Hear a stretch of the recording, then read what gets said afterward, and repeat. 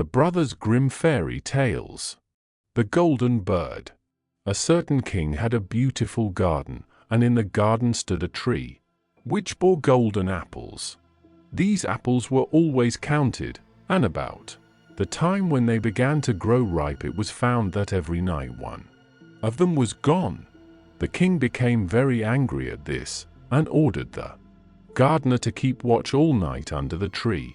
The gardener set his eldest son to watch, but about 12 o'clock he fell asleep, and in the morning another of the apples was missing. Then the second son was ordered to watch, and at midnight he too fell asleep, and in the morning another apple was gone. Then the third son offered to keep watch, but the gardener at first would not let him, for fear some harm should come to him. However, at last he consented, and the young man laid himself under the tree to watch. As the clock struck 12 he heard a rustling noise in the air, and a bird came flying that was of pure gold, and as it was snapping at one of the apples with its beak, the gardener's son jumped up and shot an arrow at it. But the arrow did the bird no harm, only it dropped a golden feather from its tail, and then flew away. The golden feather was brought to the king in the morning, and all the council was called together. Everyone agreed that it was worth more than all the wealth of the kingdom, but the king said, "One feather is of no use to me, I must have the whole bird." Then the gardener's eldest son set out and thought to find the golden bird very easily, and when he had gone but a little way, he came to a wood, and by the side of the wood he saw a fox sitting, so he took his bow and made ready to shoot at it. Then the fox said, "Do not shoot me, for I will give you good counsel. I know what your business is, and that you want to find the golden bird. You will reach a village in the evening, and when you get there, you will see 2 inns opposite to each other, one of which is very pleasant and beautiful to look at. Go not in there, but rest for the night in the other, though it may appear to you to be very poor and mean." But the son thought to himself, "What can such a beast as this know about the matter?" So he shot his arrow at the fox, but he missed it, and it set up its tail above its back and ran into the wood. Then he went his way, and in the evening came to the village where the 2 inns were, and in one of these were people singing and dancing and feasting, but the other looked very dirty and poor. "I should be very silly," said he, "if I went to that shabby house and left this charming place." So he went into the smart house, and ate and drank at his ease, and forgot the bird and his country too. Time passed on, and as the eldest son did not come back, and no tidings were heard of him, the second son set out, and the same thing happened to him. He met the fox, who gave him the good advice, but when he came to the 2 inns, his eldest brother was standing at the window where the merry-making was, and called to him to come in, and he could not withstand the temptation, but went in, and forgot the golden bird and his country in the same manner. Time passed on again, and the youngest son too wished to set out into the wide world to seek for the golden bird, but his father would not listen to it for a long while, for he was very fond of his son, and was afraid that some ill luck might happen to him also, and prevent his coming back. However, at last it was agreed he should go, for he would not rest at home, and as he came to the wood, he met the fox, and heard the same good counsel. But he was thankful to the fox, and did not attempt his life as his brothers had done. So the fox said, "Sit upon my tail, and you will travel faster." So he sat down, and the fox began to run, and away they went over stock and stone so quick that their hair whistled in the wind. When they came to the village, the son followed the fox's counsel, and, without looking about him, went to the shabby inn and rested there all night at his ease. In the morning came the fox again and met him as he was beginning his journey, and said, "Go straight forward, till you come to a castle, before which lie a whole troop of soldiers fast asleep and snoring. Take no notice of them, but go into the castle and pass on and until you come to a room where the golden bird sits in a wooden cage. Close by it stands a beautiful golden cage, but do not try to take the bird out of the shabby cage and put it into the handsome one, otherwise you will repent it." Then the fox stretched out his tail again, and the young man sat himself down, and away they went over stock and stone till their hair whistled in the wind. Before the castle gate all was as the fox had said, so the son went in and found the chamber where the golden bird hung in a wooden cage, and below stood the golden cage, and the 3 golden apples that had been lost were lying close by it. Then thought he to himself, "It will be a very droll thing to bring away such a fine bird in this shabby cage." So he opened the door and took hold of it and put it into the golden cage. But the bird set up such a loud scream that all the soldiers awoke, and they took him prisoner and carried him before the king. The next morning the court sat to judge him, and when all was heard, it sentenced him to die unless he should bring the king the golden horse which could run as swiftly as the wind, and if he did this, he was to have the golden bird given him for his own. So he set out once more on his journey, sighing and in great despair, when on a sudden his friend the fox met him and said, "You see now what has happened on account of your not listening to my counsel. I will still, however, tell you how to find the golden horse, if you will do as I bid you. You must go straight on till you come to the castle where the horse stands in his stall. By his side will lie the groom fast asleep and snoring. Take away the horse quietly, but be sure to put the old leathern saddle upon him, and not the golden one that is close by it." Then the son sat down on the fox's tail, and away they went over stock and stone till their hair whistled in the wind. All went right, and the groom lay snoring with his hand upon the golden saddle. But when the son looked at the horse, he thought it a great pity to put the leathern saddle upon it. "I will give him the good one," said he. "I am sure he deserves it." As he took up the golden saddle, the groom awoke and cried out so loud that all the guards ran in and took him prisoner, and in the morning he was again brought before the court to be judged, and was sentenced to die. But it was agreed that, if he could bring thither the beautiful princess, he should live and have the bird and the horse given him for his own. Then he went his way very sorrowful, but the old fox came and said, "Why did not you listen to me?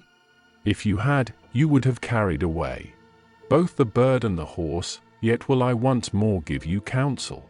Go straight on, and in the evening you will arrive at a castle. At 12 o'clock at night the princess goes to the bathing house. Go up to her and give her a kiss, and she will let you lead her away, but take care you do not suffer her to go and take leave of her father and mother." Then the fox stretched out his tail, and so away they went over stock and stone till their hair whistled again.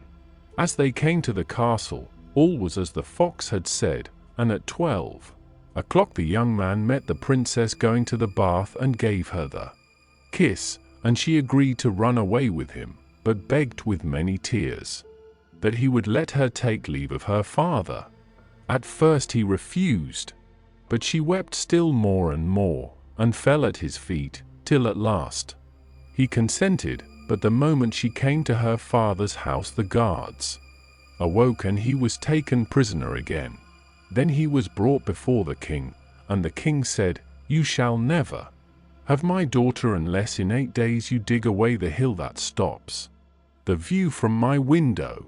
Now this hill was so big that the whole world could not take it away, and when he had worked for 7 days, and had done very little, The fox came and said, "Lie down and go to sleep, I will work for you." And in the morning he awoke and the hill was gone. So he went merrily to the king and told him that now that it was removed he must give him the princess. Then the king was obliged to keep his word, and away went the young man, and the princess, and the fox came and said to him, "We will have all three, the princess, the horse, and the bird." "Ah," said the young man, "that would be a great thing, but how can you contrive it?" "If you will only listen," said the fox, "it can be done. When you come to the king, and he asks for the beautiful princess, you must say, 'Here she is.' Then he will be very joyful, and you will mount the golden horse that they are to give you, and put out your hand to take leave of them, but shake hands with the princess last.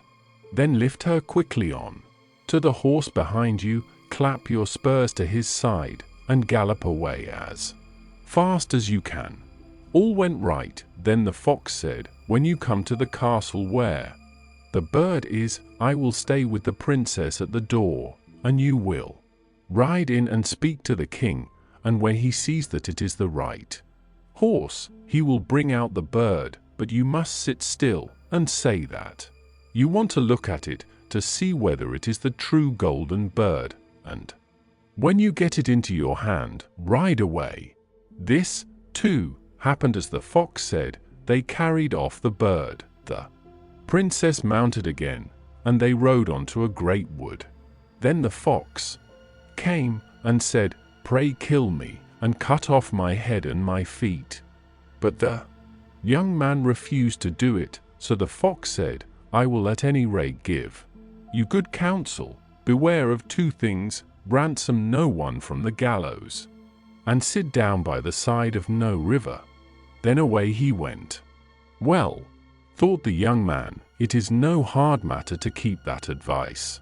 He rode on with the princess, till at last he came to the village where he had left his two brothers.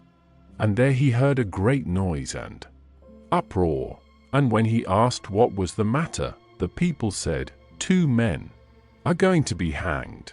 As he came nearer, he saw that the two men were his brothers, who had turned robbers, so he said, "Cannot they in any way be saved?" But the people said no, unless he would bestow all his money upon the rascals and buy their liberty. Then he did not stay to think about the matter, but paid what was asked, and his brothers were given up, and went on with him towards their home. And as they came to the wood where the fox first met them, it was so cool and pleasant that the two brothers said, "Let us sit down by the side of the river, and rest a while, to eat and drink." So he said, "Yes," and forgot the fox's counsel, and sat down on the side of the river, and while he suspected nothing, they came behind, and threw him down the bank, and took the princess, the horse, and the bird, and went home to the king their master, and said, "All this have we won by our labor." Then there was great rejoicing made, but the horse would not eat, the bird would not sing, and the princess wept.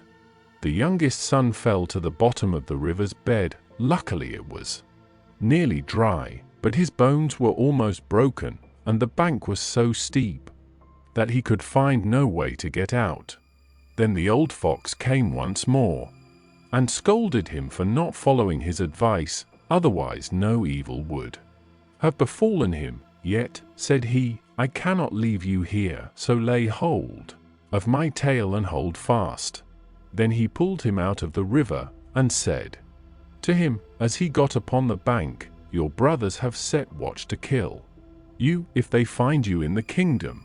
So he dressed himself as a poor man, and came secretly to the king's court, and was scarcely within the doors when the horse began to eat, and the bird to sing, and the princess left off weeping. Then he went to the king, and told him all his brothers' roguery, and they were seized and punished, and he had the princess given to him again, and after the king's death he was heir to his kingdom. A long while after, he went to walk one day in the wood, and the old fox met him, and besought him with tears in his eyes to kill him, and cut off his head and feet. And at last he did so, and in a moment the fox was changed into a man, and turned out to be the brother of the princess, who had been lost a great many years. Hands in luck. Some men are born to good luck, all they do or try to do comes right, all that falls to them is so much gain, all their geese are swans, all their cards are trumps, toss them which way you will, they will always, like poor puss, alight upon their legs, and only move on so much the faster. The world may very likely not always think of them as they think of themselves, but what care they for the world? What can it know about the matter? One of these lucky beings was neighbor Hans. 7 long years he had worked hard for his master. At last he said, "Master, my time is up. I must go home and see my poor mother once more, so pray pay me my wages and let me go." And the master said, "You have been a faithful and good servant, Hans, so your pay shall be handsome." Then he gave him a lump of silver as big as his head. Hans took out his pocket handkerchief, put the piece of silver into it, threw it over his shoulder, and jogged off on his road homewards. As he went lazily on, dragging one foot after another, a man came in sight, trotting gaily along on a capital horse. "Ah," said Hans aloud, "what a fine thing it is to ride on horseback. There he sits as easy and happy as if he was at home, in the chair by his fireside. He trips against no stones, saves shoe leather, and gets on he hardly knows how." Hans did not speak so softly, but the horseman heard it all, and said, "Well, friend, why do you go on foot then?" "Ah," said he, "I have this load to carry. To be sure it is silver, but it is so heavy that I can't hold up my head, and you must know it hurts my shoulder sadly. What do you say of making an exchange?" said the horseman. "I will give you my horse, and you shall give me the silver, which will save you a great deal of trouble in carrying such a heavy load about with you." "With all my heart," said Hans, "but as you are so kind to me, I must tell you one thing. You will have a weary task to draw that silver about with you." However, the horseman got off, took the silver, helped Hans up, gave him the bridle into one hand and the whip into the other, and said, "When you want to go very fast, smack your lips loudly together, and cry, 'Jip!'"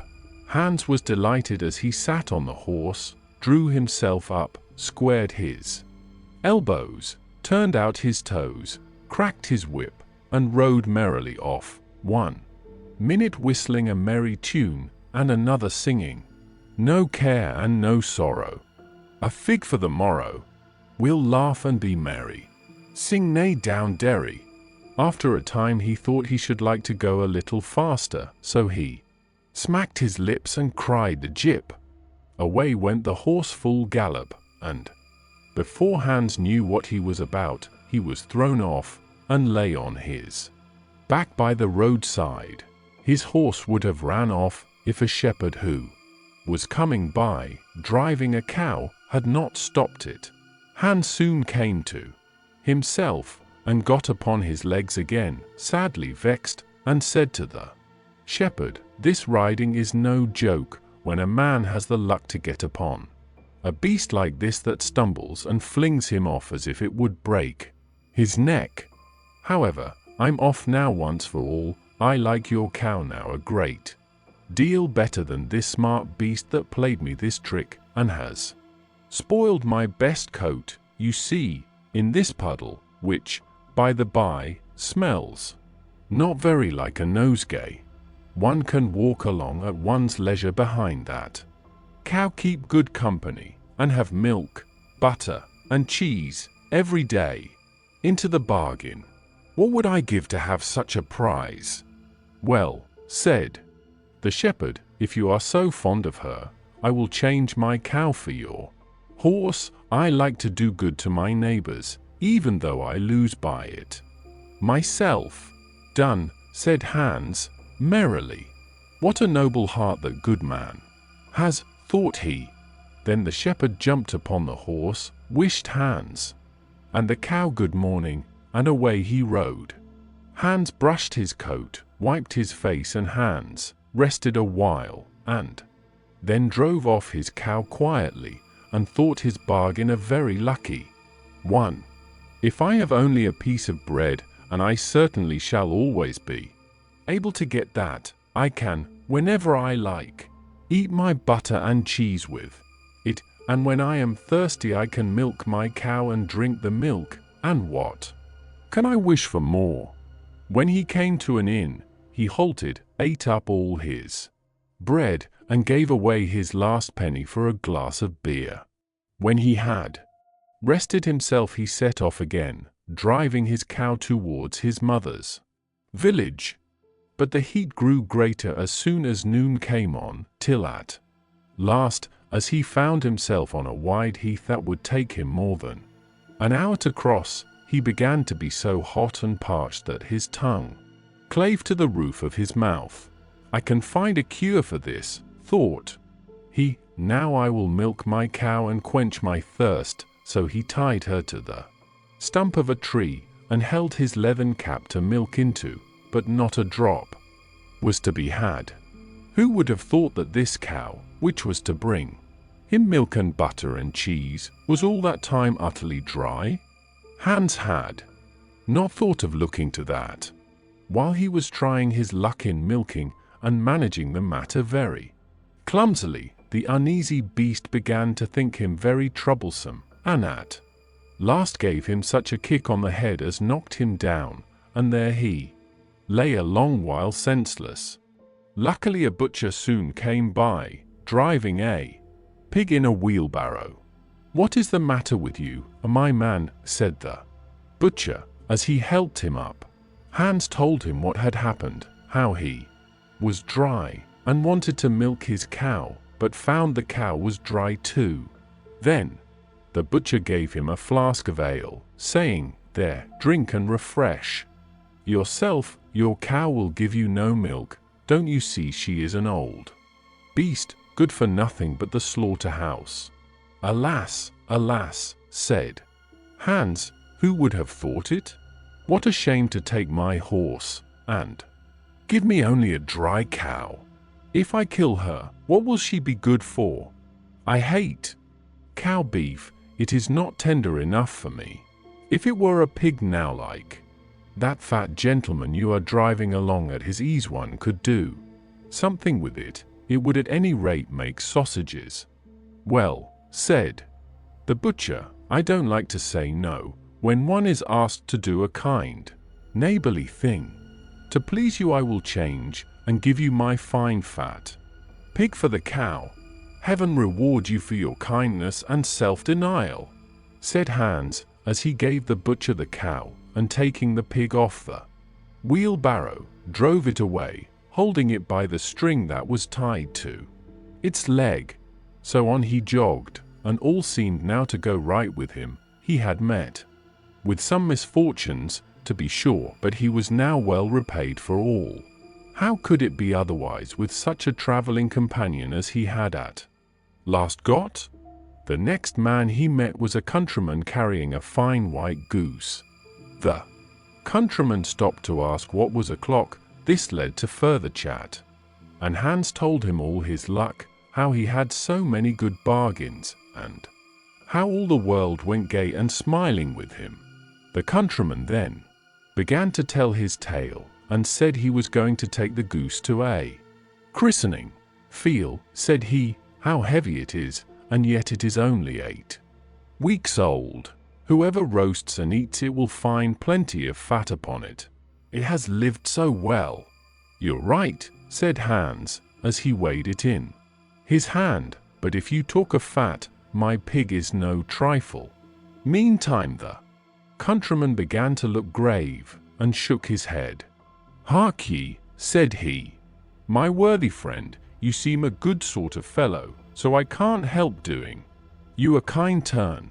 Your pig may get you into a scrape. In the village I just came from, the squire has had a pig stolen out of his sty. I was dreadfully afraid when I saw you that you had got the squire's pig. If you have, and they catch you, it will be a bad job for you. The least they will do will be to throw you into the horse pond. Can you swim?" Poor Hans was sadly frightened. "Good man," cried he, "pray get me out of this scrape. I know nothing of where the pig was either bred or born, but he may have been the squire's for aught I can tell. You know this country better than I do. Take my pig and give me the goose. I ought to have something into the bargain," said the countryman. "Give a fat goose for a pig, indeed! 'Tis not everyone would do so much for you as that. However, I will not be hard upon you, as you are in trouble." Then he took the string in his hand and drove off the pig by a side path, while Hans went on the way homewards free from care. "After all," thought he, "that chap is pretty well taken in.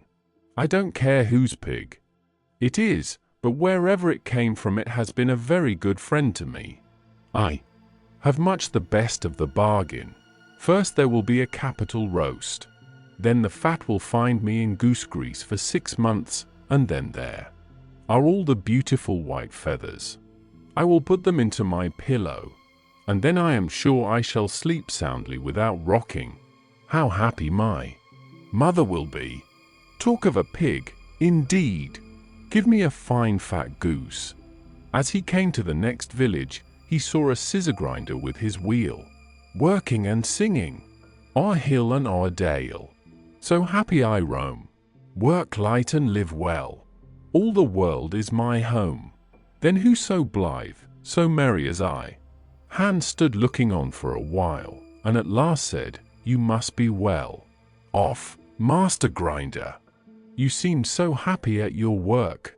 "Yes," said the other, "mine is a golden trade. A good grinder never puts his hand into his pocket without finding money in it. But where did you get that beautiful goose?"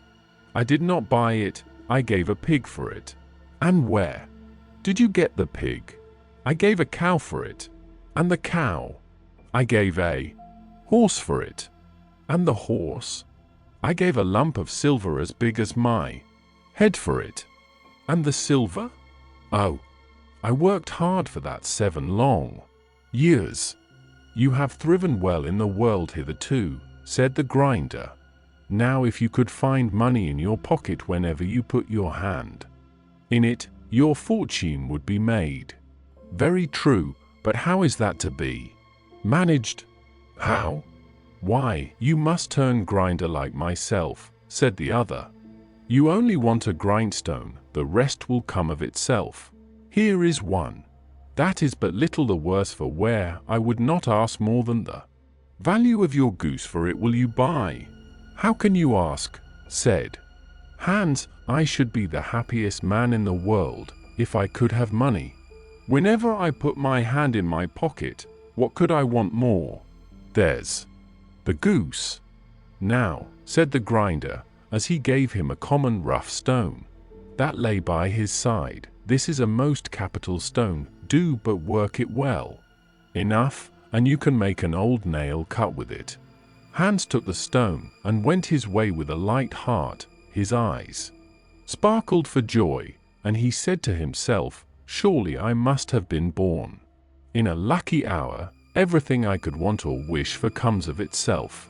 People are so kind, they seem really to think I do them a favor in letting them make me rich and giving me good bargains." Meantime he began to be tired and hungry too, for he had given away his last penny in his joy at getting the cow. At last he could go no farther, for the stone tired him sadly, and he dragged himself to the side of a river that he might take a drink of water and rest a while. So he laid the stone carefully by his side on the bank, but as he stooped down to drink, he forgot it, pushed it a little, and down it rolled, plump into the stream. For a while he watched it sinking in the deep clear water, then sprang up and danced for joy, and again fell upon his knees and thanked heaven, with tears in his eyes, for its kindness in taking away his only plague, the ugly heavy stone. "How happy am I," cried he, "nobody was ever so lucky as I." Then up he got with a light heart, free from all his troubles, and walked on till he reached his mother's house, and told her how very easy the road to good luck was. Jorinda and Jorindel. There was once an old castle that stood in the middle of a deep gloomy wood, and in the castle lived an old fairy. Now this fairy could take any shape she pleased. All the day long she flew about in the form of an owl, or crept about the country like a cat, but at night she always became an old woman again. When any young man came within 100 paces of her castle, he became quite fixed, and could not move a step, till she came and set him free, which he would not do till he had given her his word never to come there again. But when any pretty maiden came within that space, she was changed into a bird, and the fairy put her into a cage, and hung her up in a chamber in the castle. There were 700 of these cages hanging in the castle, and all with beautiful birds in them. Now there was once a maiden whose name was Jorinda. She was prettier than all the pretty girls that ever were seen before, and a shepherd lad, whose name was Jorindel, was very fond of her, and they were soon to be married. One day they went to walk in the wood, that they might be alone, and Jorindel said, "We must take care that we don't go too near to the fairy's castle." It was a beautiful evening. The last rays of the setting sun shone bright through the long stems of the trees upon the green underwood beneath, and the turtle doves sang from the tall birches. Jorinda sat down to gaze upon the sun. Jorindel sat by her side, and both felt sad, they knew not why, but it seemed as if they were to be parted from one another forever. They had wandered a long way, and when they looked to see which way they should go home, they found themselves at a loss to know what path to take. The sun was setting fast, and already half of its circle had sunk behind the hill. Jorindel on a sudden looked behind him, and saw through the bushes that they had, without knowing it, sat down close under the old walls of the castle. Then he shrank for fear, turned pale, and trembled. Jorinda was just singing. The ringdove sang from the willow spray. Well a day, well a day. He mourned for the fate of his darling mate. Well a day.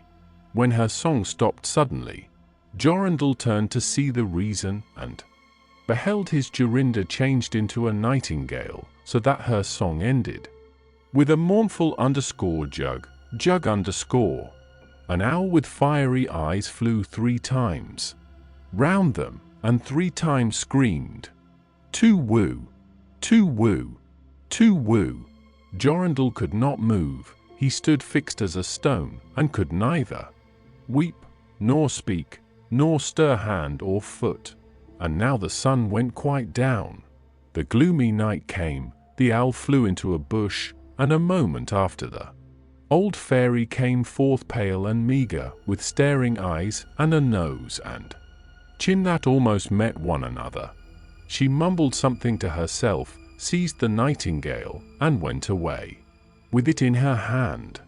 Poor Jorindel saw the nightingale was gone, but what could he do?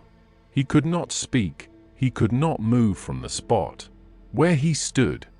At last the fairy came back and sang with a hoarse voice, "Till the prisoner is fast, and her doom is cast, there stay, oh, stay, when the charm is around her, and the spell has bound her. Hie away, away." On a sudden Jorindel found himself free. Then he fell on his knees before the fairy and prayed her to give him back his dear Jorinda, but she laughed at him and said he should never see her again.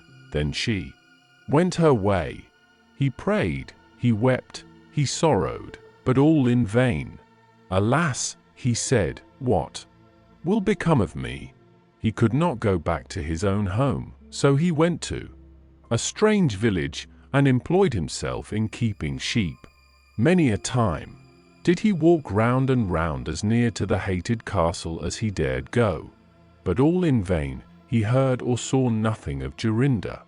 At last he dreamt one night that he found a beautiful purple flower, and that in the middle of it lay a costly pearl, and he dreamt that he plucked the flower and went with it in his hand into the castle, and that everything he touched with it was disenchanted, and that there he found his Jorinda again.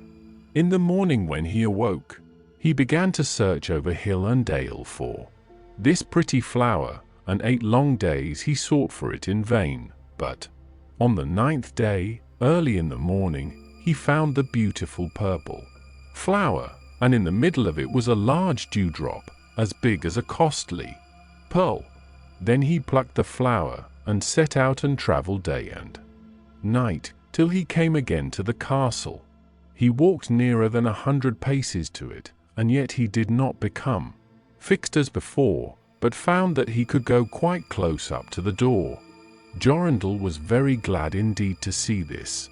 Then he touched the door with the flower, and it sprang open, so that he went in through the court, and listened when he heard so many birds singing. At last he came to the chamber where the fairy sat, with the 700 birds singing in the 700 cages.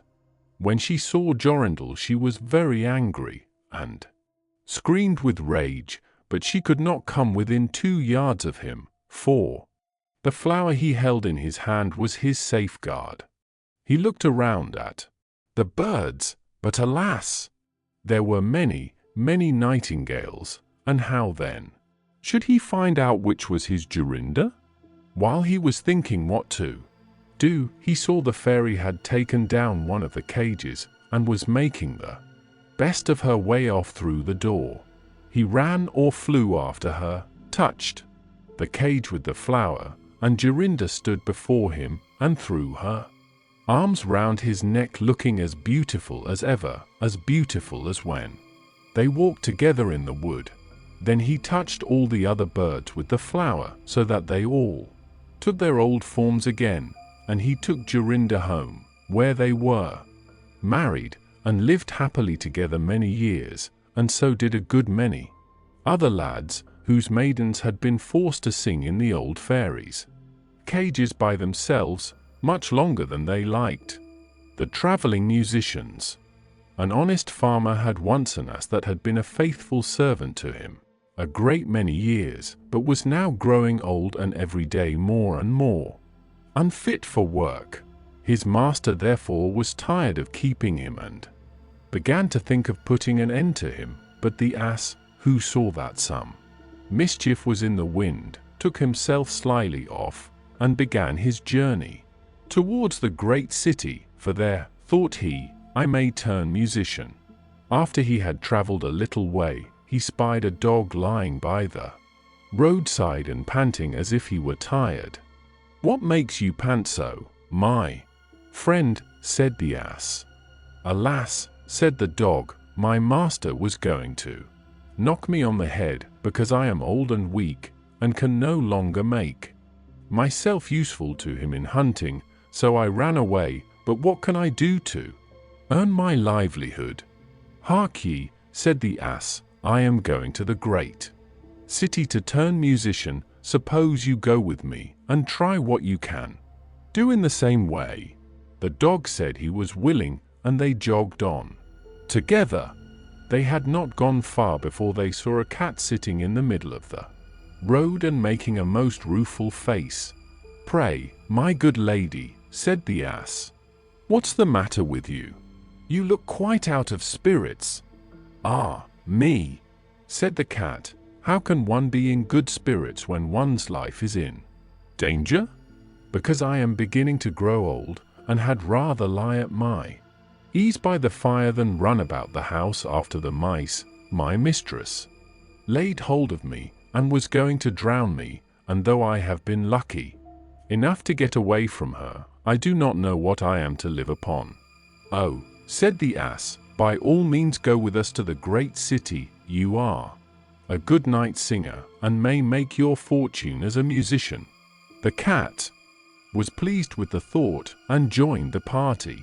Soon afterwards, as they were passing by a farmyard, they saw a cock perched upon a gate, and screaming out with all his might and main. Bravo, said the ass, upon my word, you make a famous noise. Pray what is all this about?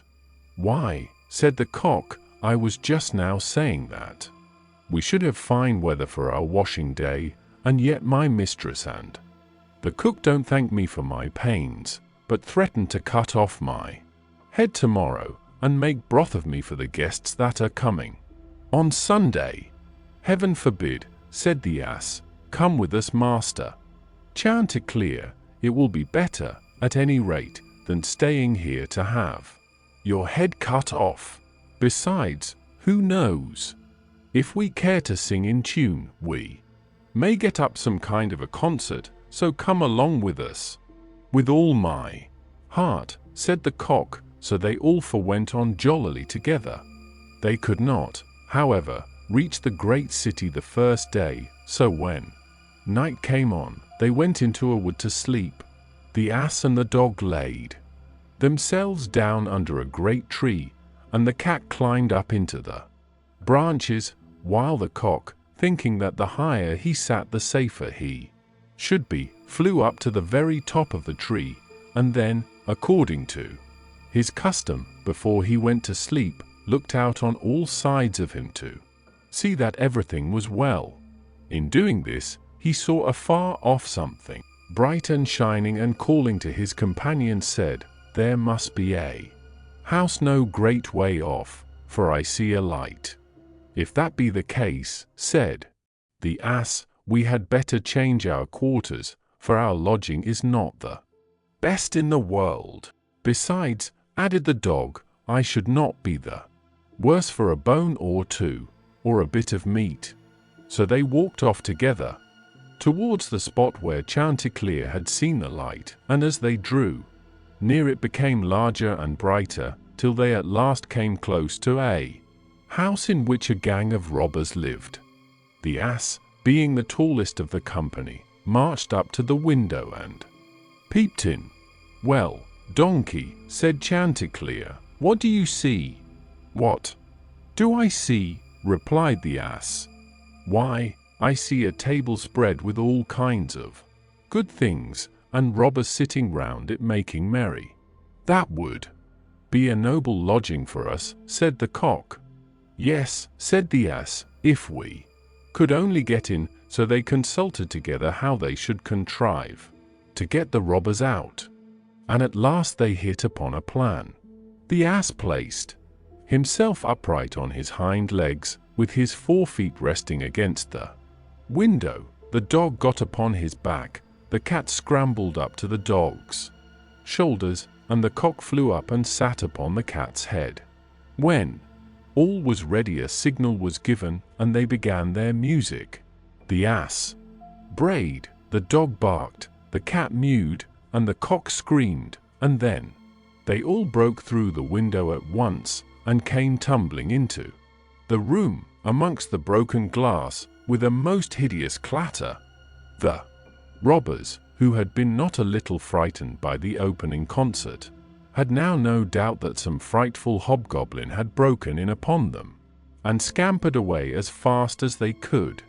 The coast once clear, our travellers soon sat down and dispatched what the robbers had left, with as much eagerness as if they had not expected to eat again for a month.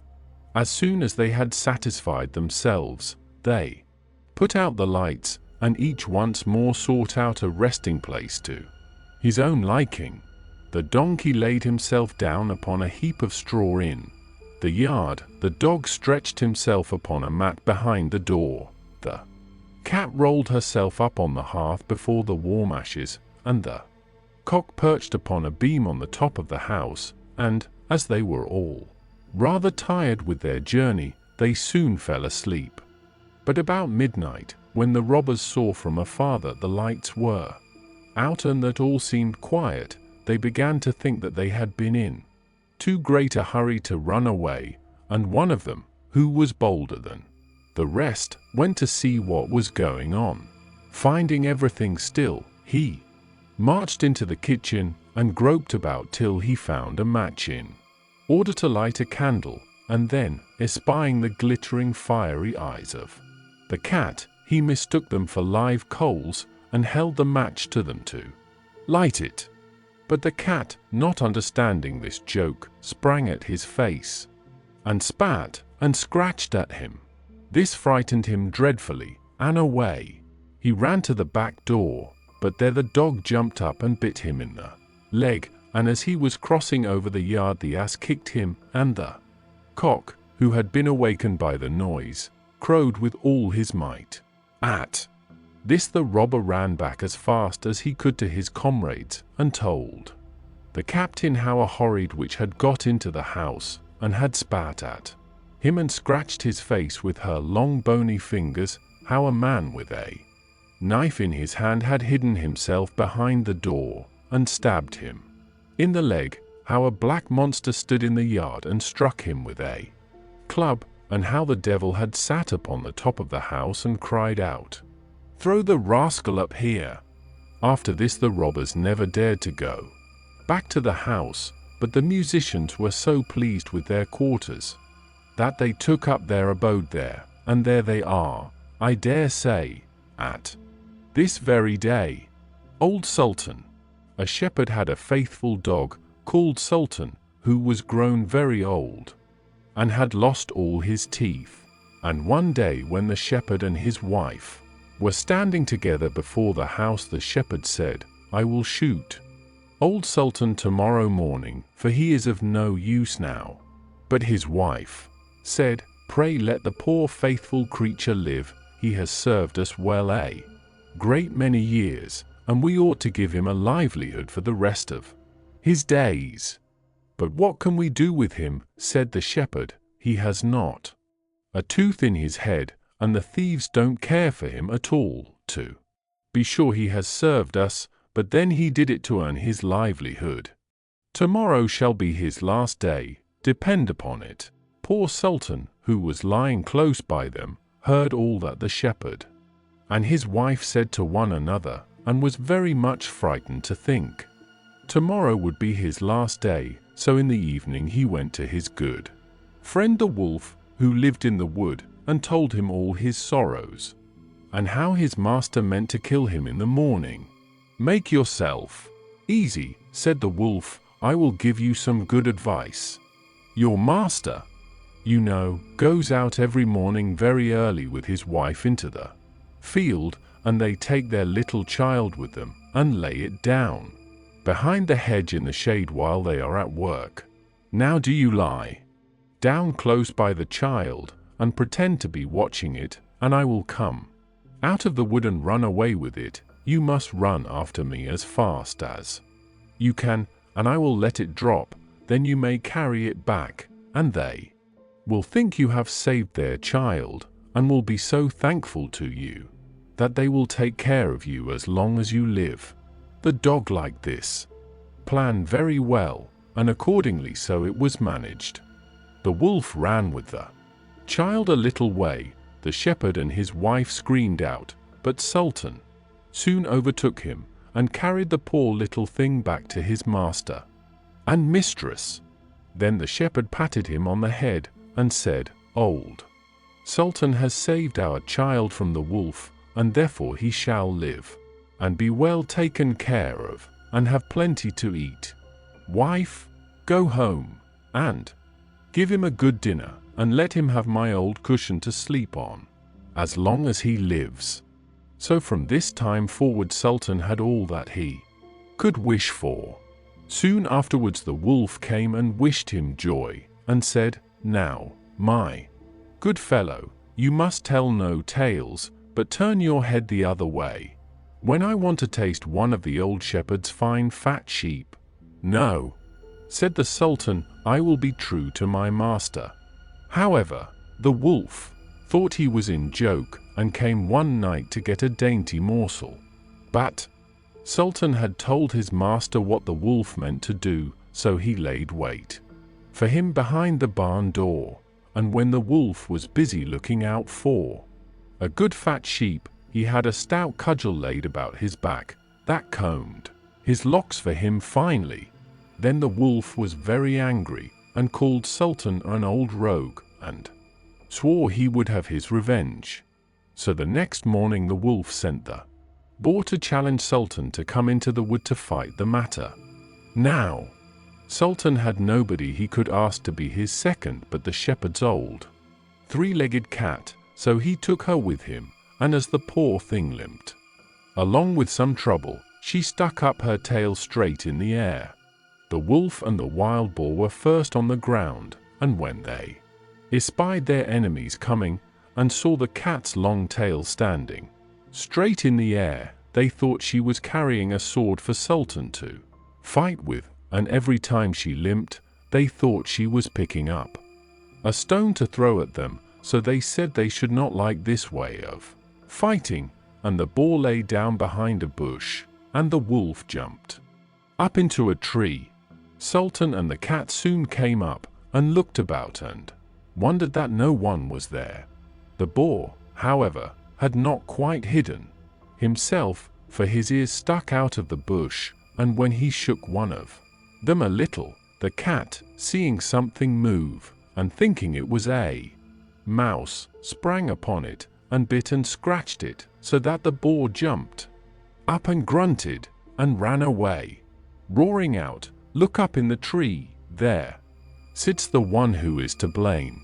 So they looked up, and espied the wolf sitting amongst the branches, and they called him a cowardly rascal, and would not suffer him to come down till he was heartily ashamed of himself, and had promised to be good friends again with old Sultan.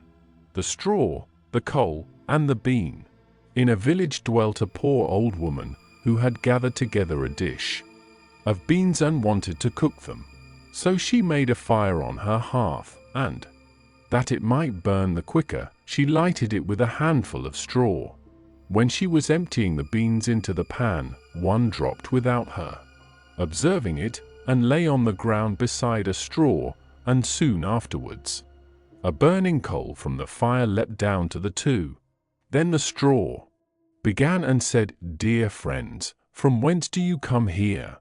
The coal replied, "I fortunately sprang out of the fire, and if I had not escaped by sheer force, my death would have been certain. I should have been burnt to ashes." The bin said, "I too have escaped with a whole skin, but if the old woman had got me into the pan, I should have been made into broth without any mercy, like my comrades. And would a better fate have fallen to my lot?" said the straw. "The old woman has destroyed all my brethren in fire and smoke. She seized 60 of them at once, and took their lives. I luckily slipped through her fingers." "But what are we to do now?" said the coal. "I think," answered the bean, "that as we have so fortunately escaped death, we should keep together like good companions, and lest a new mischance should overtake us here, we should go away together, and repair to a foreign country." The proposition pleased the two others, and they set out on their way together. Soon, however, they came to a little brook, and as there was no bridge or footplank, they did not know how they were to get over it. The straw hit on a good idea, and said, "I will lay myself straight across, and then you can walk over on me as on a bridge." The straw therefore stretched itself from one bank to the other, and the coal, who was of an impetuous disposition, tripped quite boldly onto the newly built bridge. But when she had reached the middle, and heard the water rushing beneath her, she was after all afraid, and stood still. and ventured no farther.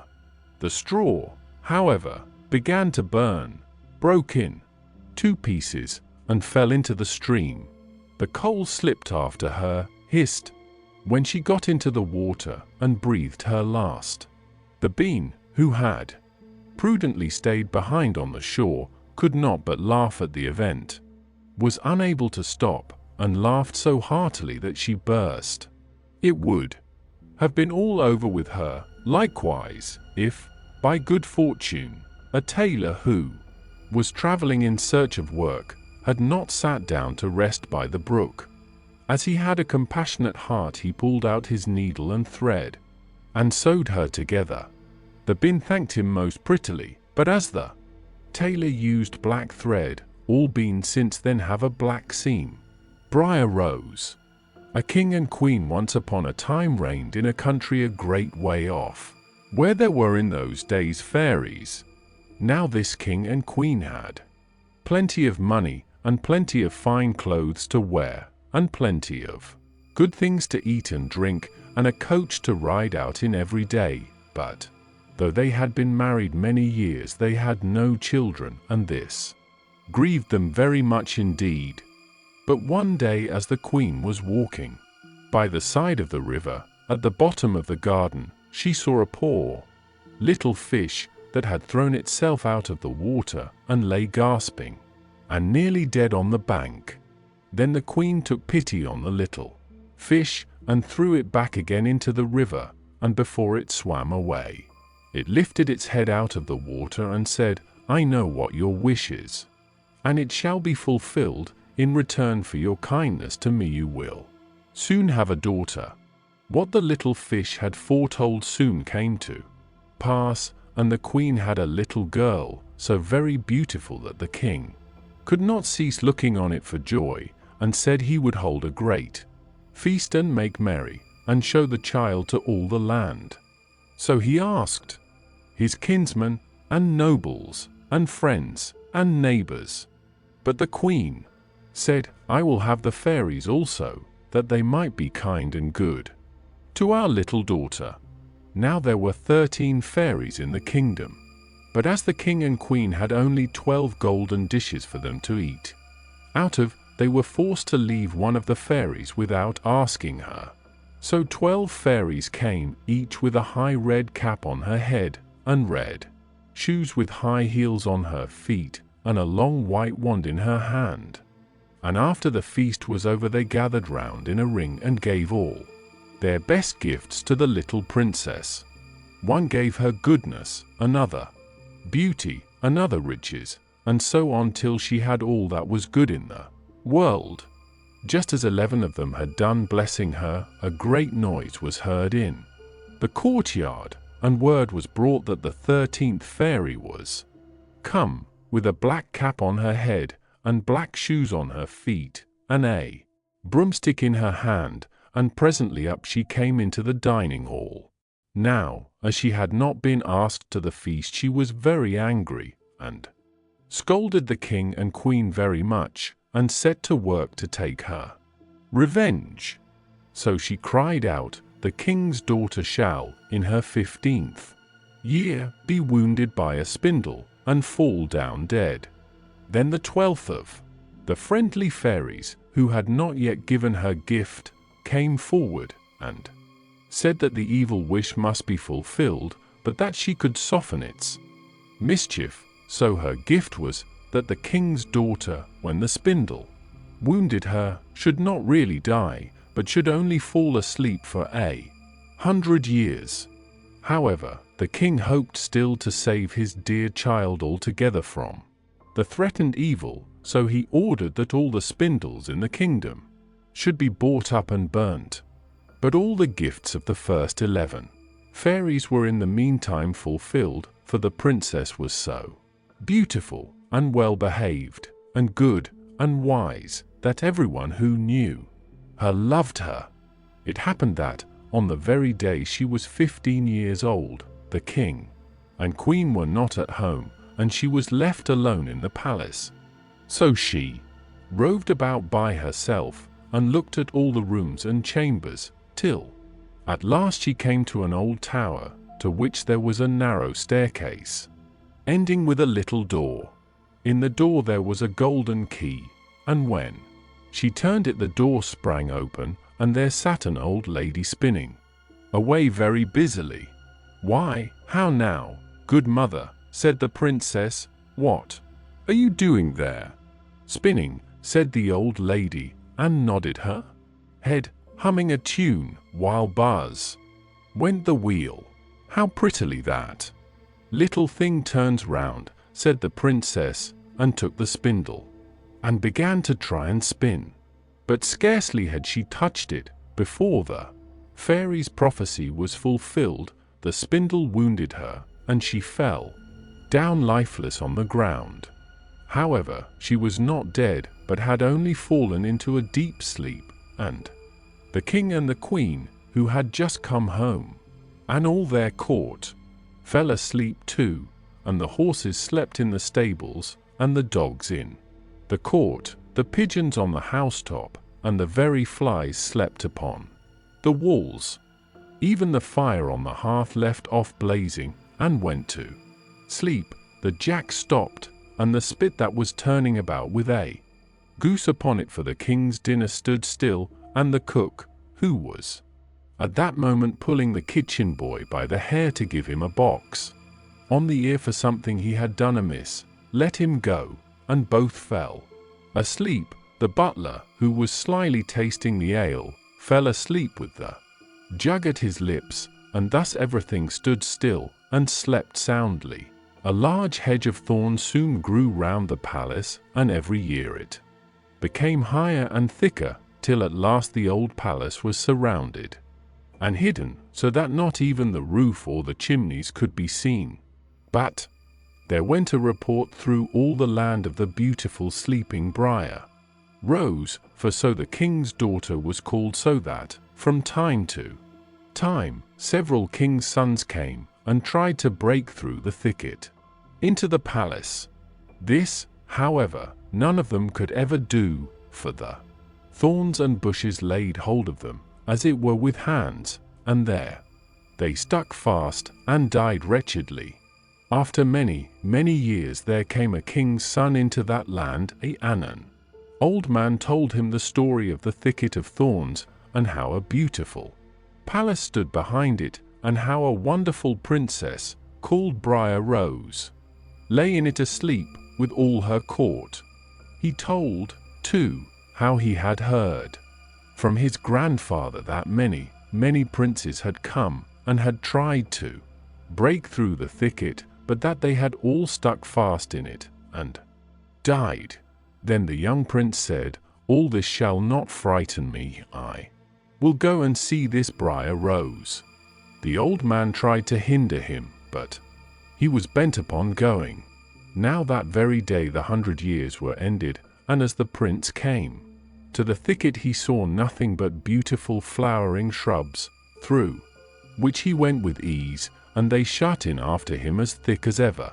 Then he came at last to the palace, and there in the court lay the dogs asleep, and the horses were standing in the stables, and on the roof sat the pigeons fast asleep, with their heads under their wings.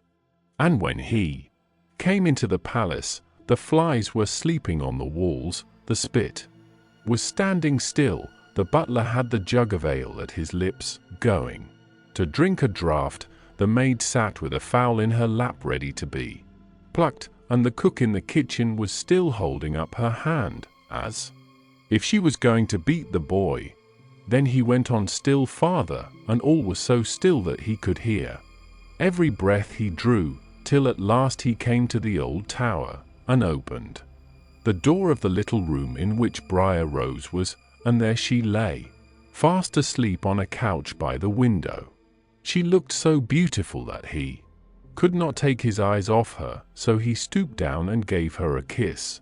But the moment he kissed her she opened her eyes and awoke, and smiled upon him, and they went out together, and soon the king and queen also awoke, and all the court, and gazed on each other with great wonder.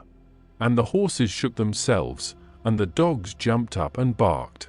The pigeons took their heads from under their wings and looked about and flew into the fields. The flies on the walls buzzed again, the fire in the kitchen blazed up, round went the jack, and round went the spit. With the goose for the king's dinner upon it, the butler finished his draught of ale, the maid went on plucking the fowl, and the cook gave the boy the box on his ear. And then the prince and Briar Rose were married, and the wedding feast was given, and they lived happily together all their lives long. The Dog and the Sparrow. A shepherd's dog had a master who took no care of him, but often let him suffer the greatest hunger. At last he could bear it no longer, so he took to his heels, and off he ran in a very sad and sorrowful mood. On the road he met a sparrow that said to him, "Why are you so sad, my friend?" "Because," said the dog, "I am very, very hungry, and have nothing to eat." "If that be all," answered the sparrow, "come with me into the next town, and I will soon find you plenty of food." So on they went together into the town, and as they passed by a butcher's shop, the sparrow said to the dog, "Stand there a little while till I peck you down a piece of meat." So the sparrow perched upon the shelf, and having first looked carefully about her to see if anyone was watching her, she pecked and scratched at a steak that lay upon the edge of the shelf, till at last down it fell. Then the dog snapped it up, and scrambled away with it into a corner, where he soon ate it all up. "Well," said the sparrow, "you shall have some more if you will, so come with me to the next shop, and I will peck you down another steak." When the dog had eaten this too, the sparrow said to him, "Well, my good friend, have you had enough now?" "I have had plenty of meat," answered he, "but I should like to have a piece of bread to eat after it." "Come with me then," said the sparrow, "and you shall soon have that too." So she took him to a baker's shop, and pecked at 2 rolls that lay in the window, till they fell down, and as the dog still wished for more, she took him to another shop and pecked down some more for him. When that was eaten, the sparrow asked him whether he had had enough now. "Yes," said he, "and now let us take a walk a little way out of the town." So they both went out upon the high road, but as the weather was warm, they had not gone far before the dog said, "I am very much tired, I should like to take a nap." "Very well," answered the sparrow, "do so, and in the meantime I will perch upon that bush." So the dog stretched himself out on the road, and fell fast asleep. Whilst he slept, there came by a carter with a cart drawn by 3 horses, and loaded with 2 casks of wine. The sparrow, seeing that the carter did not turn out of the way, but would go on in the track in which the dog lay, so as to drive over him, called out, "Stop! Stop, Mr. Carter, or it shall be the worse for you." But the carter, grumbling to himself, "You make it the worse for me, indeed. What can you do?" cracked his whip, and drove his cart over the poor dog, so that the wheels crushed him to death. "There," cried the sparrow, "thou cruel villain, thou hast killed my friend the dog. Now, mind what I say. This deed of thine shall cost thee all thou art worth." "Do your worst, and welcome," said the brute. "What harm can you do me?" and passed on. But the sparrow crept under the tilt of the cart, and pecked at the bung of one of the casks till she loosened it, and then all the wine ran out, without the carter seeing it. At last he looked round, and saw that the cart was dripping, and the cask quite empty. "What an unlucky wretch I am!" cried he. "Not wretch enough yet," said the sparrow, as she alighted upon the head of one of the horses, and pecked at him till he reared up and kicked. When the carter saw this, he drew out his hatchet and aimed a blow at the sparrow, meaning to kill her, but she flew away, and the blow fell upon the poor horse's head, with such force that he fell down dead. "Unlucky wretch that I am!" cried he. "Not wretch enough yet," said the sparrow. And as the carter went on with the other two horses, she again crept under the tilt of the cart and pecked out the bung of the second cask, so that all the wine ran out. When the carter saw this, he again cried out, "Miserable wretch that I am!" But the sparrow answered, "Not wretch enough yet," and perched on the head of the second horse, and pecked at him too. The carter ran up and struck at her again with his hatchet, but away she flew, and the blow fell upon the second horse and killed him on the spot. "Unlucky wretch that I am," said he. "Not wretch enough yet," said the sparrow, and perching upon the third horse, she began to peck him too.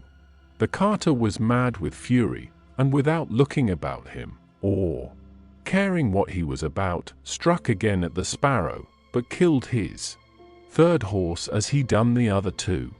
"Alas! Miserable wretch that I am!" cried he. "Not wretch enough yet," answered the sparrow as she flew away. "Now will I plague and punish thee at thy own house." The carter was forced at last to leave his cart behind him and to go home, overflowing with rage and vexation. "Alas," said he to his wife, "what ill luck has befallen me? My wine is all spilt, and my horses all three dead." "Alas, husband," replied she, "and a wicked bird has come into the house, and has brought with her all the birds in the world, I am sure, and they have fallen upon our corn in the loft, and are eating it up at such a rate." Away ran the husband upstairs, and saw thousands of birds sitting upon the floor eating up his corn, with the sparrow in the midst of them. "Unlucky wretch that I am," cried the carter, for he saw that the corn was almost all gone. "Not wretch enough yet," said the sparrow, "thy cruelty shall cost thee thy life yet," and away she flew. The carter, seeing that he had thus lost all that he had, went down into his kitchen, and was still not sorry for what he had done, but sat himself angrily and sulkily in the chimney corner. But the sparrow sat on the outside of the window, and cried, "Carter, thy cruelty shall cost thee thy life." With that he jumped up in a rage, seized his hatchet, and threw it at the sparrow, but it missed her, and only broke the window. The sparrow now hopped in, perched upon the window seat, and cried, "Carter, it shall cost thee thy life."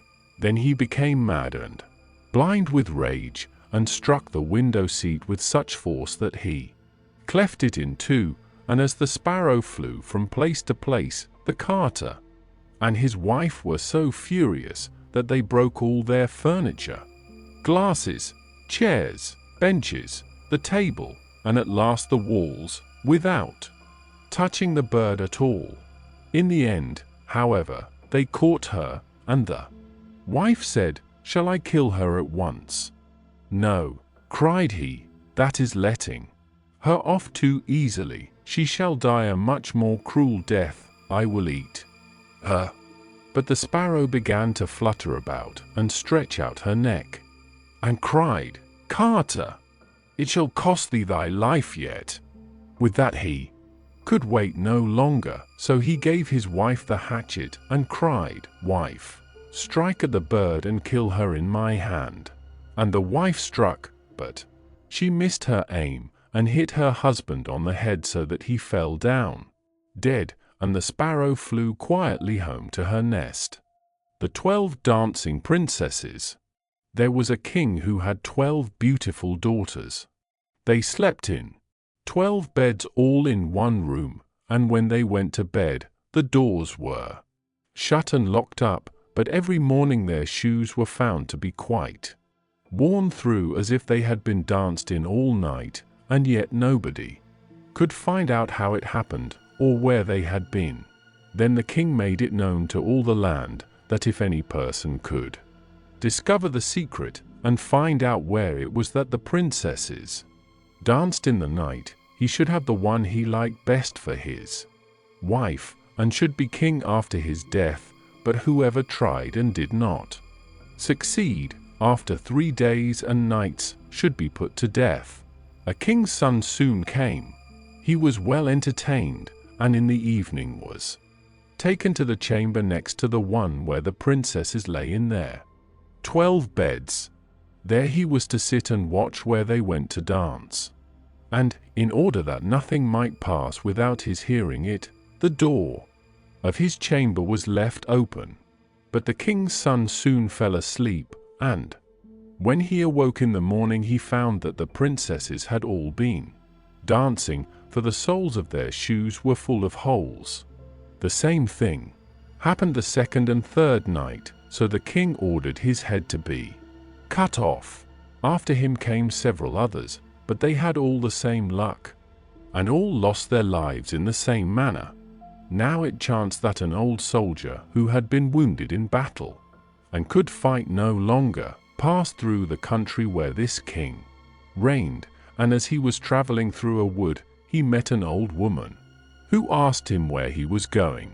"I hardly know where I am going, or what I had better do," said the soldier, "but I think I should like very well to find out where it is that the princesses dance, and then in time I might be a king."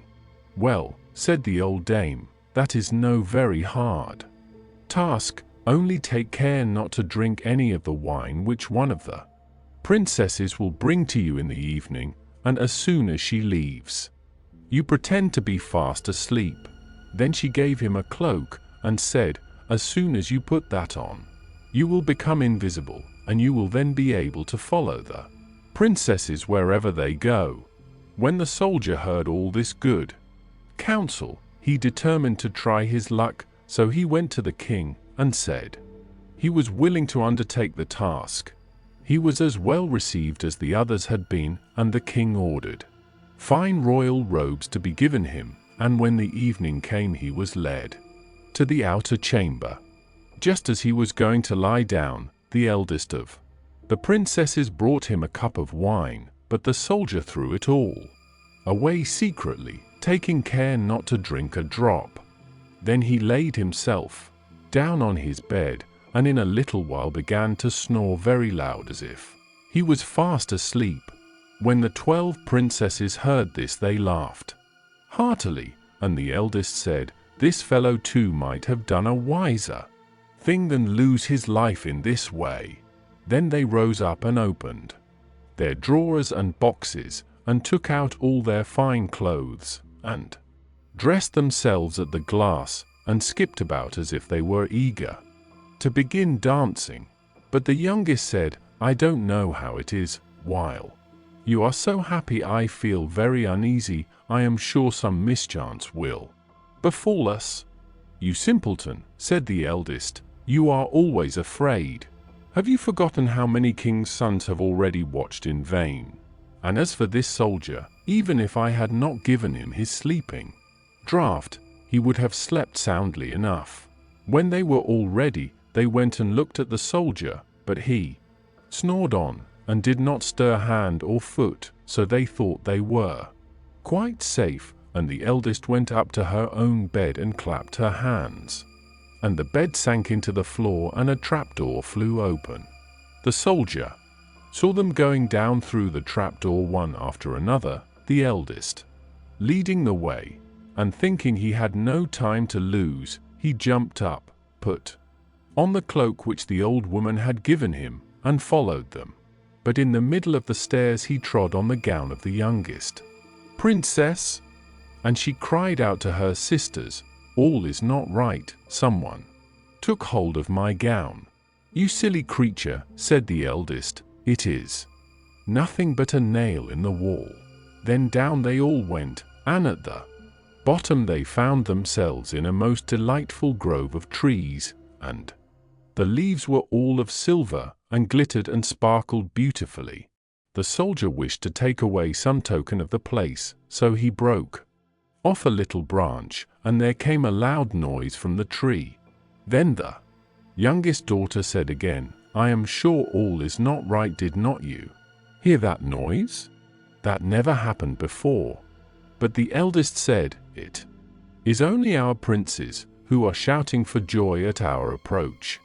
Then they came to another grove of trees, where all the leaves were of gold, and afterwards to a third, where the leaves were all glittering diamonds. And the soldier broke a branch from each, and every time there was a loud noise, which made the youngest sister tremble with fear. But the eldest still said it was only the princes, who were crying for joy. So they went on till they came to a great lake, and at the side of the lake there lay 12 little boats with 12 handsome princes in them, who seemed to be waiting there for the princesses. One of the princesses went into each boat, and the soldier stepped into the same boat with the youngest. As they were rowing over the lake, the prince who was in the boat with the youngest princess and the soldier said, "I do not know why it is, but though I am rowing with all my might, we do not get on so fast as usual, and I am quite tired. The boat seems very heavy today." "It is only the heat of the weather," said the princess. "I feel it very warm too." On the other side of the lake stood a fine illuminated castle, from which came the merry music of horns and trumpets. There they all landed, and went into the castle, and each prince danced with his princess, and the soldier, who was all the time invisible, danced with them too. And when any of the princesses had a cup of wine set by her, he drank it all up, so that when she put the cup to her mouth it was empty. At this, too, the youngest sister was terribly frightened, but the eldest always silenced her. They danced on till 3 o'clock in the morning, and then all their shoes were worn out, so that they were obliged to leave off. The princes rowed them back again over the lake, but this time the soldier placed himself in the boat with the eldest princess, and on the opposite shore they took leave of each other, the princesses promising to come again the next night. When they came to the stairs, the soldier ran on before the princesses, and laid himself down, and as the 12 sisters slowly came up very much tired, they heard him snoring in his bed, so they said, "Now all is quite safe." Then they undressed themselves, put away their fine clothes, pulled off their shoes, and went to bed. In the morning the soldier said nothing about what had happened, but determined to see more of this strange adventure, and went again the second and third night.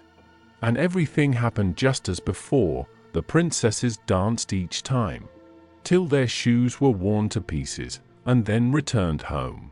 However, on the third night the soldier carried away one of the golden cups as a token of where he had been. As soon as the time came when he was to declare the secret, he was taken before the king with the 3 branches and the golden cup, and the 12 princesses stood listening behind the door to hear what he would say. And when the king asked him, "Where do my 12 daughters dance at night?" he answered, "With 12 princes in a castle underground."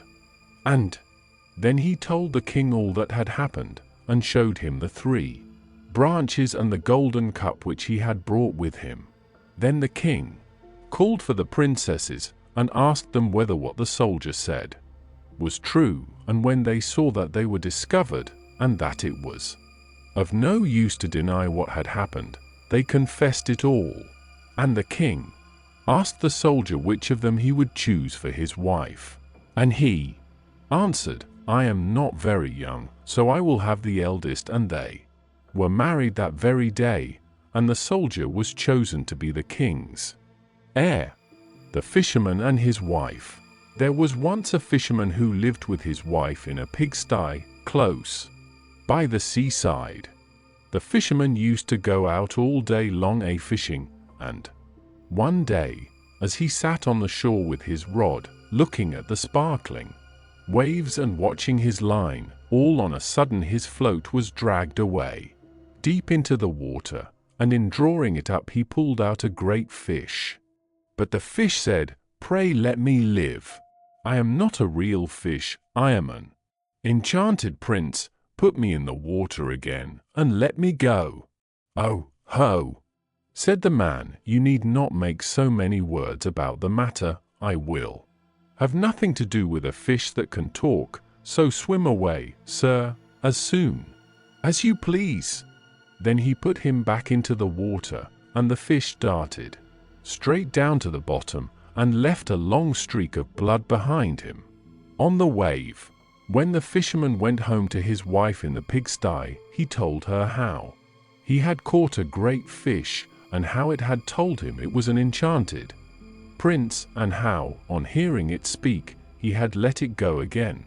"Did not you ask it for anything?" said the wife. "We live very wretchedly here, in this nasty dirty pigsty. Do go back and tell the fish we want a snug little cottage."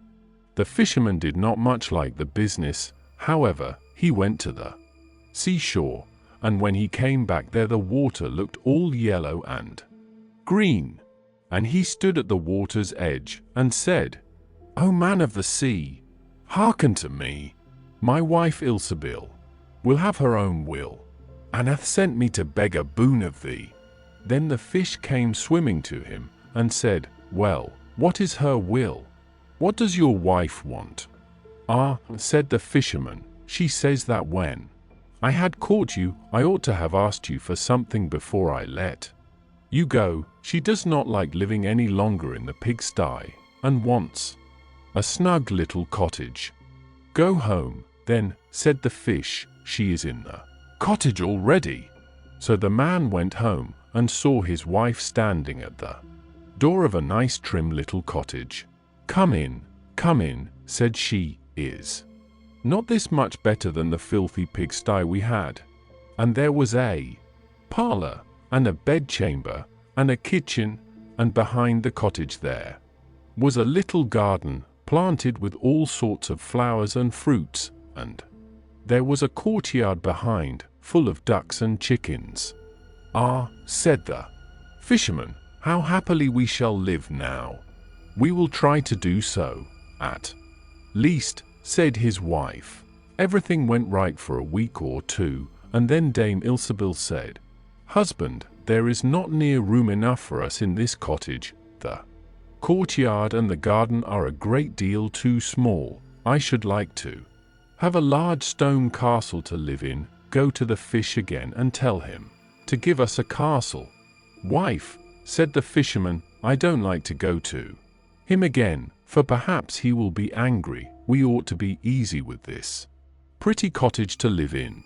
"Nonsense," said the wife, "he will do it very willingly, I know. Go along and try." The fisherman went, but his heart was very heavy, and when he came to the sea, it looked blue and gloomy, though it was very calm, and he went close to the edge of the waves, and said, "O man of the sea, hearken to me. My wife Ilsebil will have her own will, and hath sent me to beg a boon of thee." "Well, what does she want now?" said the fish. "Ah," said the man, dolefully, "my wife wants to live in a stone castle." "Go home, then," said the fish, "she is standing at the gate of it already." So away went the fisherman, and found his wife standing before the gate of a great castle. "See," said she, "is not this grand?" With that they went into the castle together, and found a great many servants there, and the rooms all richly furnished, and full of golden chairs and tables, and behind the castle was a garden, and around it was a park half a mile long, full of sheep, and goats, and hares, and deer, and in the courtyard were stables and cow-houses. "Well," said the man, "now we will live cheerful and happy in this beautiful castle for the rest of our lives." "Perhaps we may," said the wife, "but let us sleep upon it before we make up our minds to that." So they went to bed, The next morning when Dame Ilsebil awoke, it was broad daylight, and she jogged the fisherman with her elbow, and said, "Get up, husband, and bestir yourself, for we must be king of all the land." "Wife, wife," said the man, "why should we wish to be the king?" "I will not be king." "Then I will," said she. "But, wife," said the fisherman, "how can you be king? The fish cannot make you a king." "Husband," said she, "say no more about it, but go and try. I will be king." So the man went away, quite sorrowful to think that his wife should want to be king. This time, the sea looked a dark grey color and was overspread with curling waves, and the ridges of foam as he cried out, "O man of the sea, hearken to me. My wife Ilsebil will have her own will, and hath sent me to beg a boon of thee." "Well, what would she have now?" said the fish. "Alas," said the poor man, "my wife wants to be king." "Go home," said the fish, "she is king already."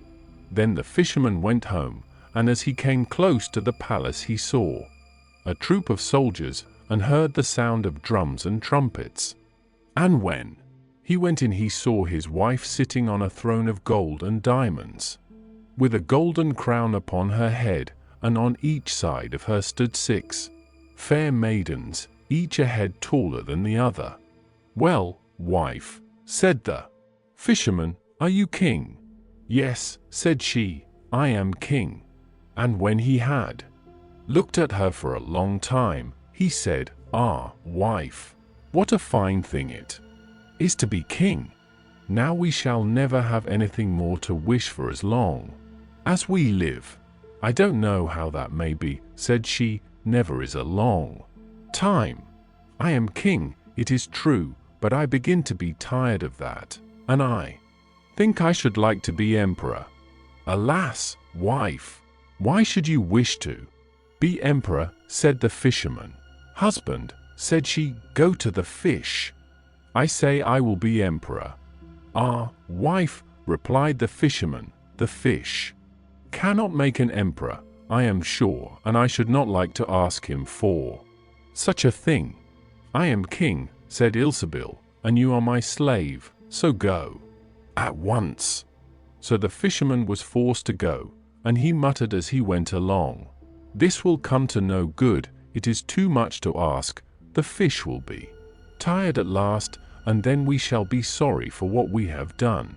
He soon came to the seashore, and the water was quite black and muddy, and a mighty whirlwind blew over the waves and rolled them about. But he went as near as he could to the water's brink, and said, "O man of the sea, hearken to me. My wife Ilsebil will have her own will, and hath sent me to beg a boon of thee." "What would she have now?" said the fish. "Ah," said the fisherman, "she wants to be emperor." "Go home," said the fish, "she is emperor already." So he went home again, and as he came near he saw his wife Ilsebil sitting on a very lofty throne made of solid gold, with a great crown on her head full 2 yards high, and on each side of her stood her guards and attendants in a row, each one smaller than the other, from the tallest giant down to a little dwarf no bigger than my finger. And before her stood princes and dukes and earls, and the fisherman went up to her and said, "Wife, are you emperor?" "Yes," said she, "I am emperor." "Ah," said the man, as he gazed upon her, "what a fine thing it is to be emperor." "Husband," said she, "why should we stop at being emperor? I will be pope next." "Oh, wife, wife," said he, "how can you be pope? There is but one pope at a time in Christendom." "Husband," said she, "I will be pope this very day." "But," replied the husband, "the fish cannot make you pope." "What nonsense," said she, "if he can make an emperor, he can make a pope. Go and try him." So the fisherman went. But when he came to the shore the wind was raging, and the sea was tossed up and down in boiling waves, and the ships were in trouble, and rolled fearfully upon the tops of the billows. In the middle of the heavens there was a little piece of blue sky, but towards the south all was red, as if a dreadful storm was rising. At this sight, the fisherman was dreadfully frightened, and he trembled so that his knees knocked together, but still he went down near to the shore, and said, "O man of the sea, hearken to me. My wife Ilsebil will have her own will, and hath sent me to beg a boon of thee." "What does she want now?" said the fish. "Ah," said the fisherman, "my wife wants to be pope." "Go home," said the fish, "she is pope already." Then the fisherman went home, and found Ilsebil sitting on a throne that was 2 miles high, and she had 3 great crowns on her head, and around her stood all the pomp and power of the church. And on each side of her were 2 rows of burning lights, of all sizes, the greatest as large as the highest and biggest tower in the world, and the least no larger than a small rushlight. "Wife," said the fisherman as he looked at all this greatness, "are you pope?" "Yes," said she, "I am pope." "Well, wife," replied he, "it is a grand thing to be pope, and now you must be easy, for you can be nothing greater." "I will think about that," said the wife. Then they went to bed, but Dame Ilsebil could not sleep all night for thinking what she should be next. At last, as she was dropping asleep, morning broke, and the sun rose. "Ha," thought she, as she woke up and looked at it through the window, "after all I cannot prevent the sun rising." At this thought she was very angry, and wakened her husband, and said, "Husband, go to the fish and tell him I must be lord of the sun and moon." The fisherman was half asleep, but the thought frightened him so much that he started and fell out of bed. "Alas, wife," said he, "cannot you be easy with being pope?"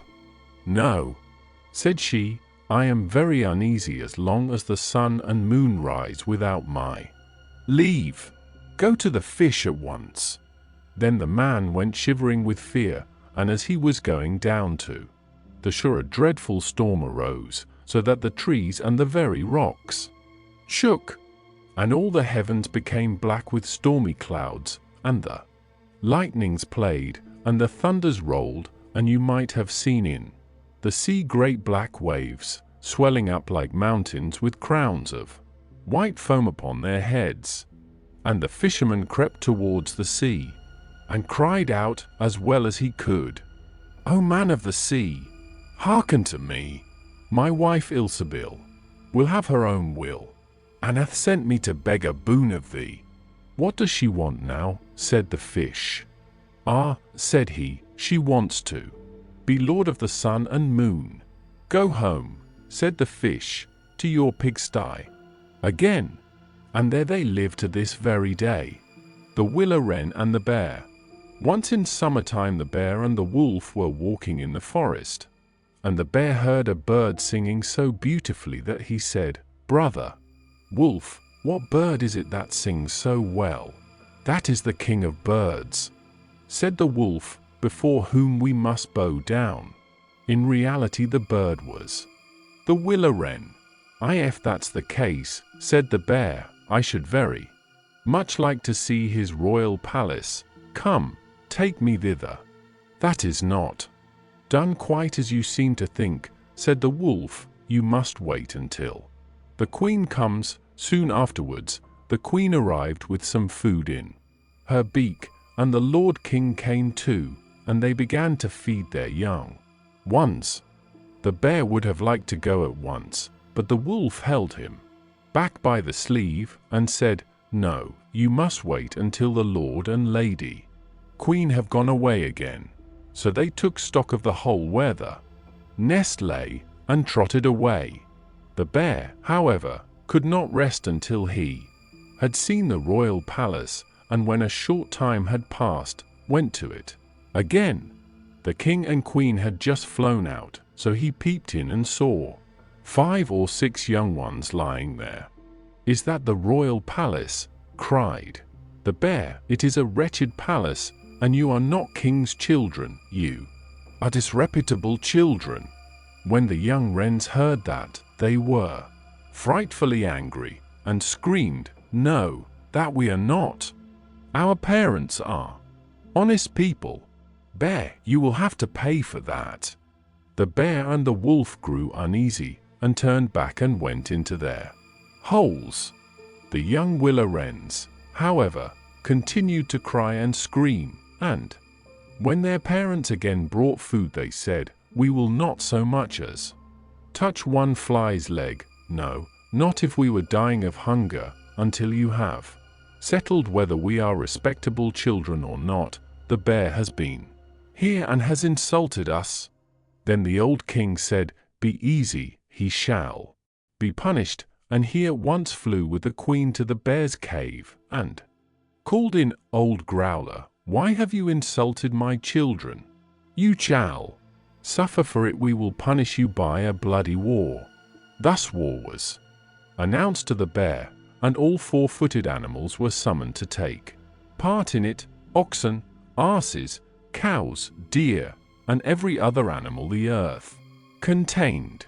And the willow wren summoned everything which flew in the air, not only birds, large and small, but midges and hornets, bees and flies had to come. When the time came for the war to begin, the willow wren sent out spies to discover who was the enemy's commander-in-chief. The gnat, who was the most crafty, flew into the forest where the enemy was assembled, and hid herself beneath a leaf of the tree where the password was to be announced. There stood the bear, and he called the fox before him, and said, "Fox, you are the most cunning of all animals. You shall be general and lead us." "Good," said the fox, "but what signal shall we agree upon?" No one knew that, so the fox said, "I have a fine long, bushy tail, which almost looks like a plume of red feathers. When I lift my tail up quite high, all is going well, and you must charge, but if I let it hang down, run away as fast as you can." When the gnat had heard that, she flew away again, and revealed everything, down to the minutest detail, to the willow wren. When day broke, and the battle was to begin, all the 4-footed animals came running up with such a noise that the earth trembled. The willow wren with his army also came flying through the air with such a humming and whirring and swarming that every one was uneasy and afraid, and on both sides they advanced against each other. But the willow wren sent down the hornet with orders to settle beneath the fox's tail and sting with all his might. When the fox felt the first string, he started so that he lifted one leg from pain, but he bore it and still kept his tail high in the air. At the second sting, he was forced to put it down for a moment. At the third, he could hold out no longer, screamed, and put his tail between his legs. When the animals saw that, they thought all was lost, and began to flee, each into his hole, and the birds had won the battle. Then the king and queen flew home to their children and cried, "Children, rejoice, eat and drink to your heart's content, we have won the battle." But the young wren said, "We will not eat yet. The bear must come to the nest and beg for pardon and say that we are honorable children before we will do that." Then the willow wren flew to the bear's hole and cried, "Growler, you are to come to the nest to my children and beg their pardon, or else every rib of your body shall be broken." So the bear crept thither in the greatest fear and begged their pardon. And now at last the young wrens were satisfied, and sat down together and ate and drank, and made merry till quite late into the night. The Frog Prince. One fine evening a young princess put on her bonnet and clogs, and went out to take a walk by herself in a wood, and when she came to a cool spring of water that rose in the midst of it, she sat herself down to rest a while. Now she had a golden ball in her hand, which was her favorite plaything, and she was always tossing it up into the air and catching it again as it fell. After a time she threw it up so high that she missed catching it as it fell, and the ball bounded away and rolled along upon the ground, till at last it fell down into the spring. The princess looked into the spring after her ball, but it was very deep, so deep that she could not see the bottom of it. Then she began to bewail her loss, and said, "Alas! If I could only get my ball again, I would give all my fine clothes and jewels, and everything that I have in the world." Whilst she was speaking, a frog put its head out of the water, and said, "Princess, why do you weep so bitterly?" "Alas," said she, "what can you do for me, you nasty frog? My golden ball has fallen into the spring." The frog said, "I want not your pearls, and jewels, and fine clothes. But if you will love me, and let me live with you and eat from off your golden plate, and sleep upon your bed, I will bring you your ball again." "What nonsense," thought the princess, "this silly frog is talking. He can never even get out of the spring to visit me, though he may be able to get my ball for me, and therefore I will tell him he shall have what he asks." So she said to the frog, "Well, if you will bring me my ball, I will do all you ask." Then the frog put his head down and dived deep under the water, and after a little while he came up again with the ball in his mouth, and threw it on the edge of the spring. As soon as the young princess saw her ball, she ran to pick it up, and she was so overjoyed to have it in her hand again that she never thought of the frog, but ran home with it as fast as she could. The frog called after her, "Stay, princess, and take me with you as you said," but she did not stop to hear a word. The next day, just as the princess had sat down to dinner, she heard a strange noise, tap, tap, plash, plash, as if something was coming up the marble staircase, and soon afterwards there was a gentle knock at the door, and a little voice cried out and said, "Open the door, my princess dear. Open the door to thy true love here, and mind the words that thou and I said, by the fountain cool in the greenwood shade." Then the princess ran to the door and opened it, and there she saw the frog, whom she had quite forgotten. At this sight she was sadly frightened, and shutting the door as fast as she could came back to her seat. The king, her father, seeing that something had frightened her, asked her what was the matter. "There is a nasty frog," said she, "at the door, that lifted my ball for me out of the spring this morning. I told him that he should live with me here, thinking that he could never get out of the spring, but there he is at the door, and he wants to come in." While she was speaking, the frog knocked again at the door, and said, "Open the door, my princess dear. Open the door to thy true love here, and mind the words that thou and I said, by the fountain cool in the greenwood shade." Then the king said to the young princess, "As you have given your word, you must keep it, so go and let him in." She did so, and the frog hopped into the room, and then straight on, tap, tap, plash, plash, from the bottom of the room to the top, till he came up close to the table where the princess sat. "Pray lift me upon chair," said he to the princess, "and let me sit next to you." As soon as she had done this, the frog said, "Put your plate nearer to me, that I may eat out of it." This she did, and when he had eaten as much as he could, he said, "Now I am tired, carry me upstairs, and put me into your bed." And the princess, though very unwilling, took him up in her hand, and put him upon the pillow of her own bed, where he slept all night long. As soon as it was light, he jumped up, hopped downstairs, and went out of the house. Now, then, thought the princess, at last he is gone, and I shall be troubled with him no more.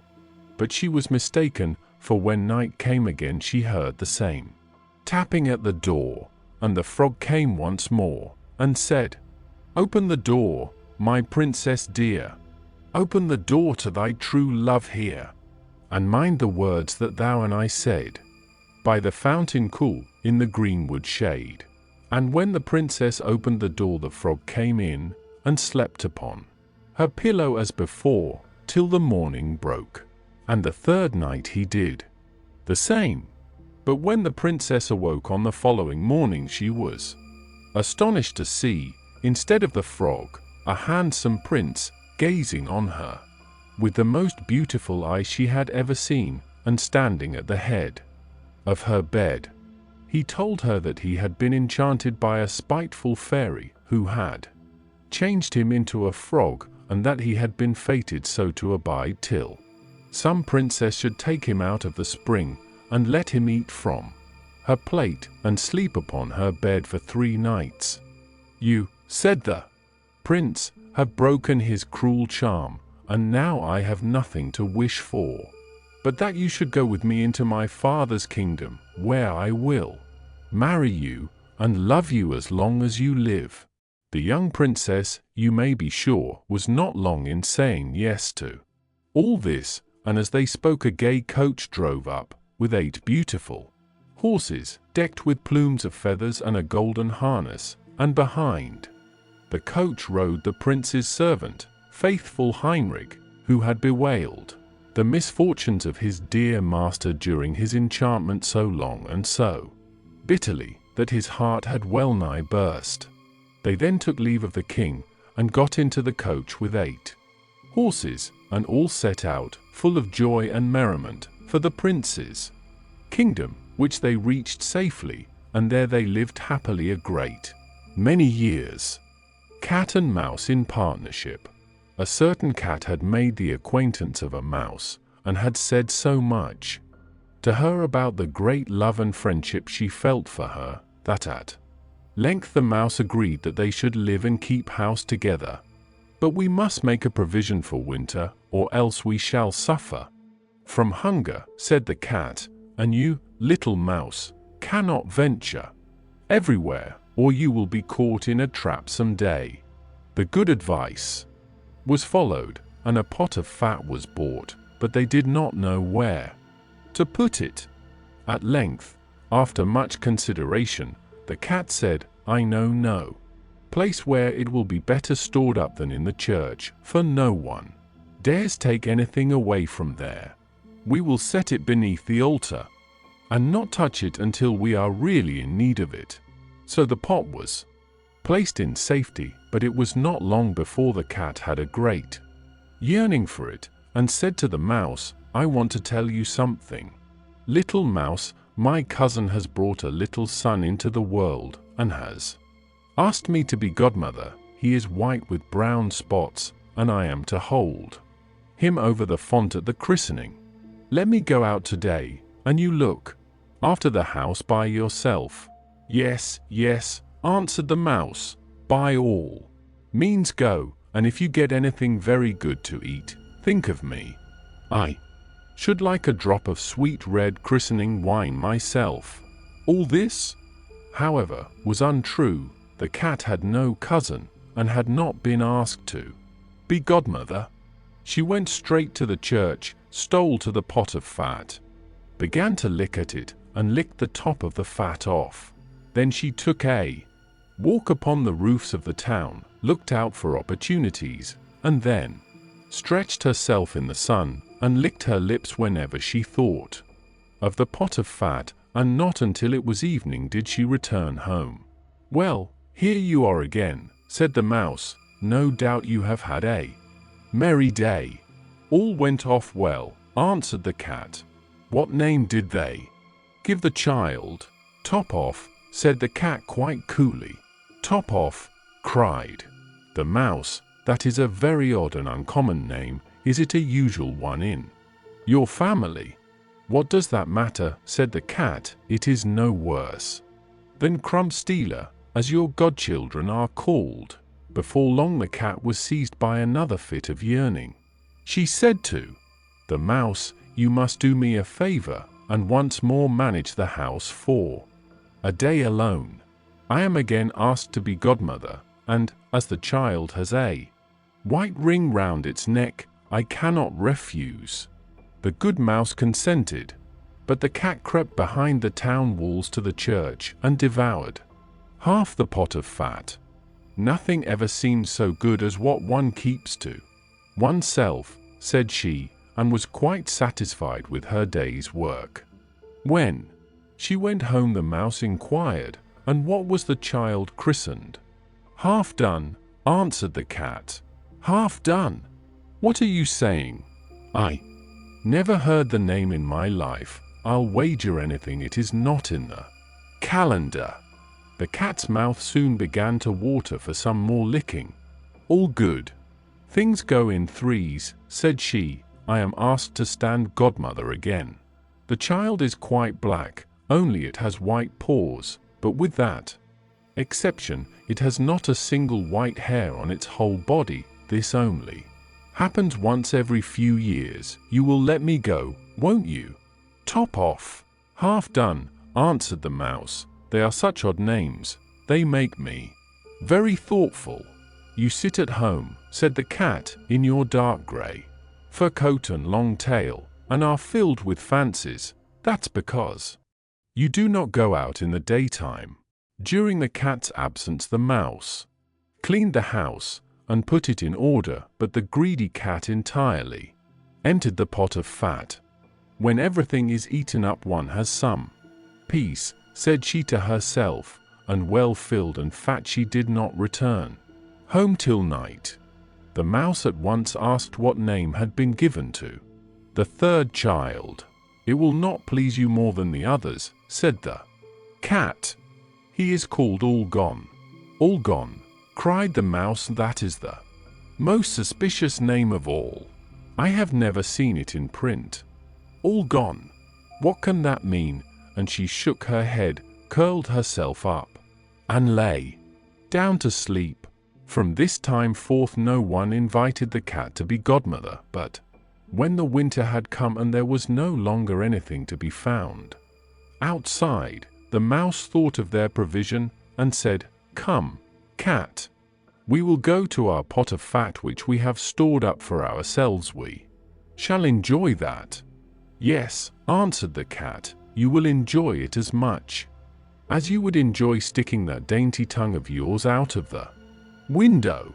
They set out on their way, but when they arrived, the pot of fat certainly was still in its place, but it was empty. "Alas," said the mouse, "now I see what has happened. Now it comes to light. You are a true friend. You have devoured all when you were standing godmother. First top off, then half done, then will you hold your tongue?" cried the cat. "One word more, and I will eat you too." All Gone was already on the poor mouse's lips. Scarcely had she spoken it before the cat sprang on her, seized her, and swallowed her down. Verily, that is the way of the world. The goose girl, the king of a great land, died, and left his queen to take care of their only child. This child was a daughter who was very beautiful, and her mother loved her dearly and was very kind to her. And there was a good fairy too, who was fond of the princess and helped her mother to watch over her. When she grew up, she was betrothed to a prince who lived a great way off, and as the time drew near for her to be married, she got ready to set off on her journey to his country. Then the queen, her mother, packed up a great many costly things, jewels, and gold, and silver, trinkets, fine dresses, and in short everything that became a royal bride. And she gave her a waiting maid to ride with her and give her into the bridegroom's hands, and each had a horse for the journey. Now the princess's horse was the fairy's gift, and it was called Falada, and could speak. When the time came for them to set out, the fairy went into her bedchamber, and took a little knife, and cut off a lock of her hair, and gave it to the princess, and said, "Take care of it, dear child, for it is a charm that may be of use to you on the road." Then they all took a sorrowful leave of the princess, and she put the lock of hair into her bosom, got upon her horse, and set off on her journey to her bridegroom's kingdom. One day, as they were riding along by a brook, the princess began to feel very thirsty, and she said to her maid, "Pray get down, and fetch me some water in my golden cup out of yonder brook, for I want to drink." "Nay," said the maid, "if you are thirsty, get off yourself, and stoop down by the water and drink. I shall not be your waiting maid any longer." Then she was so thirsty that she got down, and knelt over the little brook, and drank, for she was frightened, and dared not bring out her golden cup, and she wept and said, "Alas, what will become of me?" And the lock answered her, and said, "Alas, alas, if thy mother knew it, sadly, sadly, would she rue it." But the princess was very gentle and meek, so she said nothing to her maid's ill behavior, but got upon her horse again. Then all rode farther on their journey, till the day grew so warm, and the sun so scorching, that the bride began to feel very thirsty again. And at last, when they came to a river, she forgot her maid's rude speech, and said, "Pray get down, and fetch me some water to drink in my golden cup." But the maid answered her, and even spoke more haughtily than before, "A drink if you will, but I shall not be your waiting maid." Then the princess was so thirsty that she got off her horse, and lay down, and held her head over the running stream, and cried and said, "What will become of me?"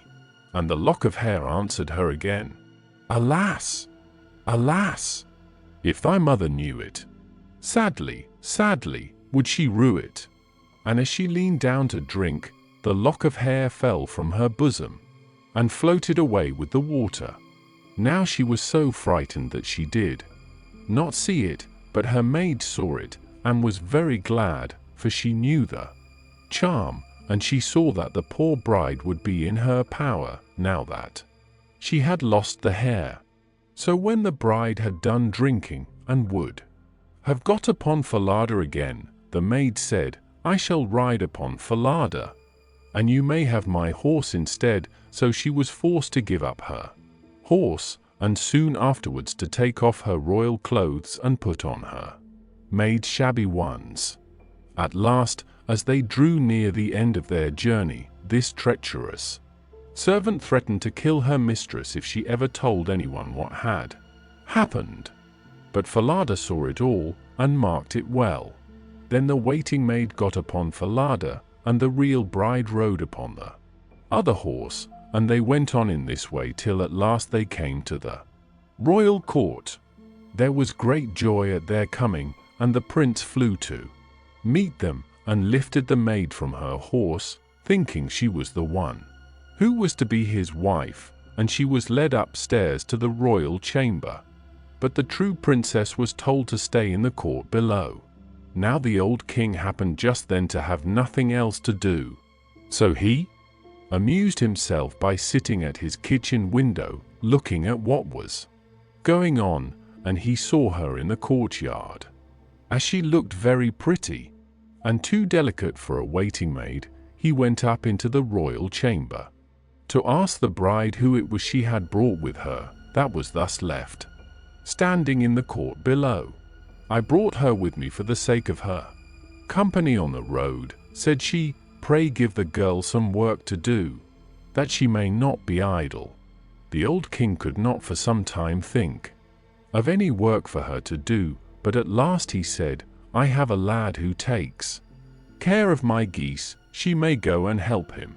Now the name of this lad, that the real bride was to help in watching the king's geese, was Curdken.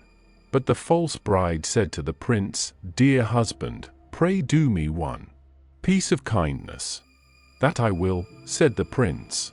"Then tell one of your slaughterers to cut off the head of the horse I rode upon, for it was very unruly, and plagued me sadly on the road." But the truth was, she was very much afraid lest Falada should some day or other speak, and tell all she had done to the princess.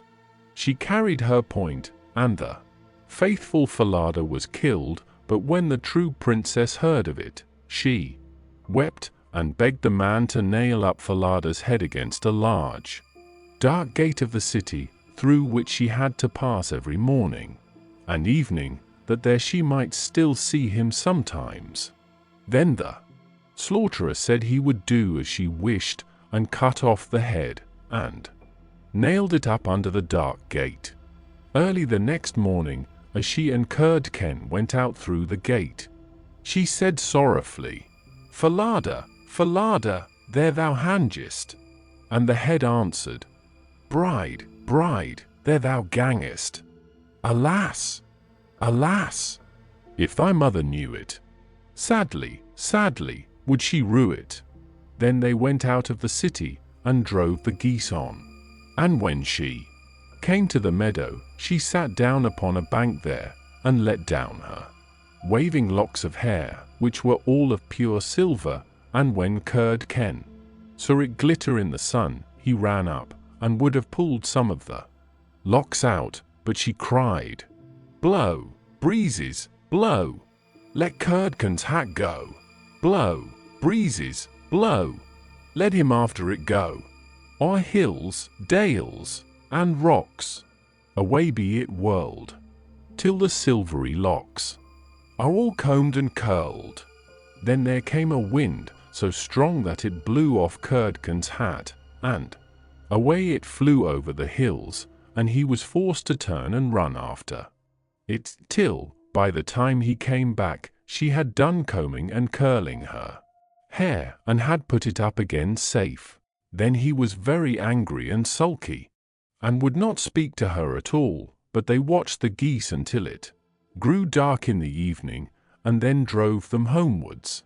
The next morning, as they were going through the dark gate, the poor girl looked up at Falada's head, and cried, "Falada, Falada, there thou hangest."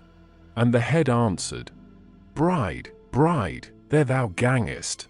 Alas, alas, if thy mother knew it, sadly, sadly, would she rue it." Then she drove on the geese, and sat down again in the meadow, and began to comb out her hair as before. And Curdken ran up to her, and wanted to take hold of it, but she cried out quickly, "Blow, breezes, blow! Let Curdken's hat go! Blow, breezes, blow! Let him after it go! O'er hills, dales, and rocks, away be it whirled, till the silvery locks are all combed and curled." Then the wind came and blew away his hat, and off it flew a great way, over the hills and far away, so that he had to run after it. And when he came back, she had bound up her hair again, and all was safe. So they watched the geese till it grew dark. In the evening, after they came home, Curdken went to the old king, and said, "I cannot have that strange girl to help me to keep the geese any longer." "Why?" said the king. "Because, instead of doing any good, she does nothing but tease me all day long." Then the king made him tell him what had happened.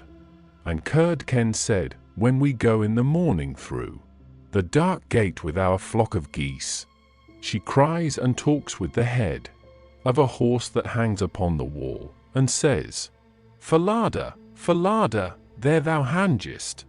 And the head answers, 'Bride, bride, there thou gangest. Alas, alas, if thy mother knew it, sadly, sadly, would she rue it.'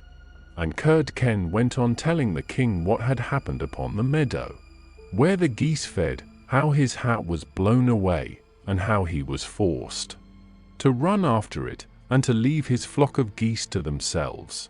But the old king told the boy to go out again the next day, and when morning came, he placed himself behind the dark gate and heard how she spoke to Falada, and how Falada answered.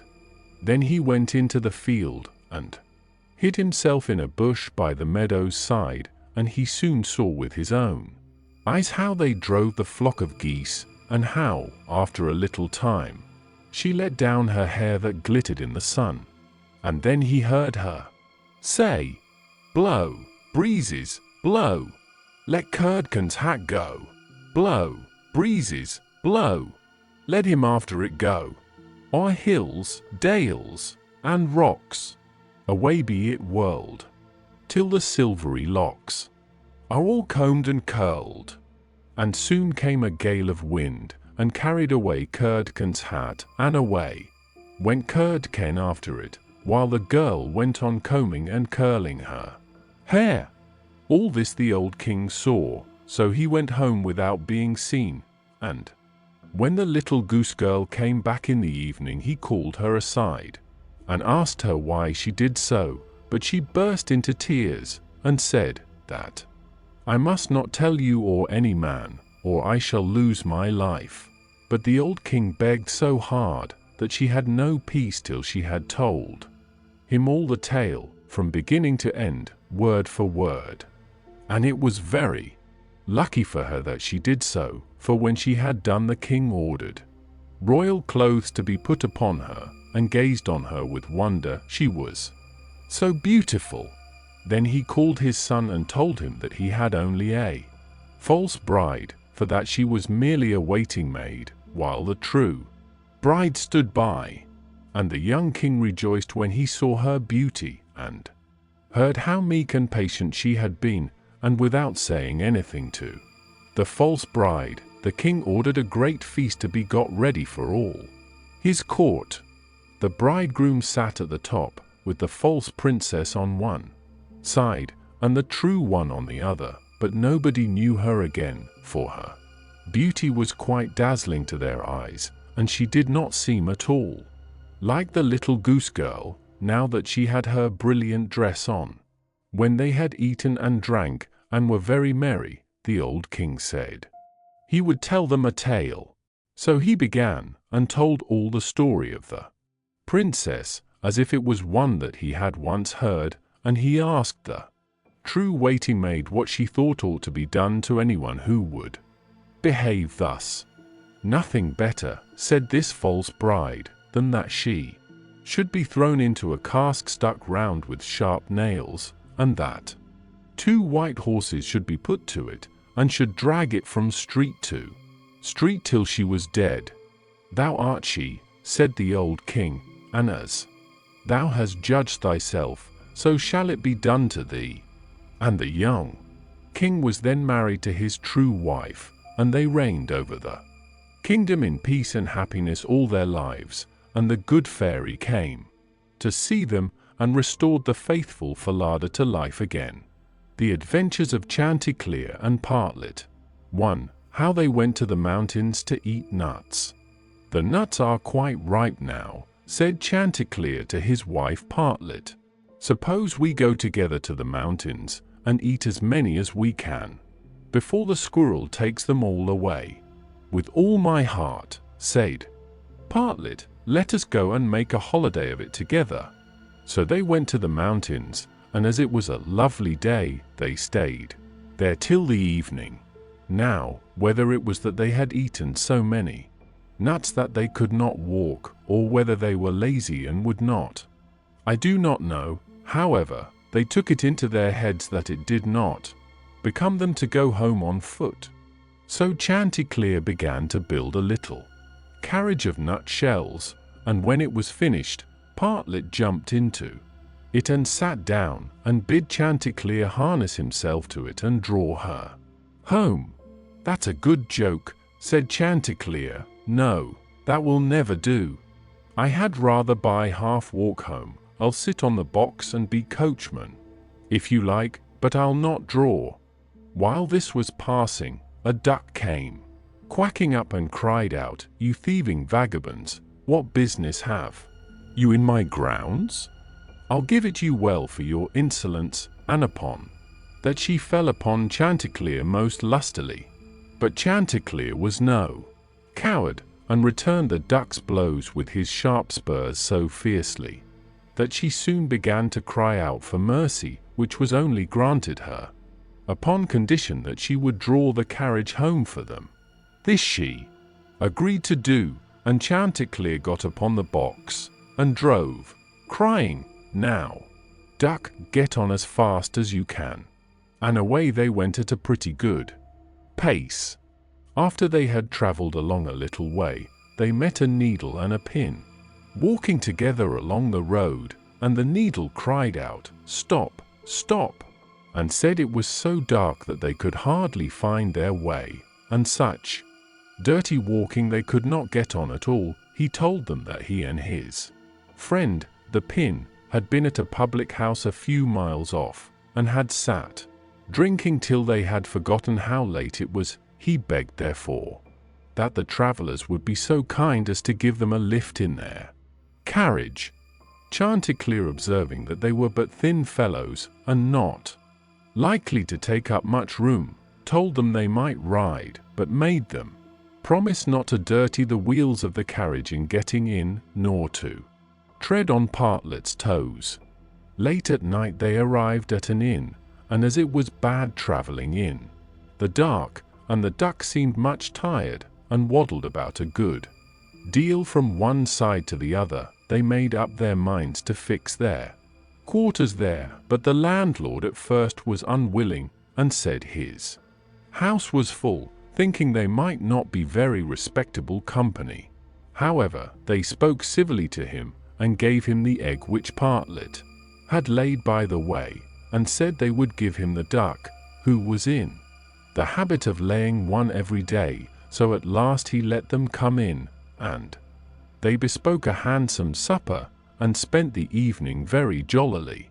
Early in the morning, before it was quite light, and when nobody was stirring in the inn, Chanticleer awakened his wife, and, fetching the egg, they pecked a hole in it, ate it up, and threw the shells into the fireplace. They then went to the pin and needle, who were fast asleep, and seizing them by the heads, stuck one into the landlord's easy chair, and the other into his handkerchief, and, having done this, they crept away as softly as possible. However, the duck, who slept in the open air in the yard, heard them coming, and jumping into the brook which ran close by the inn, soon swam out of their reach. An hour or two afterwards the landlord got up, and took his handkerchief to wipe his face, but the pin ran into him and pricked him. Then he walked into the kitchen to light his pipe at the fire, but when he stirred it up the egg-shells flew into his eyes, and almost blinded him.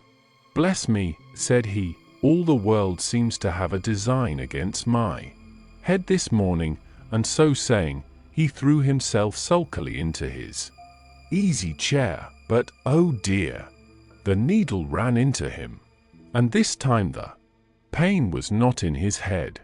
He now flew into a very great passion, and, suspecting the company who had come in the night before, he went to look after them, but they were all off, so he swore that he never again would take in such a troop of vagabonds, who ate a great deal, paid no reckoning, and gave him nothing for his trouble but their apish tricks.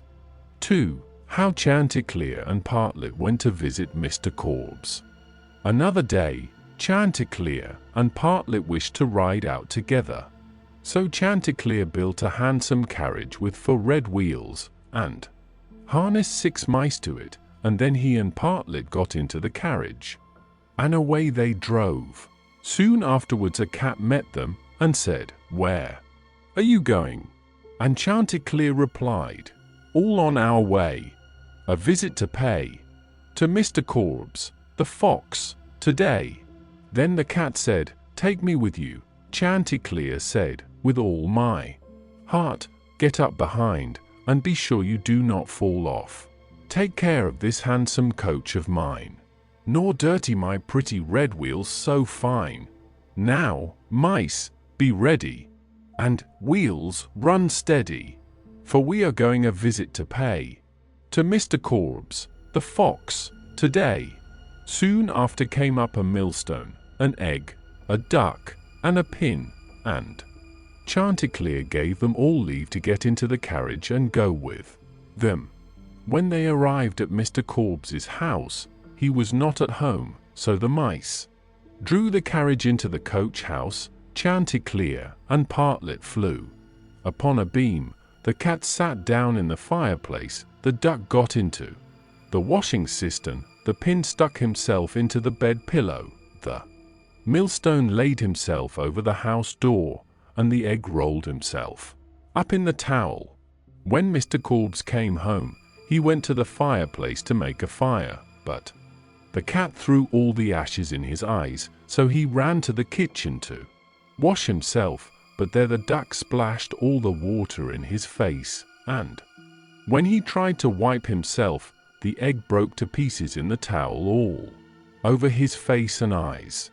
Then he was very angry, and went without his supper to bed, but when he laid his head on the pillow, the pin ran into his cheek. At this he became quite furious, and, jumping up, would have run out of the house, but when he came to the door, the millstone fell down on his head, and killed him on the spot. 3. How Partlet died and was buried, and how Chanticleer died of grief. Another day Chanticleer and Partlet agreed to go again to the mountains to eat nuts, and it was settled that all the nuts which they found should be shared equally between them. Now Partlet found a very large nut, but she said nothing about it to Chanticleer, and kept it all to herself. However, it was so big that she could not swallow it, and it stuck in her throat. Then she was in a great fright, and cried out to Chanticleer, "Pray run as fast as you can, and fetch me some water, or I shall be choked." Chanticleer ran as fast as he could to the river, and said, "River, give me some water, for Partlet lies in the mountain, and will be choked by a great nut." The river said, "Run first to the bride, and ask her for a silken cord to draw up the water." Chanticleer ran to the bride, and said, "Bride, you must give me a silken cord, for then the river will give me water, and the water I will carry to Partlet, who lies on the mountain, and will be choked by a great nut." But the bride said, "Run first, and bring me my garland that is hanging on a willow in the garden." Then Chanticleer ran to the garden, and took the garland from the bough where it hung, and brought it to the bride, and then the bride gave him the silken cord, and he took the silken cord to the river, and the river gave him water, and he carried the water to Partlet, but in the meantime she was choked by the great nut, and lay quite dead, and never moved any more. Then Chanticleer was very sorry, and cried bitterly, and all the beasts came and wept with him over poor Partlet. And 6 mice built a little hearse to carry her to her grave, and when it was ready they harnessed themselves before it, and Chanticleer drove them. On the way they met the fox. "Where are you going, Chanticleer?" said he. "To bury my Partlet," said the other. "May I go with you?" said the fox. "Yes, but you must get up behind, or my horses will not be able to draw you."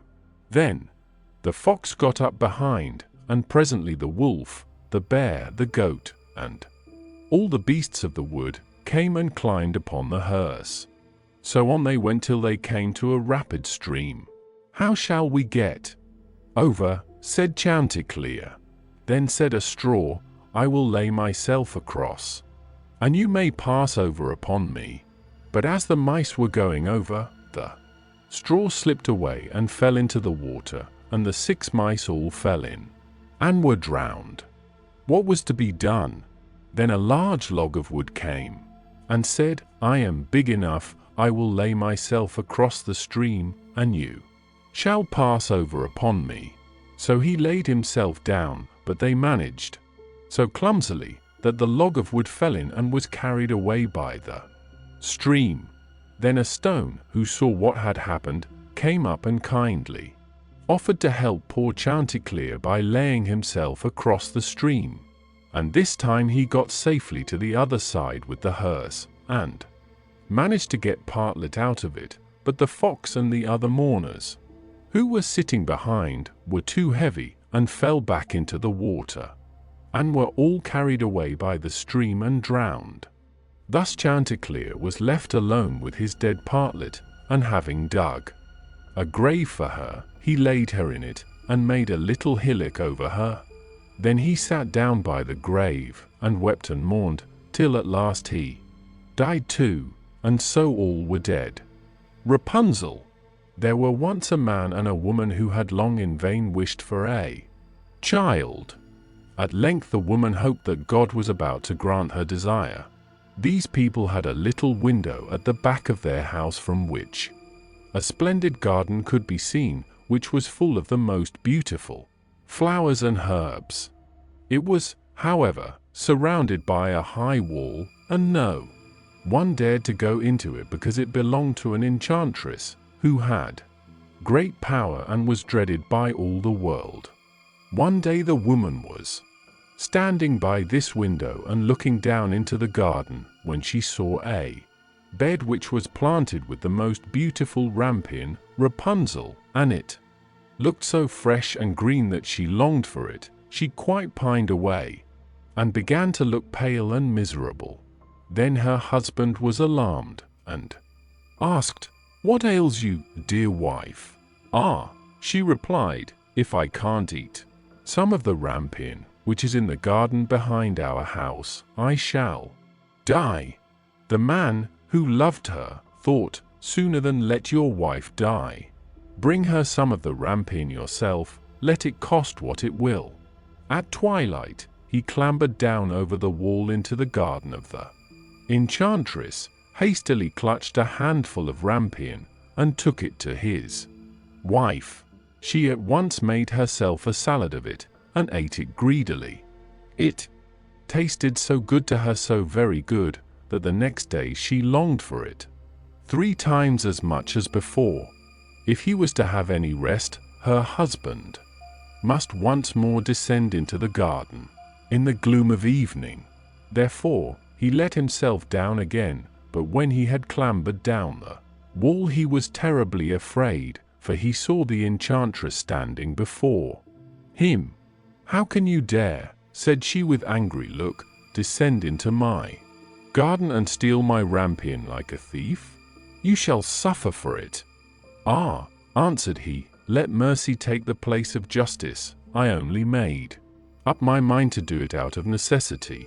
My wife saw your rampion from the window, and felt such a longing for it that she would have died if she had not got some to eat.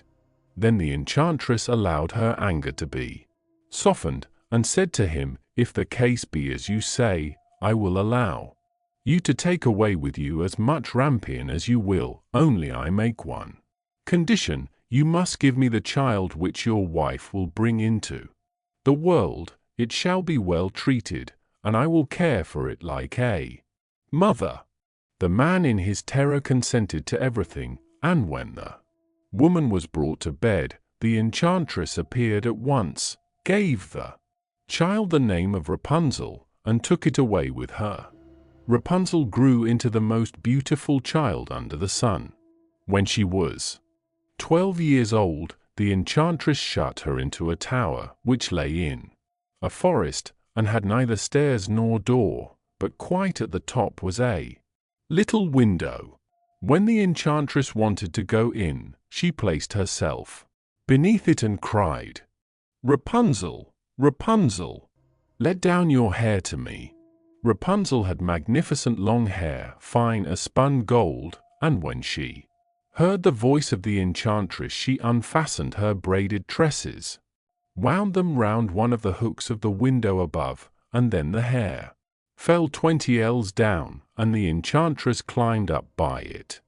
After a year or two, it came to pass that the king's son rode through the forest and passed by the tower. Then he heard a song, which was so charming that he stood still and listened. This was Rapunzel, who in her solitude passed her time in letting her sweet voice resound. The king's son wanted to climb up to her, and looked for the door of the tower, but none was to be found. He rode home, but the singing had so deeply touched his heart that every day he went out into the forest and listened to it. Once when he was thus standing behind a tree, he saw that an enchantress came there, and he heard how she cried, "Rapunzel, Rapunzel, let down your hair to me." Then Rapunzel let down the braids of her hair, and the enchantress climbed up to her. "If that is the ladder by which one mounts, I too will try my fortune," said he, and the next day when it began to grow dark, he went to the tower and cried, "Rapunzel, Rapunzel, let down your hair to me." Immediately the hair fell down and the king's son climbed up.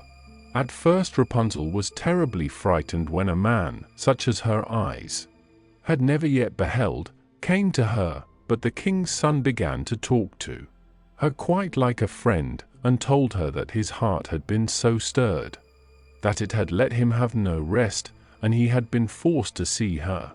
Then Rapunzel lost her fear, and when he asked her if she would take him for her husband, and she saw that he was young and handsome, she thought, "He will love me more than old Dame Gothel does," and she said, "Yes," and laid her hand in his. She said, "I will willingly go away with you, but I do not know how to get down. Bring with you a skein of silk every time that you come, and I will weave a ladder with it, and when that is ready I will descend, and you will take me on your horse." They agreed that until that time he should come to her every evening, for the old woman came by day. The enchantress remarked nothing of this, until once Rapunzel said to her, "Tell me, Dame Gothel, how it happens that you are so much heavier for me to draw up than the young king's son. He is with me in a moment." "Ah, you wicked child," cried the enchantress. "What do I hear you say? I thought I had separated you from all the world, and yet you have deceived me."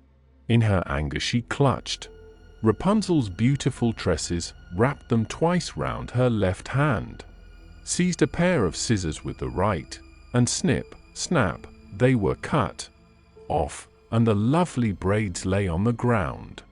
And she was so pitiless that she took poor Rapunzel into a desert where she had to live in great grief and misery.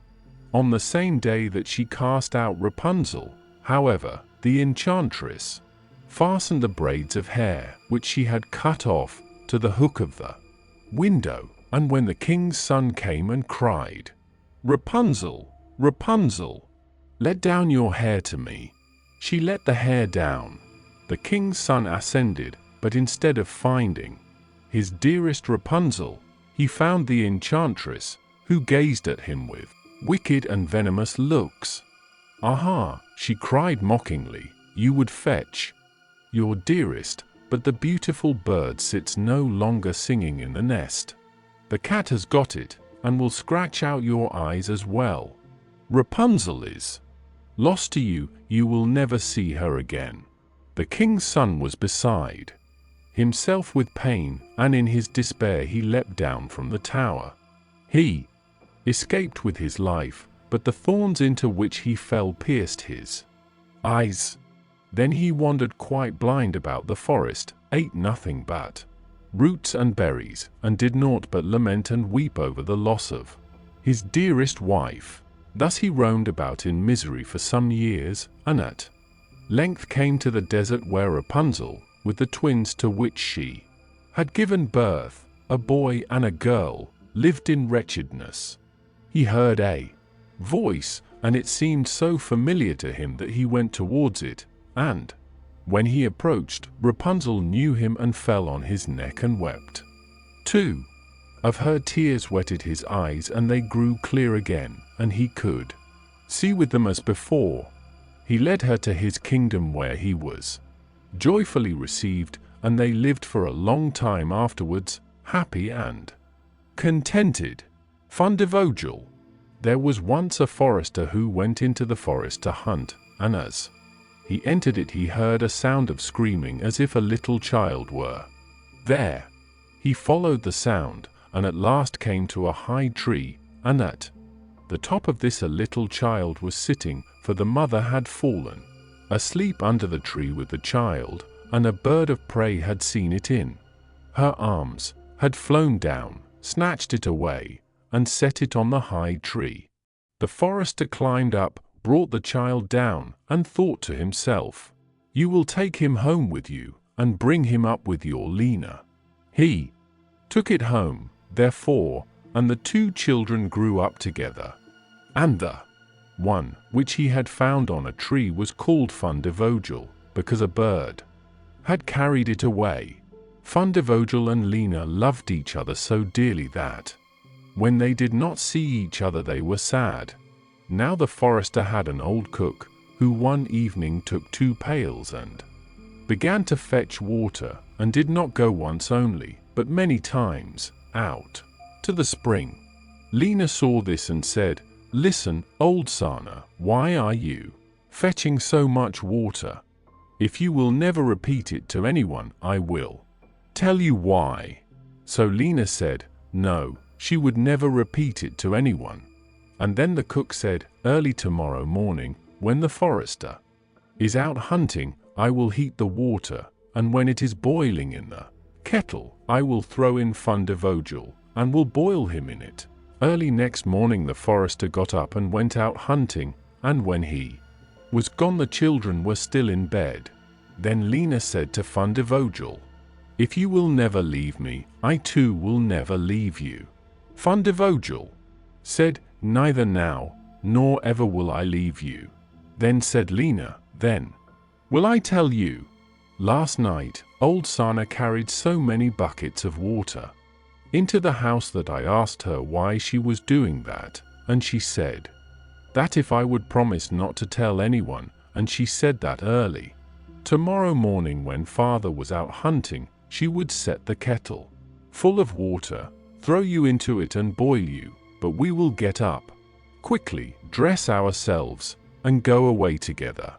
The 2 children therefore got up, dressed themselves quickly, and went away. When the water in the kettle was boiling, the cook went into the bedroom to fetch Fundevogel and throw him into it.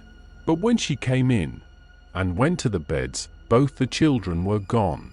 Then she was terribly alarmed, and she said to herself, "What shall I say now when the forester comes home and sees that the children are gone? They must be followed instantly to get them back again." Then the cook sent 3 servants after them, who were to run and overtake the children. The children, however, were sitting outside the forest, and when they saw from afar the 3 servants running, Lena said to Fundevogel, "Never leave me, and I will never leave you." Fundevogel said, "Neither now, nor ever." Then said Lena, "Do you become a rose tree, and I the rose upon it." When the 3 servants came to the forest, nothing was there but a rose tree and 1 rose on it, but the children were nowhere. Then said they, "There is nothing to be done here," and they went home and told the cook that they had seen nothing in the forest but a little rose bush with 1 rose on it. Then the old cook scolded and said, "You simpletons, you should have cut the rose bush in 2, and have broken off the rose and brought it home with you. Go and do it at once." They had therefore to go out and look for the second time. The children, however, saw them coming from a distance. Then Lena said, "Fundevogel, never leave me, and I will never leave you." Fundevogel said, neither now nor ever. Said Lena, then do you. Become a church, and I'll be the chandelier in it. So when the 3 servants came, nothing was there but a church with a chandelier in it. They said therefore to each other, what can we do here? Let us go home. When they got home, the cook asked if they had not found them. So they said no, they had found nothing but a church, and there was a chandelier in it. And the cook scolded them and said, you fools! Why did you not pull the church to pieces and bring the chandelier home with you? And now the old cook herself got on her legs and went with the 3 servants in pursuit of the children. The children, however, saw from afar that the 3 servants were coming and the cook waddling after them. Then said Lena, Fundevogel, never leave me, and I will never leave you. Then said Fundevogel, neither now nor ever. Said Lena, be a fish pond, and I will be the duck upon it. The cook, however, came up to them, and when she saw the pond she lay down by it, and was about to drink it up. But the duck swam quickly to her, seized her head in its beak and drew her into the water, and there the old witch had to drown. Then the children went home together, and were heartily delighted, and if they have not died, they are living still. The valiant little tailor. One summer's morning a little tailor was sitting on his table by the window. He was in good spirits, and sewed with all his might. Then came a peasant woman down the street crying, good jams, cheap, good jams, cheap. This rang pleasantly in the tailor's ears. He stretched his delicate head out of the window and called, come up here, dear woman, here you will get rid of your goods. The woman came up the 3 steps to the tailor with her heavy basket, and he made her unpack all the pots for him. He inspected each one, lifted it up, put his nose to it, and at length said, the jam seems to me to be good, so weigh me out 4 ounces, dear woman, and if it is 1/4 of a pound, that is of no consequence. The woman, who had hoped to find a good sale, gave him what he desired, but went away quite angry and grumbling. Now, this jam shall be blessed by God, cried the little tailor, and give me health and strength. So he brought the bread out of the cupboard, cut himself a piece right across the loaf, and spread the jam over it. This won't taste bitter, said he, but I will just finish the jacket before I take a bite. He laid the bread near him, sewed on, and in his joy made bigger and bigger stitches. In the meantime the smell of the sweet jam rose to where the flies were sitting in great numbers, and they were attracted and descended on it in hosts. Hi! Who invited you? Or said the little tailor, and drove the unbidden guests away. The flies, however, who understood no German, would not be turned away, but came back again in ever-increasing companies. The little tailor at last lost all patience, and drew a piece of cloth from the hole under his work table, and saying, wait, and I will give it to you, struck it mercilessly on them. When he drew it away and counted, there lay before him no fewer than 7, dead and with legs stretched out. Are you a fellow of that sort? Said he, and could not help admiring his own bravery. The whole town shall know of this. And the little tailor hastened to cut himself a girdle, stitched it, and embroidered on it in large letters 7 at 1 stroke. What? The town, he continued, the whole world shall hear of it, and his heart wagged with joy like a lamb's tail. The tailor put on the girdle and resolved to go forth into the world, because he thought his workshop was too small for his valor. Before he went away, he sought about in the house to see if there was anything which he could take with him. However, he found nothing but an old cheese, and that he put in his pocket. In front of the door he observed a bird which had caught itself in the thicket. It had to go into his pocket with the cheese. Now he took to the road boldly, and as he was light and nimble, he felt no fatigue. The road led him up a mountain, and when he had reached the highest point of it, there sat a powerful giant looking peacefully about him. The little tailor went bravely up, spoke to him, and said, "Good day, comrade. So you are sitting there overlooking the widespread world. I am just on my way thither, and want to try my luck. Have you any inclination to go with me?" The giant looked contemptuously at the tailor, and said, "You ragamuffin! You miserable creature!" "Oh, indeed," answered the little tailor, and unbuttoned his coat, and showed the giant the girdle. "There may you read what kind of a man I am." The giant read 7 at one stroke, and thought that they had been men whom the tailor had killed, and began to feel a little respect for the tiny fellow. Nevertheless, he wished to try him first, and took a stone in his hand and squeezed it together so that water dropped out of it. "Do that likewise," said the giant, "if you have strength." "Is that all?" said the tailor. "That is child's play with us," and put his hand into his pocket, brought out the soft cheese, and pressed it until the liquid ran out of it. "Faith," said he, "that was a little better, wasn't it?" The giant did not know what to say, and could not believe it of the little man. Then the giant picked up a stone and threw it so high that the eye could scarcely follow it.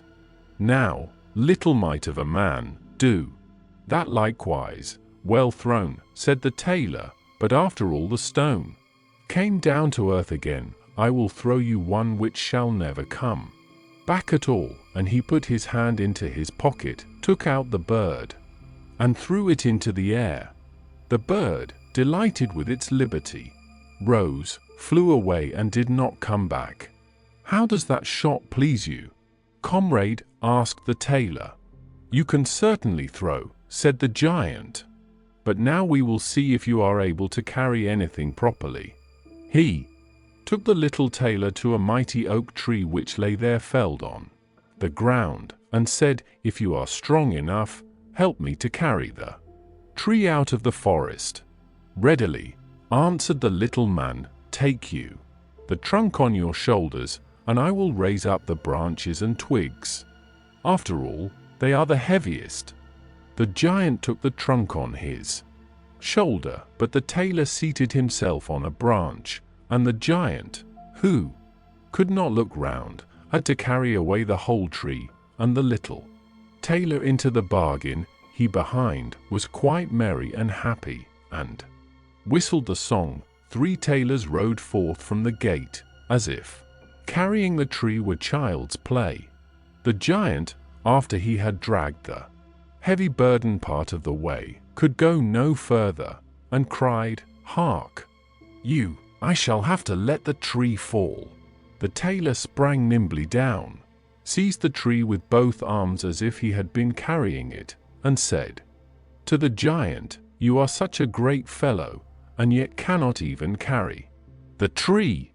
They went on together, and as they passed a cherry tree, the giant laid hold of the top of the tree where the ripest fruit was hanging, bent it down, gave it into the tailor's hand, and bade him eat. But the little tailor was much too weak to hold the tree, and when the giant let it go, it sprang back again, and the tailor was tossed into the air with it. When he had fallen down again without injury, the giant said, "What is this? Have you not strength enough to hold the weak twig?" "There is no lack of strength," answered the little tailor. "Do you think that could be anything to a man who has struck down 7 at one blow? I leapt over the tree because the huntsmen are shooting down there in the thicket. Jump as I did, if you can do it." The giant made the attempt, but he could not get over the tree, and remained hanging in the branches. So that in this also the tailor kept the upper hand. The giant said, "If you are such a valiant fellow, come with me into our cavern and spend the night with us." The little tailor was willing, and followed him. When they went into the cave, other giants were sitting there by the fire, and each of them had a roasted sheep in his hand and was eating it. The little tailor looked round and thought, "It is much more spacious here than in my workshop." The giant showed him a bed, and said he was to lie down in it and sleep. The bed, however, was too big for the little tailor. He did not lie down in it, but crept into a corner. When it was midnight, and the giant thought that the little tailor was lying in a sound sleep, he got up, took a great iron bar, cut through the bed with one blow, and thought he had finished off the grasshopper for good. With the earliest dawn the giants went into the forest, and had quite forgotten the little tailor, when all at once he walked up to them quite merrily and boldly. The giants were terrified. They were afraid that he would strike them all dead, and ran away in a great hurry. The little tailor went onwards, always following his own pointed nose. After he had walked for a long time, he came to the courtyard of a royal palace, and as he felt weary, he lay down on the grass and fell asleep.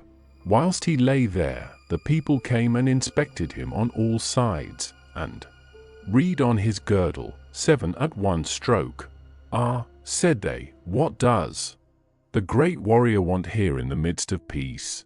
He must be a mighty lord." They went and announced him to the king, and gave it as their opinion that if war should break out, this would be a weighty and useful man who ought on no account to be allowed to depart.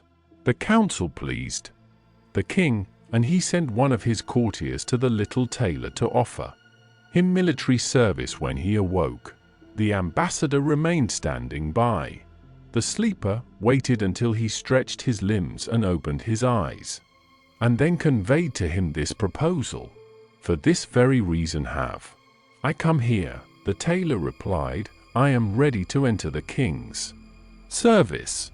He was therefore honorably received, and a special dwelling was assigned him. The soldiers, however, were set against the little tailor, and wished him 1,000 miles away. "What is to be the end of this?" they said among themselves. "If we quarrel with him, and he strikes about him, 7 of us will fall at every blow, not one of us can stand against him." They came therefore to a decision, betook themselves in a body to the king, and begged for their dismissal. "We are not prepared," said they, "to stay with a man who kills 7 at one stroke." The king was sorry that for the sake of one he should lose all his faithful servants, wished that he had never set eyes on the tailor, and would willingly have been rid of him again. But he did not venture to give him his dismissal, for he dreaded lest he should strike him and all his people dead, and place himself on the royal throne. He thought about it for a long time, and at last found good counsel. He sent to the little tailor, and caused him to be informed that as he was a great warrior, he had one request to make to him. In a forest of his country lived 2 giants, who caused great mischief with their robbing, murdering, ravaging, and burning, and no one could approach them without putting himself in danger of death. If the tailor conquered and killed these 2 giants, he would give him his only daughter to wife, and half of his kingdom as a dowry. Likewise 100 horsemen should go with him to assist him. That would indeed be a fine thing for a man like me, thought the little tailor. One is not offered a beautiful princess and half a kingdom every day of one's life. "Oh, yes," he replied, "I will soon subdue the giants, and do not require the help of the 100 horsemen. To do it, he who can hit 7 with one blow has no need to be afraid of 2. The little tailor went forth, and the 100 horsemen followed him. When he came to the outskirts of the forest, he said to his followers, "Just stay waiting here, I alone will soon finish off the giants." Then he bounded into the forest and looked about right and left, while he perceived both giants. They lay sleeping under a tree, and snored so that the branches waved up and down. The little tailor, not idle, gathered 2 pockets full of stones, and with these climbed up the tree. When he was halfway up, he slipped down by a branch, until he sat just above the sleepers, and then let one stone after another fall on the breast of one of the giants. For a long time the giant felt nothing, but at last he awoke, pushed his comrade, and said, "Why are you knocking me?" "You must be dreaming," said the other. "I am not knocking you." They laid themselves down to sleep again, and then the tailor threw a stone down on the second. "What is the meaning of this?" cried the other. "Why are you pelting me?" "I am not pelting you," answered the first, growling. They disputed about it for a time, but as they were weary they let the matter rest, and their eyes closed once more. The little tailor began his game again, picked out the biggest stone, and threw it with all his might on the breast of the first giant. "That is too bad," cried he, and sprang up like a madman, and pushed his companion against the tree until it shook. The other paid him back in the same coin, and they got into such a rage that they tore up trees and belabored each other so long that at last they both fell down dead on the ground at the same time. Then the little tailor leapt down. "It is a lucky thing," said he, "that they did not tear up the tree on which I was sitting, or I should have had to sprint on to another like a squirrel. But we tailors are nimble." He drew out his sword and gave each of them a couple of thrusts in the breast, and then went out to the horsemen and said, "The work is done, I have finished both of them off." But it was hard work. They tore up trees in their sore need, and defended themselves with them. But all that is to no purpose when a man like myself comes, who can kill 7 at one blow. "But are you not wounded?" asked the horseman. "You need not concern yourself about that," answered the tailor. "They have not bent one hair of mine." The horseman would not believe him, and rode into the forest. There they found the giants swimming in their blood, and all round about lay the torn up trees. The little tailor demanded of the king the promised reward. He, however, repented of his promise, and again bethought himself how he could get rid of the hero. "Before you receive my daughter and the half of my kingdom," said he to him, "you must perform one more heroic deed. In the forest roams a unicorn which does great harm, and you must catch it first. I fear one unicorn still less than 2 giants. 7 at one blow is my kind of affair." He took a rope and an axe with him, went forth into the forest, and again bade those who were sent with him to wait outside. He had not long to seek. The unicorn soon came towards him, and rushed directly on the tailor, as if it would gore him with its horn without more ado. "Softly, softly, it can't be done as quickly as that," said he, and stood still and waited until the animal was quite close, and then sprang nimbly behind the tree. The unicorn ran against the tree with all its strength, and stuck its horn so fast in the trunk that it had not the strength enough to draw it out again, and thus it was caught. "Now I have got the bird," said the tailor, and came out from behind the tree and put the rope round its neck, and then with his axe he hewed the horn out of the tree, and when all was ready he led the beast away and took it to the king. The king still would not give him the promised reward, and made a third demand. Before the wedding the tailor was to catch him a wild boar that made great havoc in the forest, and the huntsman should give him their help. "Willingly," said the tailor, "that is child's play." He did not take the huntsman with him into the forest, and they were well pleased that he did not, for the wild boar had several times received them in such a manner that they had no inclination to lie in wait for him.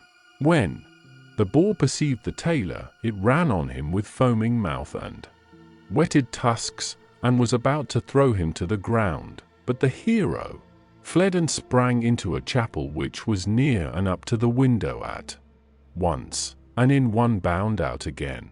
The boar ran after him, but the tailor ran round outside and shut the door behind it, and then the raging beast, which was much too heavy and awkward to leap out of the window, was caught. The little tailor called the huntsmen thither that they might see the prisoner with their own eyes. The hero, however, went to the king, who was now, whether he liked it or not, obliged to keep his promise, and gave his daughter and the half of his kingdom.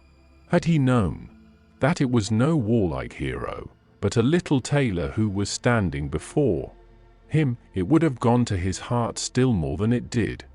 The wedding was held with great magnificence and small joy, and out of a tailor a king was made. After some time the young queen heard her husband say in his dreams at night, "Boy, make me the doublet, and patch the pantaloons, or else I will wrap the yard measure over your ears."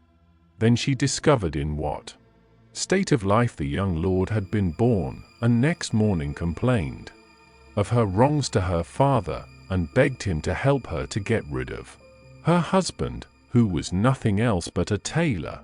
The king comforted her, and said, "Leave your bedroom door open this night, and my servants shall stand outside, and when he has fallen asleep shall go in, bind him, and take him on board a ship which shall carry him into the wide world." The woman was satisfied with this, but the king's armor-bearer, who had heard all, was friendly with the young lord, and informed him of the whole plot. "I'll put a screw into that business," said the little tailor. At night he went to bed with his wife at the usual time, and when she thought that he had fallen asleep, she got up, opened the door, and then lay down again. The little tailor, who was only pretending to be asleep, began to cry out in a clear voice, "Boy, make me the doublet, and patch me the pantaloons, or I will wrap the yard measure over your ears." I smote 7 at one blow. I killed 2 giants, I brought away 1 unicorn, and caught a wild boar, and am I to fear those who are standing outside the room? When these men heard the tailor speaking thus, they were overcome by a great dread, and ran as if the wild huntsmen were behind them, and none of them would venture anything further against him. So the little tailor was and remained a king to the end of his life. Hansel and Gretel. Hard by a great forest dwelt a poor woodcutter with his wife and his 2 children. The boy was called Hansel and the girl Gretel. He had little to bite and to break, and once when great dearth fell on the land, he could no longer procure even daily bread. Now when he thought over this by night in his bed, and tossed about in his anxiety, he groaned and said to his wife, "What is to become of us? How are we to feed our poor children when we no longer have anything even for ourselves?" "I'll tell you what, husband," answered the woman, "early tomorrow morning we will take the children out into the forest to where it is the thickest. There we will light a fire for them, and give each of them 1 more piece of bread, and then we will go to our work and leave them alone. They will not find the way home again, and we shall be rid of them." "No, wife," said the man, "I will not do that. How can I bear to leave my children alone in the forest? The wild animals would soon come and tear them to pieces." "Oh, "You fool," said she, "then we must all for die of hunger. You may as well plane the planks for our coffins," and she left him no peace until he consented. "But I feel very sorry for the poor children, all the same," said the man. The two children had also not been able to sleep for hunger, and had heard what their stepmother had said to their father. Gretel wept bitter tears, and said to Hansel, "Now all is over with us. Be quiet." "Gretel," said Hansel, "do not distress yourself. I will soon find a way to help us." And when the old folks had fallen asleep, he got up, put on his little coat, opened the door below, and crept outside. The moon shone brightly, and the white pebbles which lay in front of the house glittered like real silver pennies. Hansel stooped and stuffed the little pocket of his coat with as many as he could get in. Then he went back and said to Gretel, "Be comforted, dear little sister, and sleep in peace. God will not forsake us." And he lay down again in his bed. When day dawned, but before the sun had risen, the woman came and awoke the two children, saying, "Get up, you sluggards. We are going into the forest to fetch wood." She gave each a little piece of bread, and said, "There is something for your dinner, but do not eat it up before then, for you will get nothing else." Gretel took the bread under her apron, as Hansel had the pebbles in his pocket.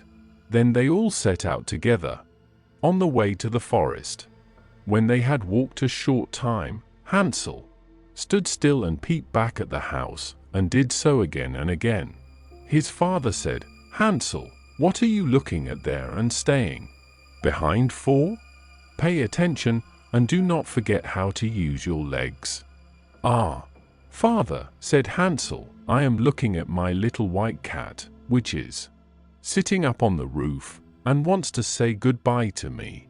The wife said, "Fool, that is not your little cat, that is the morning sun which is shining on the chimneys." Hansel, however, had not been looking back at the cat, but had been constantly throwing one of the white pebble stones out of his pocket on the road. When they had reached the middle of the forest, the father said, "Now, children, pile up some wood, and I will light a fire that you may not be cold." Hansel and Gretel gathered brushwood together as high as a little hill. The brushwood was lighted, and when the flames were burning very high, the woman said, "Now, children, lay yourselves down by the fire and rest. We will go into the forest and cut some wood. When we have done, we will come back and fetch you away." Hansel and Gretel sat by the fire, and when noon came, each ate a little piece of bread, and as they heard the strokes of the wood axe, they believed that their father was near. It was not the axe, however, but a branch which he had fastened to a withered tree which the wind was blowing backwards and forwards. And as they had been sitting such a long time, their eyes closed with fatigue, and they fell fast asleep. When at last they awoke, it was already dark night. Gretel began to cry and said, "How are we to get out of the forest now?" But Hansel comforted her and said, "Just wait a little, until the moon has risen, and then we will soon find the way." And when the full moon had risen, Hansel took his little sister by the hand, and followed the pebbles which shone like newly coined silver pieces, and showed them the way. They walked the whole night long, and by break of day came once more to their father's house.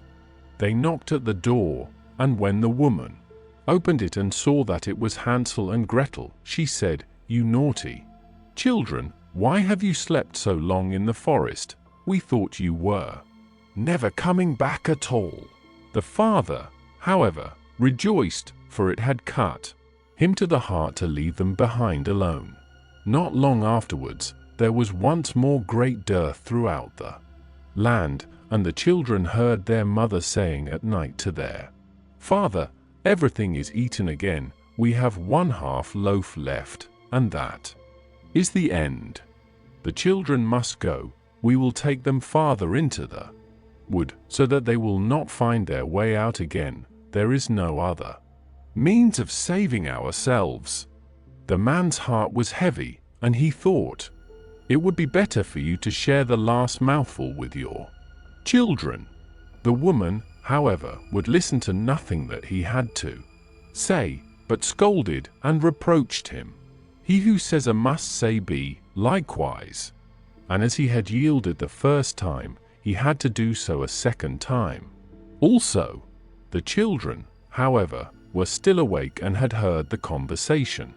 When the old folks were asleep, Hansel again got up and wanted to go out and pick up pebbles as he had done before, but the woman had locked the door, and Hansel could not get out. Nevertheless, he comforted his little sister and said, "Do not cry, Gretel, go to sleep quietly. The good God will help us." Early in the morning came the woman and took the children out of their beds. Their piece of bread was given to them, but it was still smaller than the time before. On the way into the forest, Hansel crumbled his in his pocket and often stood still and threw a morsel on the ground. "Hansel, why do you stop and look round?" said the father. "Go on." "I am looking back at my little pigeon which is sitting on the roof, and wants to say goodbye to me," answered Hansel. "Fool," said the woman, "that is not your little pigeon, that is the morning sun that is shining on the chimney." Hansel, however, little by little, threw all the crumbs on the path. The woman led the children still deeper into the forest, where they had never in their lives been before.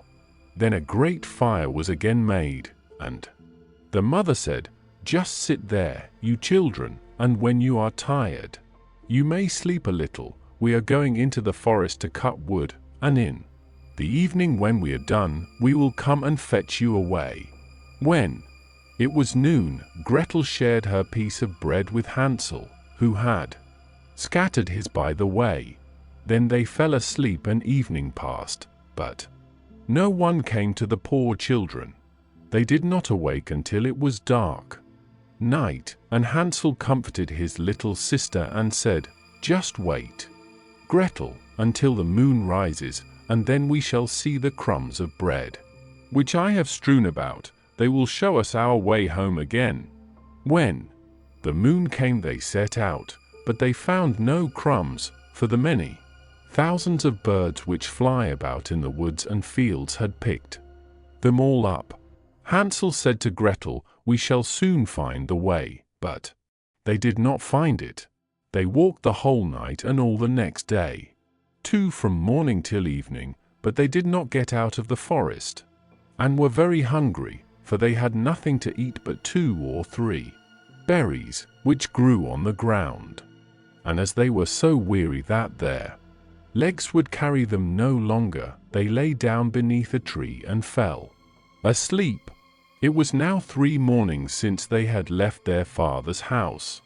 They began to walk again, but they always came deeper into the forest, and if help did not come soon, they must die of hunger and weariness. When it was midday, they saw a beautiful snow-white bird sitting on a bough, which sang so delightfully that they stood still and listened to it. And when its song was over, it spread its wings and flew away before them, and they followed it until they reached a little house, on the roof of which it alighted. And when they approached the little house, they saw that it was built of bread and covered with cakes, but that the windows were of clear sugar. "We will set to work on that," said Hansel, "and have a good meal. I will eat a bit of the roof, and you, Gretel, can eat some of the window. It will taste sweet." Hansel reached up above and broke off a little of the roof to try how it tasted, and Gretel leant against the window and nibbled at the panes. Then a soft voice cried from the parlor, "Nibble, nibble, gnaw. Who is nibbling at my little house?" The children answered, "The wind, the wind, the heaven-born wind," and went on eating without disturbing themselves. Hansel, who liked the taste of the roof, tore down a great piece of it, and Gretel pushed out the whole of one round window pane, sat down, and enjoyed herself with it. Suddenly the door opened, and a woman as old as the hills, who supported herself on crutches, came creeping out. Hansel and Gretel were so terribly frightened that they let fall what they had in their hands. The old woman, however, nodded her head and said, "Oh, you dear children, who has brought you here? Do come in and stay with me. No harm shall happen to you." She took them both by the hand and led them into her little house. Then good food was set before them, milk and pancakes, with sugar, apples, and nuts. Afterwards 2 pretty little beds were covered with clean white linen, and Hansel and Gretel lay down in them, and thought they were in heaven. The old woman had only pretended to be so kind; she was in reality a wicked witch who lay in wait for children, and had only built the little house of bread in order to entice them there. When a child fell into her power, she killed it, cooked and ate it, and that was a feast day with her. Witches have red eyes and cannot see far, but they have a keen scent like the beasts, and are aware when human beings draw near. When Hansel and Gretel came into her neighborhood, she laughed with malice, and said mockingly, "I have them, they shall not escape me." Again, early in the morning, before the children were awake, she was already up, and when she saw both of them sleeping and looking so pretty, with their plump and rosy cheeks, she muttered to herself, "That will be a dainty mouthful." Then she seized Hansel with her shriveled hand, carried him into a little stable, and locked him in behind a grated door. Scream as he might, it would not help him. Then she went to Gretel, shook her till she awoke, and cried, "Get up, lazy thing, fetch some water, and cook something good for your brother. He is in the stable outside, and is to be made fat. When he is fat, I will eat him." Gretel began to weep bitterly, but it was all in vain, for she was forced to do what the wicked witch commanded. And now the best food was cooked for poor Hansel, but Gretel got nothing but crab shells. Every morning the woman crept to the little stable, and cried, "Hansel, stretch out your finger that I may feel if you will soon be fat." Hansel, however, stretched out a little bone to her, and the old woman, who had dim eyes, could not see it, and thought it was Hansel's finger, and was astonished that there was no way of fattening him. When 4 weeks had gone by, and Hansel still remained thin, she was seized with impatience and would not wait any longer. "Now, then, Gretel," she cried to the girl, "stir yourself, and bring some water. Let Hansel be fat or lean. Tomorrow I will kill him, and cook him." Ah, how the poor little sister did lament when she had to fetch the water, and how her tears did flow down her cheeks. "Dear God, do help us," she cried. "If the wild beasts in the forest had but devoured us, we should at any rate have died together." "Just keep your noise to yourself," said the old woman. "It won't help you at all." Early in the morning, Gretel had to go out and hang up the cauldron with the water, and light the fire. "We will bake first," said the old woman. "I have already heated the oven and kneaded the dough." She pushed poor Gretel out to the oven, from which flames of fire were already darting. "Creep in," said the witch, "and see if it is properly heated, so that we can put the bread in." And once Gretel was inside, she intended to shut the oven and let her bake in it, and then she would eat her, too. But Gretel saw what she had in mind, and said, "I do not know how I am to do it. How do I get in?" "Silly goose," said the old woman. "The door is big enough. Just look, I can get in myself." And she crept up and thrust her head into the oven. Then Gretel gave her a push that drove her far into it, and shut the iron door, and fastened the bolt. Oh! Then she began to howl quite horribly, but Gretel ran away, and the godless witch was miserably burnt to death.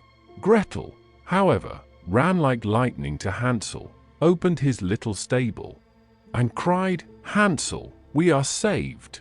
The old witch is dead." Then Hansel sprang like a bird from its cage when the door is opened. How they did rejoice and embrace each other, and dance about and kiss each other.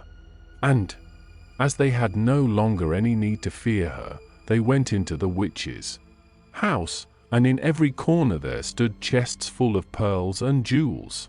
"These are far better than pebbles," said Hansel, and thrust into his pockets whatever could be got in, and Gretel said, "I, too, will take something home with me," and filled her pinafore full.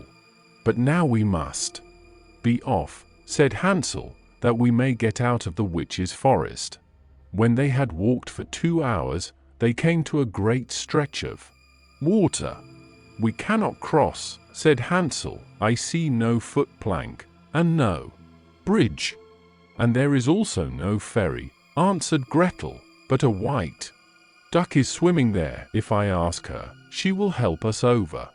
Then she cried, little duck, dost thou see? Hansel and Gretel are waiting for thee. There's never a plank or bridge in sight. Take us across on thy back so white." The duck came to them, and Hansel seated himself on its back, and told his sister to sit by him. "No," replied Gretel, "that will be too heavy. For the little duck, she shall take us across, one after the other." The good little duck did so, and when they were once safely across and had walked for a short time, the forest seemed to be more and more familiar to them, and at length they saw from afar their father's house.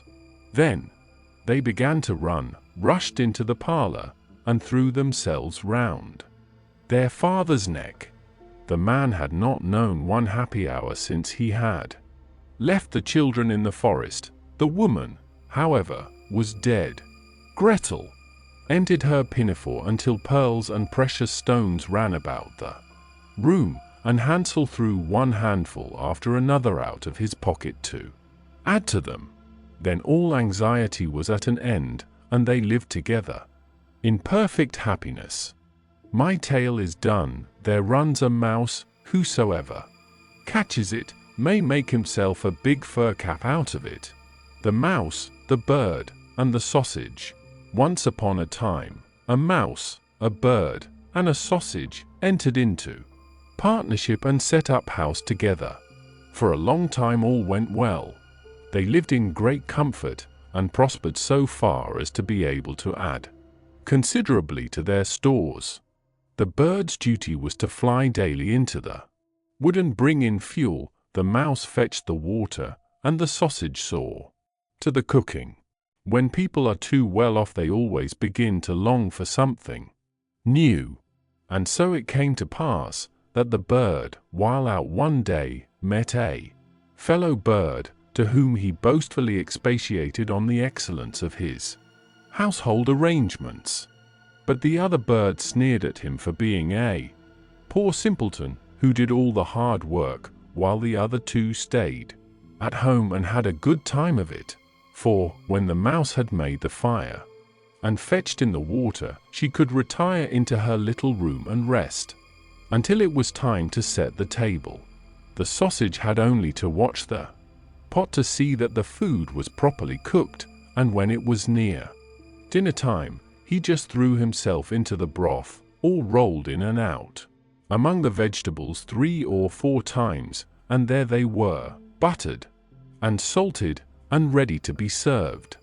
Then, when the bird came home and had laid aside his burden, they sat down to table, and when they had finished their meal, they could sleep their fill till the following morning, and that was really a very delightful life.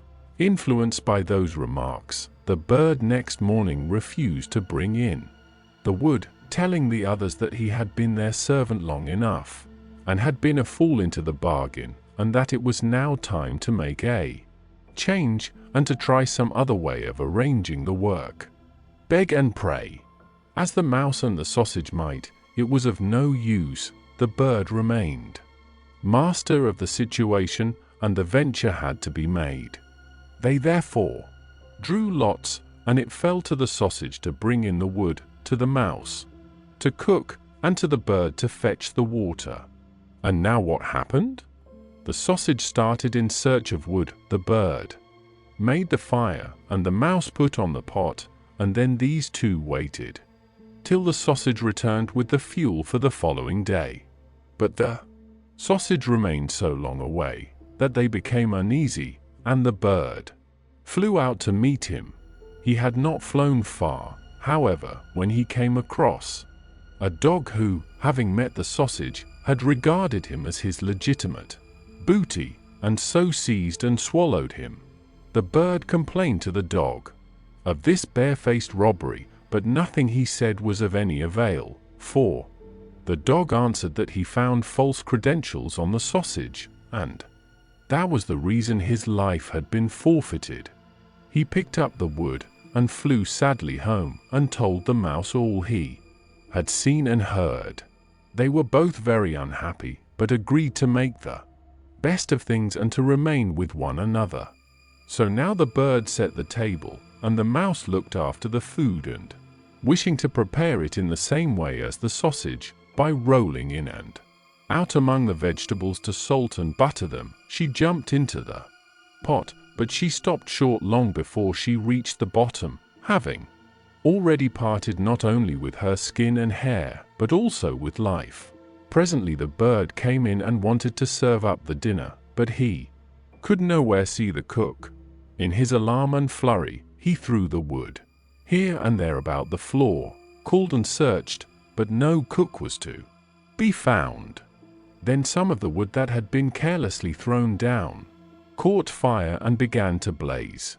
The bird hastened to fetch some water, but his pail fell into the well, and he after it, and as he was unable to recover himself, he was drowned.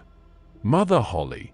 Once upon a time there was a widow who had two daughters. One of them was beautiful and industrious, the other ugly and lazy. The mother, however, loved the ugly and lazy one best, because she was her own daughter, and so the other, who was only her stepdaughter, was made to do all the work of the house, and was quite the Cinderella of the family.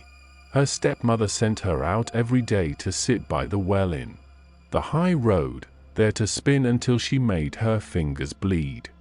Now it chanced one day that some blood fell onto the spindle, and as the girl stopped over the well to wash it off, the spindle suddenly sprang out of her hand and fell into the well. She ran home crying to tell of her misfortune, but her stepmother spoke harshly to her, and after giving her a violent scolding, said unkindly, "As you have let the spindle fall into the well, you may go yourself and fetch it out." The girl went back to the well not knowing what to do, and at last in her distress she jumped into the water after the spindle. She remembered nothing more until she awoke and found herself in a beautiful meadow, full of sunshine, and with countless flowers blooming in every direction. She walked over the meadow, and presently she came upon a baker's oven, full of bread, and the loaves cried out to her, "Take us out, take us out, or alas, we shall be burnt to a cinder, we were baked through long ago." So she took the bread shovel and drew them all out. She went on a little farther, till she came to a tree full of apples. shake me, I pray," cried the tree, "my apples, one and all, are ripe." So she shook the tree, and the apples came falling down upon her like rain, but she continued shaking until there was not a single apple left upon it. Then she carefully gathered the apples together in a heap and walked on again. The next thing she came to was a little house, and there she saw an old woman looking out, with such large teeth that she was terrified, and turned to run away. But the old woman called after her, "What are you afraid of, dear child? Stay with me. If you will do the work of my house properly for me, I will make you very happy. You must be very careful, however, to make my bed in the right way, for I wish you always to shake it thoroughly, so that the feathers fly about. Then they say, down there in the world, that it is snowing, for I am Mother Holly." The old woman spoke so kindly that the girl summoned up courage and agreed to enter into her service. She took care to do everything according to the old woman's bidding, and every time she made the bed she shook it with all her might, so that the feathers flew about like so many snowflakes. The old woman was as good as her word. She never spoke angrily to her, and gave her roast and boiled meats every day. So she stayed on with Mother Holly for some time, and then she began to grow unhappy. She could not at first tell why she felt sad, but she became conscious at last of great longing to go home. Then she knew she was homesick, although she was 1,000 times better off with Mother Holly than with her mother and sister.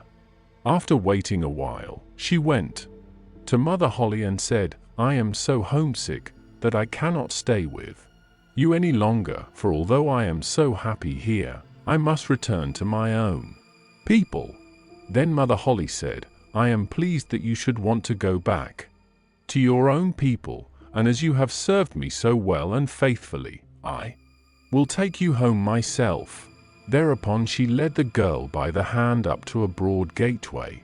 The gate was opened, and as the girl passed through, a shower of gold fell upon her, and the gold clung to her, so that she was covered with it from head to foot.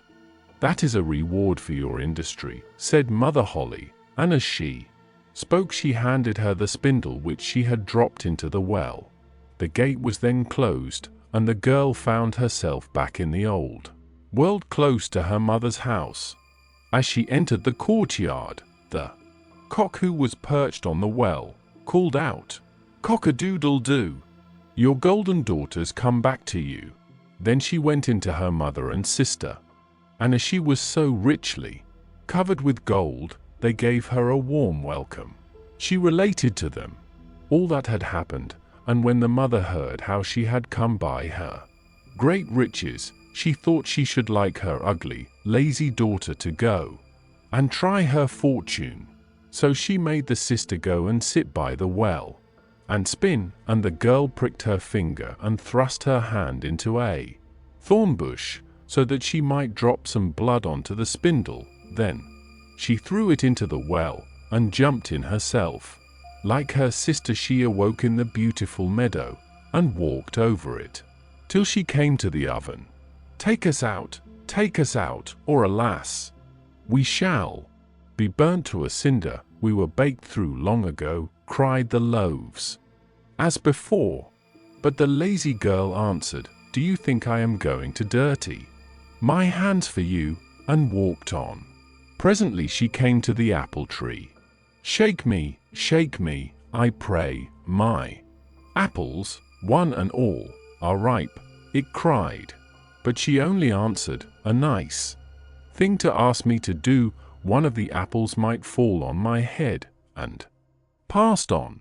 At last she came to Mother Holly's house, and as she had heard all about the large teeth from her sister, she was not afraid of them, and engaged herself without delay to the old woman. The first day she was very obedient and industrious, and exerted herself to please Mother Holly, for she thought of the gold she should get in return. The next day, however, she began to dawdle over her work, and the third day she was more idle still. Then she began to lie in bed in the mornings and refused to get up. Worse still, she neglected to make the old woman's bed properly and forgot to shake it so that the feathers might fly about. So Mother Holly very soon got tired of her and told her she might go. The lazy girl was delighted at this and thought to herself, the gold will soon be mine. Mother Holly led her, as she had led her sister, to the broad gateway, but as she was passing through, instead of the shower of gold, a great bucketful of pitch came pouring over her. "That is in return for your services," said the old woman, and she shut the gate. So the lazy girl had to go home covered with pitch, and the cock on the well called out as she saw her, "Cock-a-doodle-doo! Your dirty daughter's come back to you." But try what she would, she could not get the pitch off, and it stuck to her as long as she lived. Little Red Cap, Little Red Riding Hood.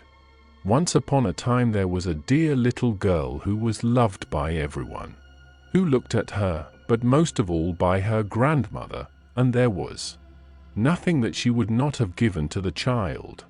Once she gave her a little cap of red velvet, which suited her so well that she would never wear anything else, so she was always called Little Red Cap. One day her mother said to her, "Come, Little Red Cap, here is a piece of cake and a bottle of wine. Take them to your grandmother. She is ill and weak, and they will do her good. Set out before it gets hot, and when you are going, walk nicely and quietly, and do not run off the path, or you may fall and break the bottle, and then your grandmother will get nothing. And when you go into her room, don't forget to say, 'Good morning,' and don't peep into every corner before you do it." "I will take great care," said Little Red Cap to her mother, and gave her hand on it. The grandmother lived out in the wood, half a league from the village, and just as Little Red Cap entered the wood, a wolf met her. Red Cap did not know what a wicked creature he was, and was not at all afraid of him. "Good day, Little Red Cap," said he. "Thank you kindly, Wolf.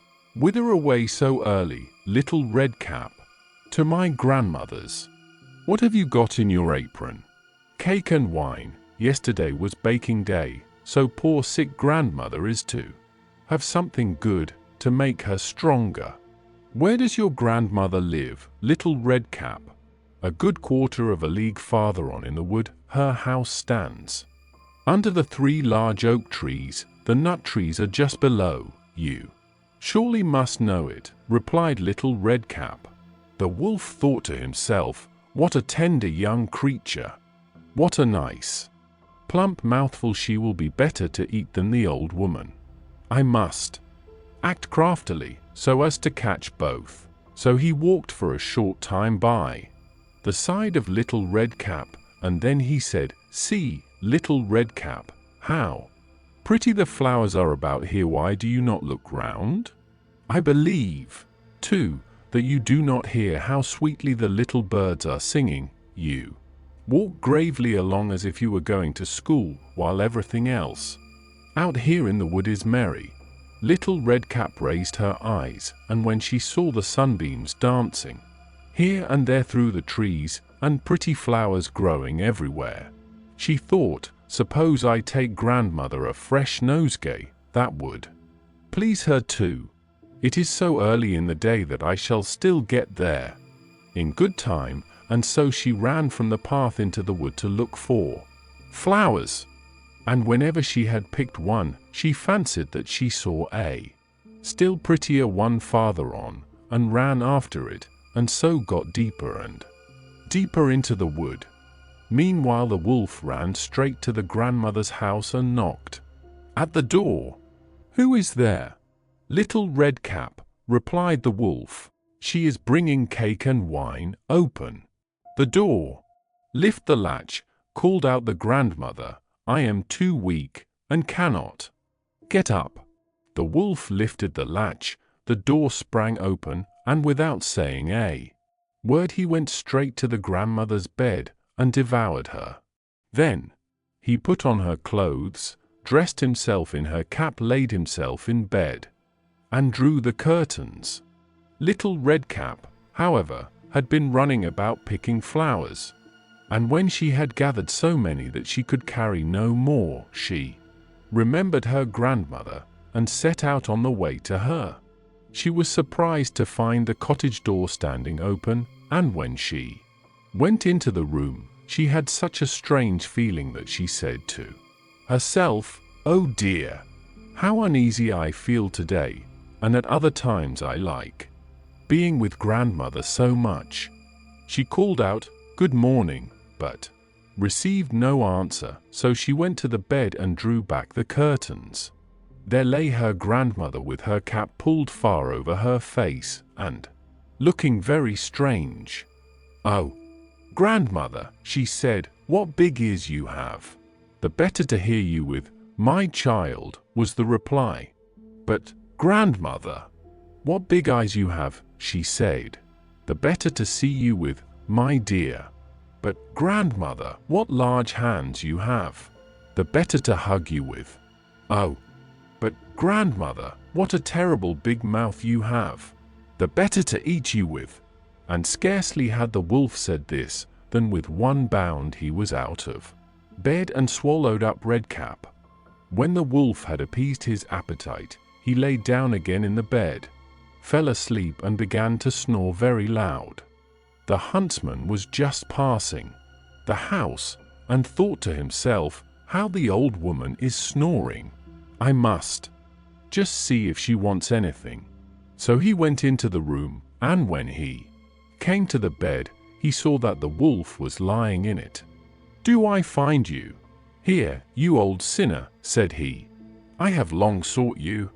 Then just as he was going to fire at him, it occurred to him that the wolf might have devoured the grandmother, and that she might still be saved, so he did not fire, but took a pair of scissors, and began to cut open the stomach of the sleeping wolf. When he had made 2 snips, he saw the little Redcap shining, and then he made 2 snips more, and the little girl sprang out, crying, "Ah, how frightened I have been! How dark it was inside the wolf!" And after that the aged grandmother came out alive also, but scarcely able to breathe. Redcap, however, quickly fetched great stones with which they filled the wolf's belly, and when he awoke, he wanted to run away, but the stones were so heavy that he collapsed at once and fell dead. Then all 3 were delighted. The huntsman drew off the wolf's skin and went home with it. The grandmother ate the cake and drank the wine which Redcap had brought, and revived. But Redcap thought to herself, "As long as I live, I will never by myself leave the path to run into the wood when my mother has forbidden me to do so." It also related that once when Redcap was again taking cakes to the old grandmother, another wolf spoke to her, and tried to entice her from the path. Redcap, however, was on her guard, and went straight forward on her way, and told her grandmother that she had met the wolf, and that he had said good morning to her, but with such a wicked look in his eyes, that if they had not been on the public road she was certain he would have eaten her up. "Well," said the grandmother, "we will shut the door, that he may not come in." Soon afterwards the wolf knocked, and cried, "Open the door, grandmother, I am little Redcap, and am bringing you some cakes." But they did not speak, or open the door, so the grey-beard stole twice or thrice round the house, and at last jumped on the roof, intending to wait until Redcap went home in the evening, and then to steal after her and devour her in the darkness. But the grandmother saw what was in his thoughts. In front of the house was a great stone trough, so she said to the child, "Take the pail, Redcap, I made some sausages yesterday, so carry the water in which I boiled them to the trough." Redcap carried until the great trough was quite full. Then the Smell of the sausages reached the wolf, and he sniffed and peeped down, and at last stretched out his neck so far that he could no longer keep his footing and began to slip, and slipped down from the roof straight into the great trough, and was drowned. But Redcap went joyously home, and no one ever did anything to harm her again. The Robber Bridegroom. There was once a miller who had one beautiful daughter, and as she was grown up, he was anxious that she should be well married and provided for. He said to himself, I will give her to the first suitable man who comes and asks for her hand. Not long after a suitor appeared, and as he appeared to be very rich and the miller could see nothing in him with which to find fault, he betrothed his daughter to him. But the girl did not care for the man as a girl ought to care for her betrothed husband. She did not feel that she could trust him, and she could not look at him, nor think of him without an inward shudder. One day he said to her, You have not yet paid me a visit, although we have been betrothed for some time. I do not know where your house is, she answered. My house is out there in the dark forest, he said. She tried to excuse herself by saying that she would not be able to find the way thither. Her betrothed only replied, You must come and see me next Sunday. I have already invited guests for that day, and that you may not mistake the way, I will strew ashes along the path. When Sunday came, and it was time for the girl to start, a feeling of dread came over her which she could not explain, and that she might be able to find her path again, she filled her pockets with peas and lentils to sprinkle on the ground as she went along. On reaching the entrance to the forest, she found the path strewed with ashes, and these she followed, throwing down some peas on either side of her at every step she took. She walked the whole day until she came to the deepest, darkest part of the forest. There she saw a lonely house, looking so grim and mysterious that it did not please her at all.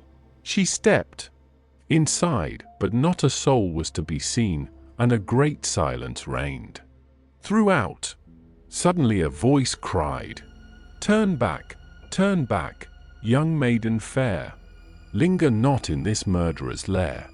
The girl looked up and saw that the voice came from a bird hanging in a cage on the wall. Again it cried, turn back, young maiden fair. Linger not in this murderer's lair." The girl passed on, going from room to room of the house, but they were all empty, and still she saw no one. At last she came to the cellar, and there sat a very, very old woman who could not keep her head from shaking. "Can you tell me," asked the girl, "if my betrothed husband lives here?" "Ah, you poor child," answered the old woman, "what a place for you to come to. This is a murderer's den. You think yourself a promised bride, and that your marriage will soon take place, but it is with death that you will keep your marriage feast. Look, do you see that large cauldron of water which I am obliged to keep on the fire? As soon as they have you in their power, they will kill you without mercy, and cook and eat you, for they are eaters of men. If I did not take pity on you and save you, you would be lost." Thereupon the old woman led her behind a large cask, which quite hid her from view. "Keep as still as a mouse," she said, "do not move or speak, or it will be all over with you. Tonight, when the robbers are all asleep, we will flee together. I have long been waiting for an opportunity to escape." The words were hardly out of her mouth when the godless crew returned, dragging another young girl along with them. They were all drunk, and paid no heed to her cries and lamentations. They gave her wine to drink, 3 glasses full, one of white wine, one of red, and one of yellow. And with that her heart gave way and she died. Then they tore off her dainty clothing, laid her on a table, and cut her beautiful body into pieces, and sprinkled salt upon it. The poor betrothed girl crouched trembling and shuddering behind the cask, for she saw what a terrible fate had been intended for her by the robbers. One of them now noticed a gold ring still remaining on the little finger of the murdered girl, and as he could not draw it off easily, he took a hatchet and cut off the finger, but the finger sprang into the air and fell behind the cask into the lap of the girl who was hiding there. The robber took a light and began looking for it, but he could not find it. "Have you looked behind the large cask?" said one of the others. But the old woman called out, "Come and eat your suppers, and let the thing be till tomorrow, the finger won't run away." "The old woman is right," said the robbers, and they ceased looking for the finger and sat down. The old woman then mixed a sleeping draught with their wine, and before long they were all lying on the floor of the cellar, fast asleep and snoring. As soon as the girl was assured of this, she came from behind the cask. She was obliged to step over the bodies of the sleepers, who were lying close together, and every moment she was filled with renewed dread lest she should awaken them. But God helped her, so that she passed safely over them, and then she and the old woman went upstairs, opened the door, and hastened as fast as they could from the murderer's den.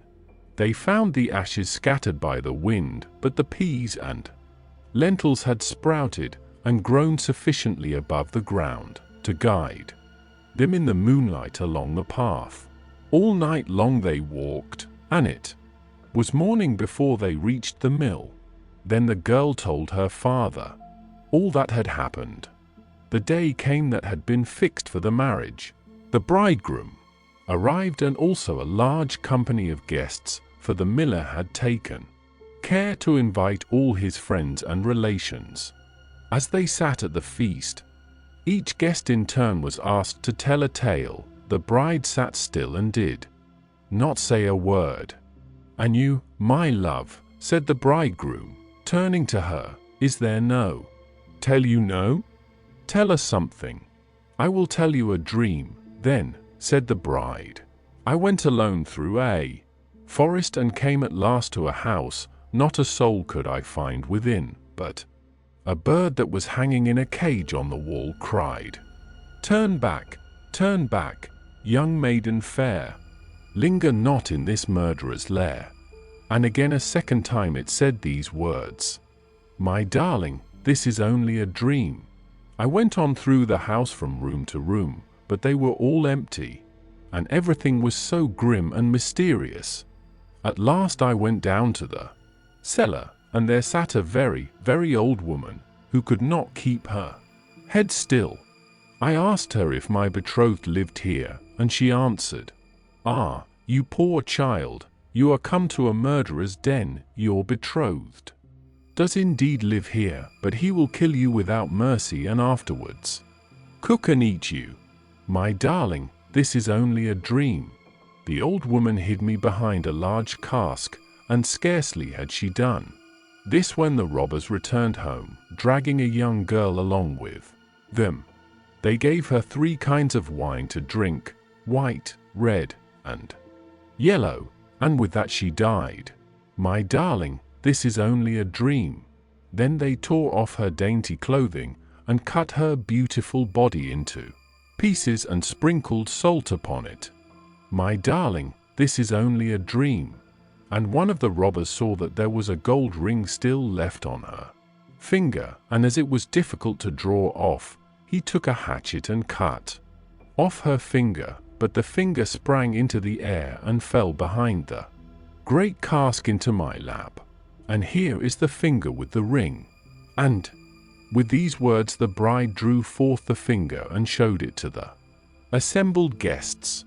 The bridegroom, who during this recital had grown deadly pale, up and tried to escape, but the guests seized him and held him fast. They delivered him up to justice, and he and all his murderous band were condemned to death for their wicked deeds. Tom Thumb. A poor woodman sat in his cottage one night, smoking his pipe by the fireside, while his wife sat by his side spinning. "How lonely it is, wife," said he, as he puffed out a long curl of smoke, "for you and me, to sit here by ourselves, without any children to play about and amuse us, while other people seem so happy and merry with their children." "What you say is very true," said the wife, sighing, and turning round her wheel. "How happy should I be if I had but one child, if it were ever so small, nay, if it were no bigger than my thumb, I should be very happy, and love it dearly." Now, odd as you may think it, it came to pass that this good woman's wish was fulfilled, just in the very way she had wished it, for, not long afterwards, she had a little boy, who was quite healthy and strong, but was not much bigger than my thumb. So they said, "Well, we cannot say we have not got what we wished for, and, little as he is, we will love him dearly." And they called him Thomas Thumb. They gave him plenty of food, yet for all they could do he never grew bigger, but kept just the same size as he had been when he was born.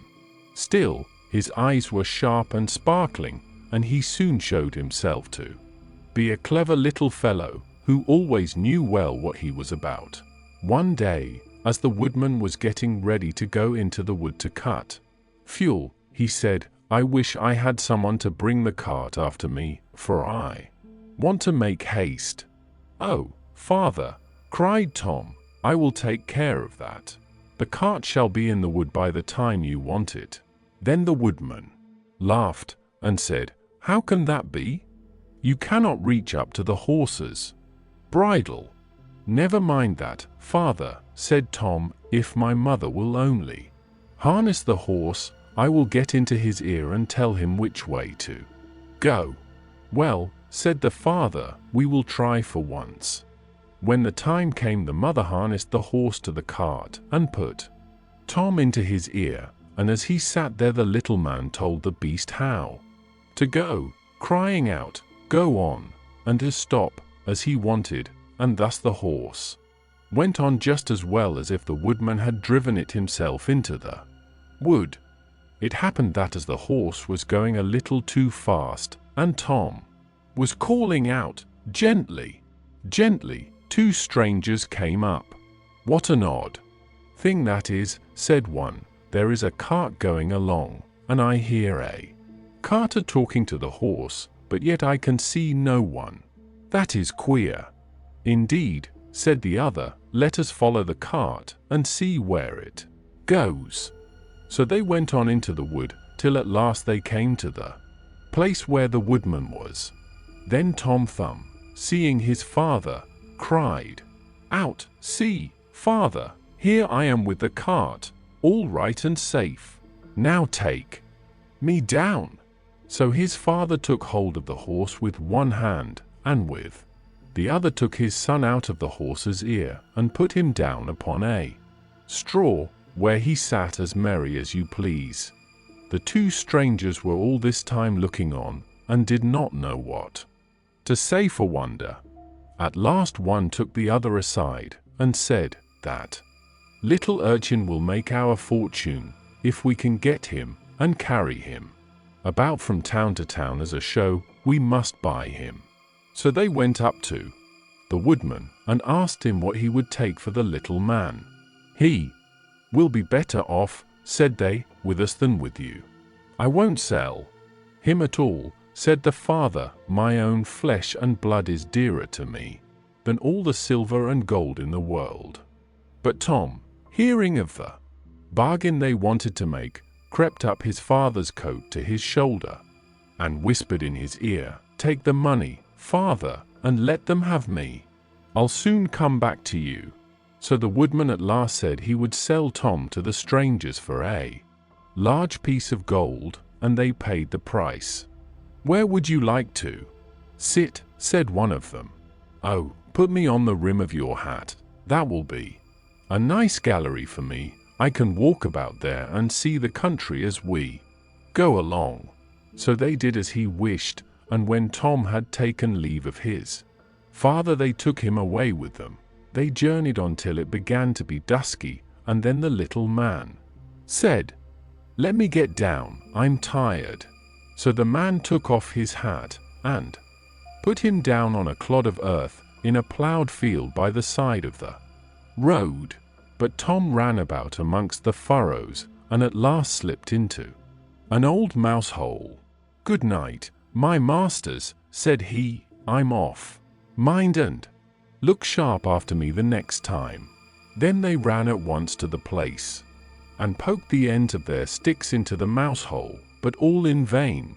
Tom only crawled farther and farther in, and at last it became quite dark, so that they were forced to go their way without their prize, as sulky as could be. When Tom found they were gone, he came out of his hiding place. "What dangerous walking it is," said he, "in this ploughed field. If I were to fall from one of these great clods, I should undoubtedly break my neck." At last, by good luck, he found a large empty snail shell. "This is lucky," said he, "I can sleep here very well," and in he crept. Just as he was falling asleep, he heard two men passing by, chatting together, and one said to the other, "How can we rob that rich parson's house of his silver and gold?" "I'll tell you," cried Tom. "What noise was that?" said the thief, frightened. "I'm sure I heard someone speak." They stood still listening, and Tom said, "Take me with you, and I'll soon show you how to get the parson's money." "But where are you?" said they. "Look about on the ground," answered he, "and listen where the sound comes from." At last the thieves found him out, and lifted him up in their hands. "You little urchin," they said, "what can you do for us?" "Why, I can get between the iron window bars of the parson's house, and throw you out whatever you want." "That's a good thought," said the thieves. "Come along, we shall see what you can do." When they came to the parson's house, Tom slipped through the window bars into the room, and then called out as loud as he could bawl, "Will you have all that is here?" At this the thieves were frightened, and said, "Softly, softly, speak low, that you may not awaken anybody." But Tom seemed as if he did not understand them, and bawled out again, "How much will you have? Shall I throw it all out?" Now the cook lay in the next room, and hearing a noise she raised herself up in her bed and listened.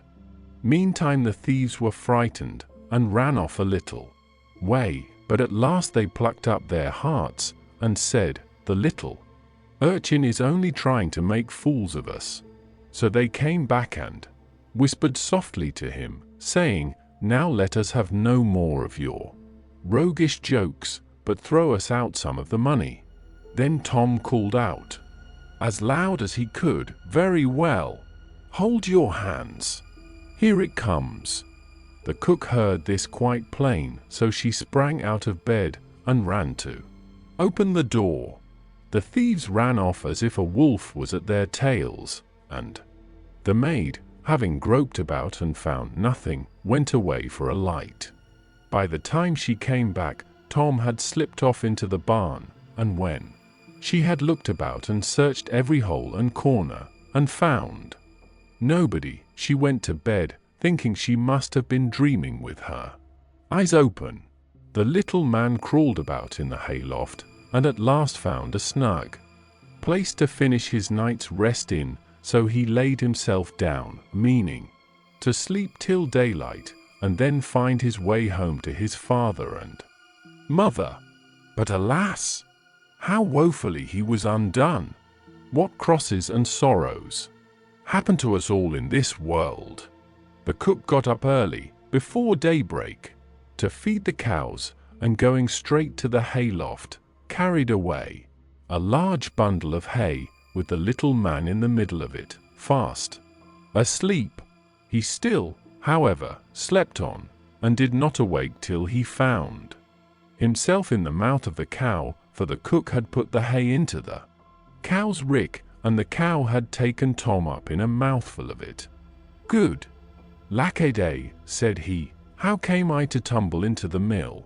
But he soon found out where he really was, and was forced to have all his wits about him, that he might not get between the cow's teeth, and so be crushed to death.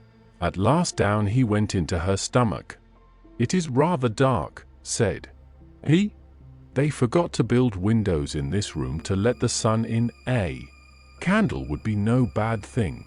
Though he made the best of his bad luck, he did not like his quarters at all, and the worst of it was that more and more hay was always coming down, and the space left for him became smaller and smaller.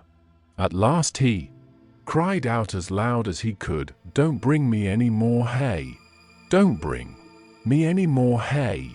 The maid happened to be just then milking the cow, and hearing someone speak, but seeing nobody, and yet being quite sure it was the same voice that she had heard in the night, she was so frightened that she fell off her stool and overset the milk pail. As soon as she could pick herself up out of the dirt, she ran off as fast as she could to her master, the parson, and said, "Sir, sir, the cow is talking." But the parson said, "Woman, thou art surely mad." However, he went with her into the cow-house to try and see what was the matter. Scarcely had they set foot on the threshold when Tom called out, "Don't bring me any more hay." Then the parson himself was frightened, and, thinking the cow was surely bewitched, told his man to kill her on the spot. So the cow was killed and cut up, and the stomach, in which Tom lay, was thrown out upon a dunghill. Tom soon set himself to work to get out, which was not a very easy task, but at last, just as he had made room to get his head out, fresh ill luck befell him. A hungry wolf sprang out, and swallowed up the whole stomach, with Tom in it, at one gulp, and ran away. Tom, however, was still not disheartened, and thinking the wolf would not dislike having some chat with him as he was going along, he called out, "My good friend, I can show you a famous treat." "Where's that?" said the wolf. "In such and such a house," said Tom, describing his own father's house. "You can crawl through the drain into the kitchen and then into the pantry, and there you will find cakes, ham, beef, cold chicken, roast pig, apple dumplings, and everything that your heart can wish." The wolf did not want to be asked twice, so that very night he went to the house and crawled through the drain into the kitchen, and then into the pantry, and ate and drank there to his heart's content. As soon as he had had enough, he wanted to get away, but he had eaten so much that he could not go out by the same way he came in. This was just what Tom had reckoned upon, and now he began to set up a great shout, making all the noise he could. "Will you be easy?" said the wolf. "You'll awaken everybody in the house if you make such a clatter." "What's that to me?" said the little man. "You have had your frolic, now I've a mind to be merry myself," and he began singing and shouting as loud as he could. The woodman and his wife, being awakened by the noise, peeped through a crack in the door, but when they saw a wolf was there, you may well suppose that they were sadly frightened, and the woodman ran for his axe and gave his wife a scythe. "Do you stay behind," said the woodman, "and when I have knocked him on the head you must rip him up with the scythe." Tom heard all this, and cried out, "Father, father, I am here. The wolf has swallowed me." And his father said, "Heaven be praised. We have found our dear child again." And he told his wife not to use the scythe for fear she should hurt him. Then he aimed a great blow, and struck the wolf on the head, and killed him on the spot. And when he was dead they cut open his body, and set Tommy free. "Ah," said the father, "what fears we have had for you." "Yes, father," answered he, "I have traveled all over the world, I think, in one way or other, since we parted, and now I am very glad to come home and get fresh air again." "Why, where have you been?" said his father. "I have been in a mouse hole and in a snail shell and down a cow's throat and in a wolf's belly, and yet here I am again, safe and sound." "Well," said they, "you are come back, and we will not sell you again for all the riches in the world." Then they hugged and kissed their dear little son, and gave him plenty to eat and drink, for he was very hungry, and then they fetched new clothes for him, for his old ones had been quite spoiled on his journey. So Master Thumb stayed at home with his father and mother in peace, for, though he had been so great a traveler, and had done and seen so many fine things, and was fond enough of telling the whole story, he always agreed that, after all, there's no place like home. Rumpelstiltskin. By the side of a wood, in a country a long way off, ran a fine stream of water, and upon the stream there stood a mill. The miller's house was close by, and the miller, you must know, had a very beautiful daughter. She was, moreover, very shrewd and clever, and the miller was so proud of her that he one day told the king of the land, who used to come and hunt in the wood, that his daughter could spin gold out of straw. Now, this king was very fond of money, and when he heard the miller's boast, his greediness was raised, and he sent for the girl to be brought before him. Then he led her to a chamber in his palace where there was a great heap of straw, and gave her a spinning wheel, and said, "All this must be spun into gold before morning, as you love your life." It was in vain that the poor maiden said that it was only a silly boast of her father, for that she could do no such thing as spin straw into gold. The chamber door was locked, and she was left alone. She sat down in one corner of the room, and began to bewail her hard fate, when on a sudden the door opened, and a droll-looking little man hobbled in, and said, "Good morrow to you, my good lass. What are you weeping for?" "Alas," said she, "I must spin this straw into gold, and I know not how." "What will you give me," said the hobgoblin, "to do it for you?" "My necklace," replied the maiden. He took her at her word, and sat himself down to the wheel, and whistled and sang, "Round about, round about, lo and behold, reel away, straw into gold." And round about the wheel went merrily. The work was quickly done, and the straw was all spun into gold. When the king came and saw this, he was greatly astonished and pleased. But his heart grew still more greedy of gain, and he shut up the poor miller's daughter again with a fresh task. Then she knew not what to do, and sat down once more to weep. But the dwarf soon opened the door, and said, "What will you give me to do your task?" "The ring on my finger," said she.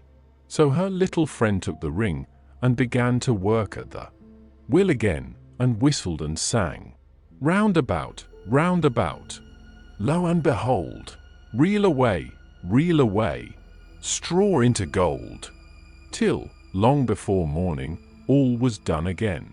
The king was greatly delighted to see all this glittering treasure, but still he had not enough, so he took the miller's daughter to a yet larger heap, and said, "All this must be spun tonight, and if it is, you shall be my queen." As soon as she was alone, that dwarf came in, and said, "What will you give me to spin gold for you this third time?" "I have nothing left," said she. "Then say you will give me," said the little man, "the first little child that you may have when you are queen." "That may never be," thought the miller's daughter, and as she knew no other way to get her task done, she said she would do what he asked. Round went the wheel again to the old song, and the mannikin once more spun the heap into gold. The king came in the morning, and, finding all he wanted, was forced to keep his word, so he married the miller's daughter, and she really became queen. At the birth of her first little child she was very glad, and forgot the dwarf and what she had said. But one day he came into her room, where she was sitting playing with her baby, and put her in mind of it. Then she grieved sorely at her misfortune, and said she would give him all the wealth of the kingdom if he would let her off, but in vain, till at last her tears softened him, and he said, I will give you 3 days' grace, and if during that time you tell me my name, you shall keep your child. Now the queen lay awake all night, thinking of all the odd names that she had ever heard, and she sent messengers all over the land to find out new ones. The next day the little man came, and she began with Timothy, Ichabod, Benjamin, Jeremiah, and all the names she could remember, but to all and each of them he said, Madam, that is not my name. The second day she began with all the comical names she could hear of, Bandy-legs, Hunchback, Crookshanks, and so on, but the little gentleman still said to every one of them, Madam, that is not my name.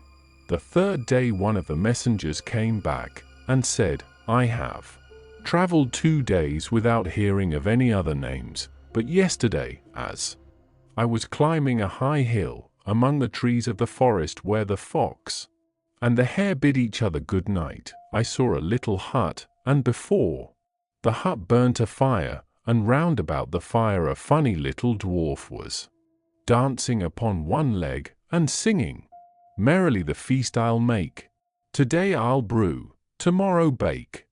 Merrily I'll dance and sing, for next day will a stranger bring.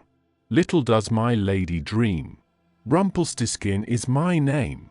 When the queen heard this she jumped for joy, and as soon as her little friend came she sat down upon her throne, and called all her court round to enjoy the fun, and the nurse stood by her side with the baby in her arms, as if it was quite ready to be given up. Then the little man began to chuckle at the thought of having the poor child to take home with him to his hut in the woods, and he cried out, Now, lady, what is my name? Is it John? Asked she. No, madam. Is it Tom? No, madam. Is it Jemmy? It is not. Can your name be Rumpelstiltskin? Said the lady slyly. Some witch told you that, some witch told you that, cried the little man, and dashed his right foot in a rage so deep into the floor that he was forced to lay hold of it with both hands to pull it out. Then he made the best of his way off, while the nurse laughed and the baby crowed, and all the court jeered at him for having had so much trouble for nothing, and said, We wish you a very good morning, and a merry feast, Mr. Rumpelstiltskin. Clever Gretel. There was once a cook named Gretel, who wore shoes with red heels, and when she walked out with them on, she turned herself this way and that, was quite happy, and thought, You certainly are a pretty girl. And when she came home she drank, in her gladness of heart, a draught of wine. And as wine excites a desire to eat, she tasted the best of whatever she was cooking until she was satisfied, and said, The cook must know what the food is like. It came to pass that the master one day said to her, Gretel, there is a guest coming this evening, prepare me 2 fowls very daintily. I will see to it, master, answered Gretel. She killed 2 fowls, scalded them, plucked them, put them on the spit, and towards evening set them before the fire, that they might roast. The fowls began to turn brown, and were nearly ready, but the guest had not yet arrived. Then Gretel called out, To her master, "If the guest does not come, I must take the fowls away from the fire, but it will be a sin and a shame if they are not eaten the moment they are at their juiciest." The master said, "I will run myself and fetch the guest." When the master had turned his back, Gretel laid the spit with the fowls on one side, and thought, "Standing so long by the fire there makes one sweat and thirsty, who knows when they will come? Meanwhile, I will run into the cellar and take a drink."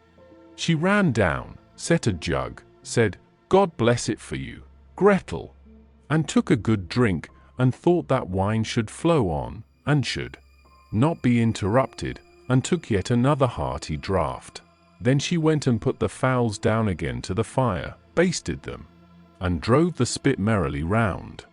But as the roast meat smelt so good, Gretel thought something might be wrong, it ought to be tasted. She touched it with her finger, and said, "Ah, how good fowls are! It certainly is a sin and a shame that they are not eaten at the right time." She ran to the window to see if the master was not coming with his guest, but she saw no one, and went back to the fowls and thought, "One of the wings is burning. I had better take it off and eat it." So she cut it off, ate it, and enjoyed it, and when she had done, she thought, "The other must go down too, or else master will observe that something is missing." When the 2 wings were eaten, she went and looked for her master, and did not see him. It suddenly occurred to her, "Who knows? They are perhaps not coming at all, and have turned in somewhere." Then she said, "Well, Gretel, enjoy yourself. One fowl has been cut into. Take another drink, and eat it up entirely. When it is eaten, you will have some peace. Why should God's good gifts be spoilt?" So she ran into the cellar again, took an enormous drink, and ate up the 1 chicken in great glee. When one of the chickens was swallowed down, and still her master did not come, Gretel looked at the other and said, "What one is, the other should be likewise. The 2 go together. What's right for the one is right for the other. I think if I were to take another draught, it would do me no harm." So she took another hearty drink, and let the second chicken follow the first. While she was making the most of it, her master came and cried, "Hurry up, Gretel, the guest is coming directly after me." "Yes, sir, I will soon serve up," answered Gretel. Meantime the master looked to see that the table was properly laid, and took the great knife, wherewith he was going to carve the chickens, and sharpened it on the steps. Presently the guest came, and knocked politely and courteously at the house door. Gretel ran, and looked to see who was there, and when she saw the guest, she put her finger to her lips and said, "Hush, hush, go away as quickly as you can. If my master catches you, it will be the worse for you. He certainly did ask you to supper, but his intention is to cut off your 2 ears. Just listen how he is sharpening the knife for it." The guest heard the sharpening, and hurried down the steps again as fast as he could. Gretel was not idle. She ran screaming to her master, and cried, "You have invited a fine guest." "Why, Gretel, what do you mean by that?" "Yes," said she, "he has taken the chickens which I was just going to serve up off the dish, and has run away with them." "That's a nice trick," said her master, and lamented the fine chickens. "If he had but left me one, so that something remained for me to eat." He called to him to stop, but the guest pretended not to hear. Then he ran after him, with the knife still in his hand, crying, just one, meaning that the guest should leave him just 1 chicken, and not take both. The guest, however, thought no otherwise than that he was to give up one of his ears, and ran as if fire were burning under him, in order to take them both with him, the old man and his grandson.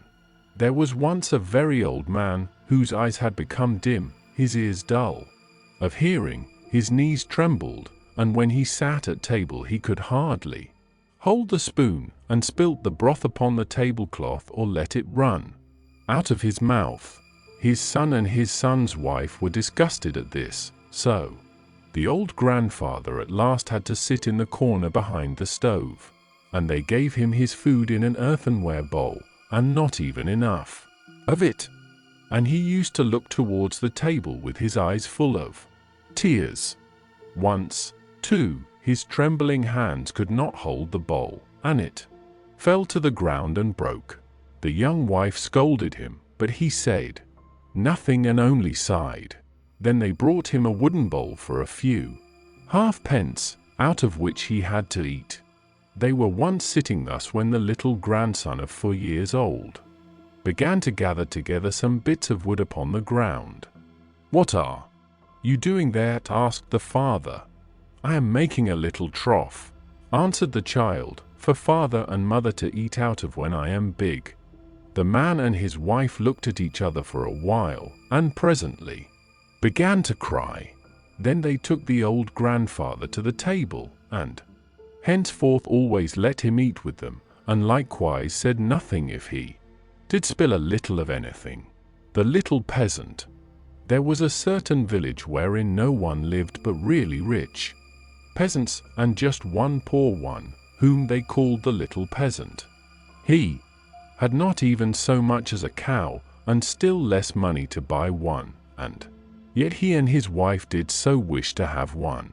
One day he said to her, "Listen, I have a good idea. There is our gossip the carpenter. He shall make us a wooden calf, and paint it brown, so that it looks like any other, and in time it will certainly get big and be a cow." The woman also liked the idea, and their gossip the carpenter cut and planed the calf, and painted it as it ought to be, and made it with its head hanging down as if it were eating.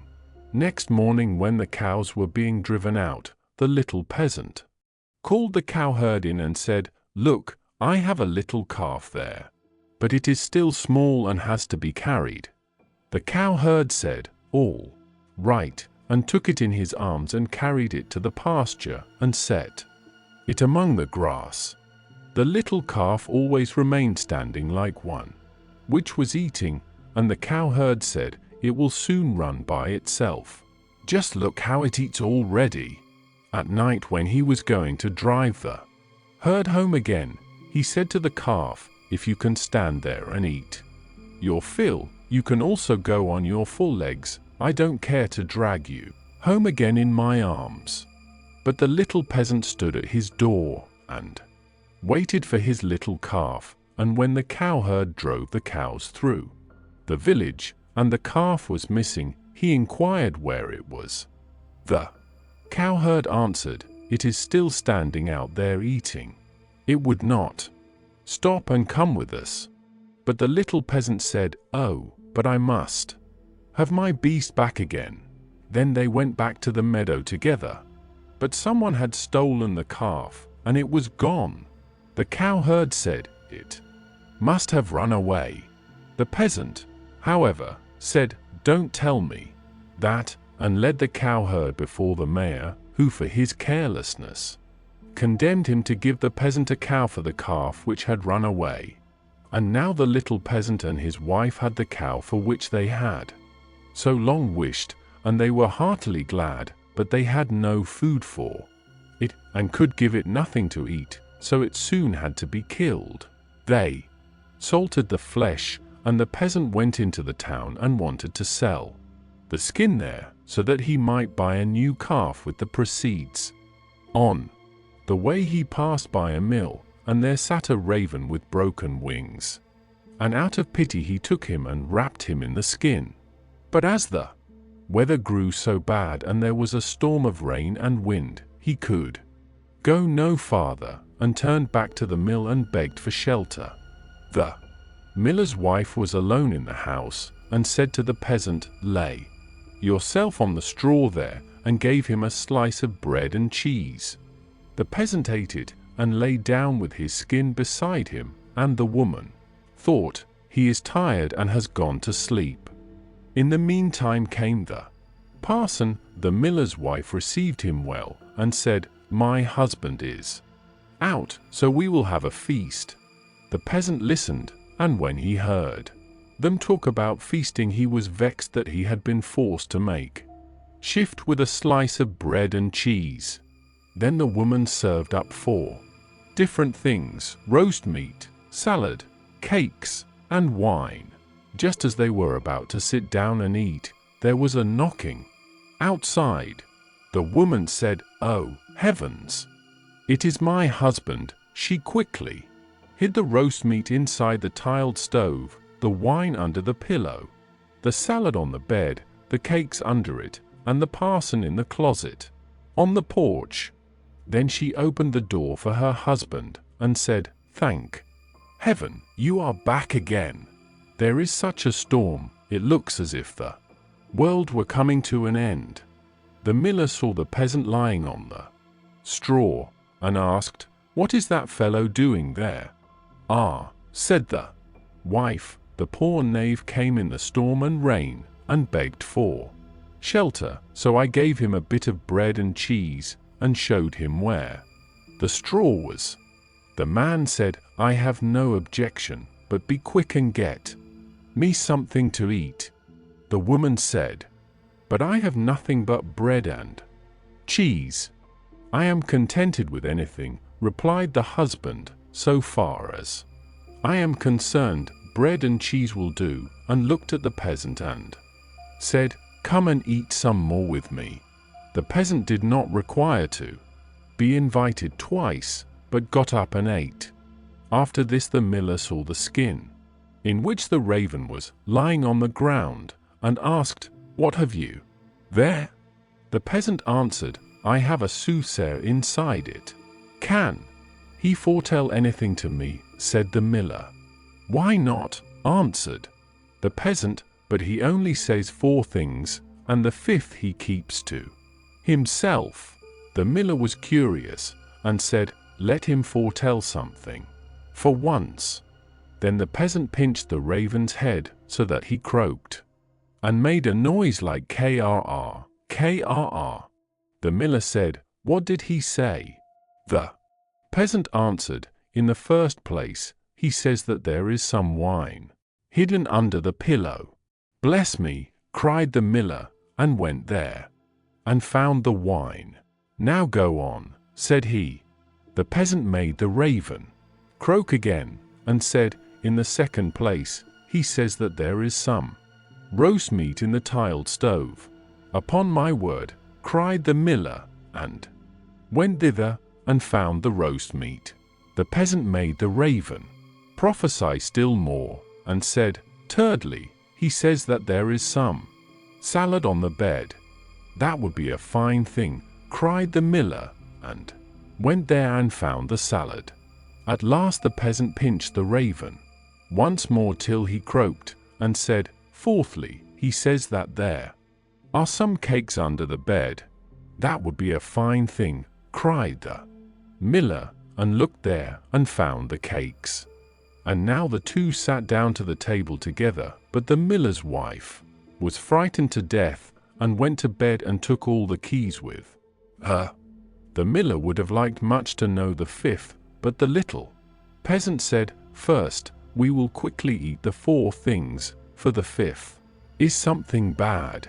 So they ate, and after that they bargained how much the miller was to give for the 5th prophecy, until they agreed on 300 thalers. Then the peasant once more pinched the raven's head till he croaked loudly. The miller asked, "What did he say?" The peasant replied, "He says that the devil is hiding outside there in the closet on the porch." The miller said, "The devil must go out," and opened the house door. Then the woman was forced to give up the keys, and the peasant unlocked the closet. The parson ran out as fast as he could, and the miller said, "It was true, I saw the black rascal with my own eyes." The peasant, however, made off next morning by daybreak with the 300 thalers. At home the small peasant gradually launched out. He built a beautiful house, and the peasant said, "The small peasant has certainly been to the place where golden snow falls, and people carry the gold home in shovels." Then the small peasant was brought before the mayor, and bidden to say from whence his wealth came. He answered, "I sold my cow's skin in the town for 300 thalers." When the peasants heard that, they too wished to enjoy this great profit, and ran home, killed all their cows, and stripped off their skins in order to sell them in the town to the greatest advantage.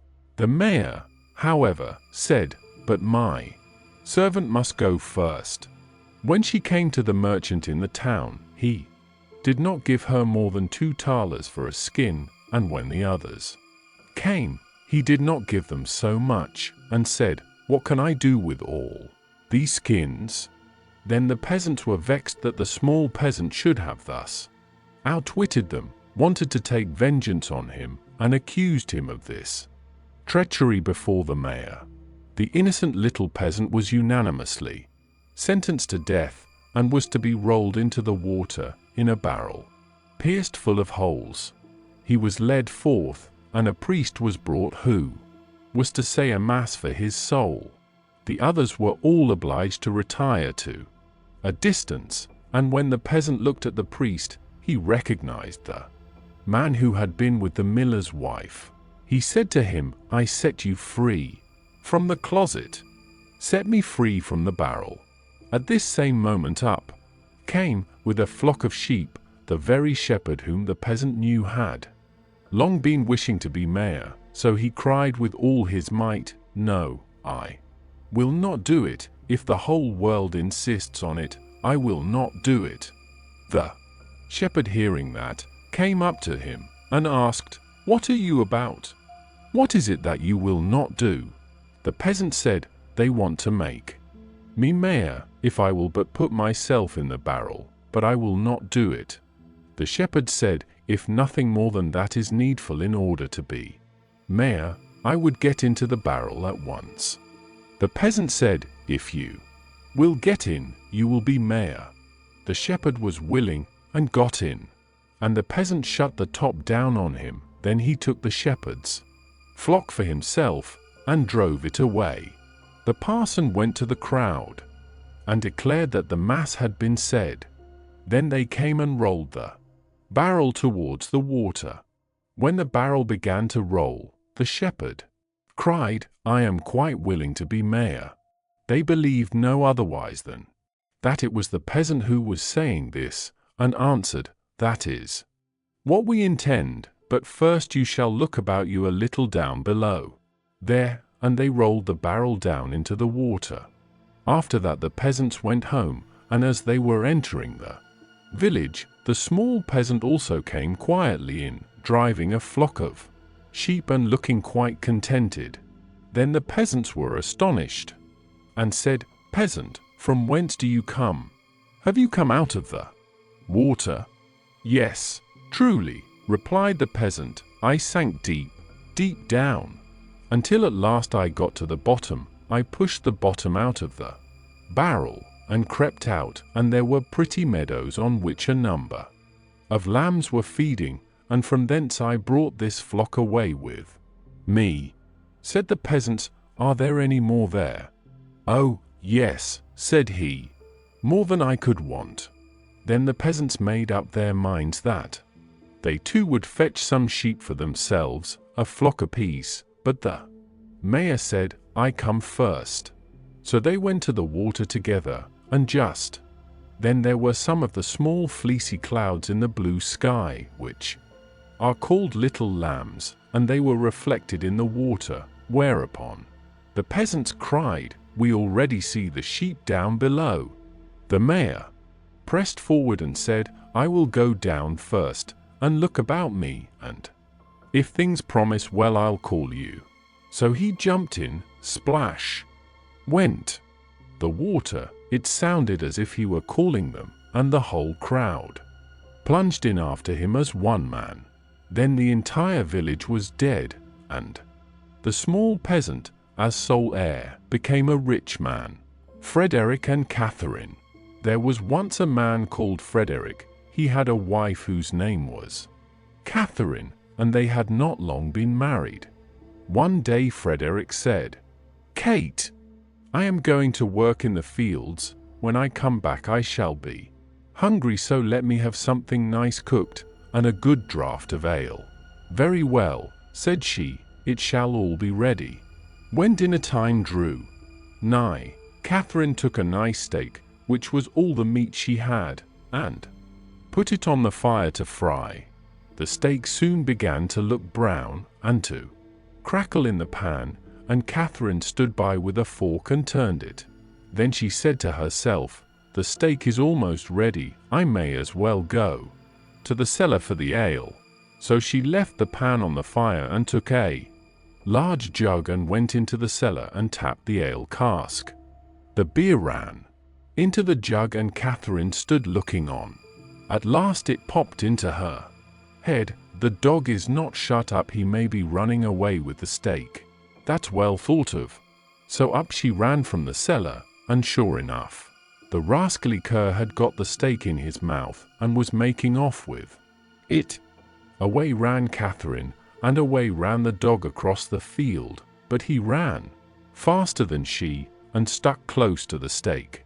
"It's all gone, and what can't be cured must be endured," said Catherine. So she turned round, and as she had run a good way and was tired, she walked home leisurely to cool herself. Now all this time the ale was running too, for Catherine had not turned the cock, and when the jug was full the liquor ran upon the floor till the cask was empty. When she got to the cellar stairs she saw what had happened. "My stars," said she, "what shall I do to keep Frederick from seeing all this slopping about?" So she thought a while, and at last remembered that there was a sack of fine meal bought at the last fair, and that if she sprinkled this over the floor it would suck up the ale nicely. "What a lucky thing," said she, "that we kept that meal. We have now a good use for it." So away she went for it, but she managed to set it down just upon the great jug full of beer, and upset it, and thus all the ale that had been saved was set swimming on the floor also. "Ah, well," said she, "when one goes another may as well follow." Then she strewed the meal all about the cellar, and was quite pleased with her cleverness, and said, "How very neat and clean it looks." At noon Frederick came home. "Now, wife," cried he, "what have you for dinner?" "Oh, Frederick," answered she, "I was cooking you a steak, but while I went down to draw the ale, the dog ran away with it, and while I ran after him, the ale ran out, and when I went to dry up the ale with the sack of meal that we got at the fair, I upset the jug, but the cellar is now quite dry, and looks so clean." "Kate, Kate," said he, "how could you do all this? Why did you leave the steak to fry, and the ale to run, and then spoil all the meal?" "Why, Frederick," said she, "I did not know I was doing wrong. You should have told me before." The husband thought to himself, "If my wife manages matters thus, I must look sharp myself." Now he had a good deal of gold in the house, so he said to Catherine, "What pretty yellow buttons these are! I shall put them into a box and bury them in the garden, but take care that you never go near or meddle with them." "No, Frederick," said she, "that I never will." As soon as he was gone, there came by some peddlers with earthenware plates and dishes, and they asked her whether she would buy. "Oh dear me, I should like to buy very much, but I have no money. If you had any use for yellow buttons, I might deal with you." "Yellow buttons," said they, "let us have a look at them. Go into the garden." and dig where I tell you, and you will find the yellow buttons. I dare not go myself." So the rogues went, and when they found what these yellow buttons were, they took them all away, and left her plenty of plates and dishes. Then she set them all about the house for a show. And when Frederick came back, he cried out, "Kate, what have you been doing?" "See," said she, "I have bought all these with your yellow buttons, but I did not touch them myself. The peddlers went themselves and dug them up." "Wife, wife," said Frederick, "what a pretty piece of work you have made. Those yellow buttons were all my money. How came you to do such a thing?" "Why," answered she, "I did not know there was any harm in it. You should have told me." Catherine stood musing for a while, and at last said to her husband, "Hark ye, Frederick, we will soon get the gold back. Let us run after the thieves."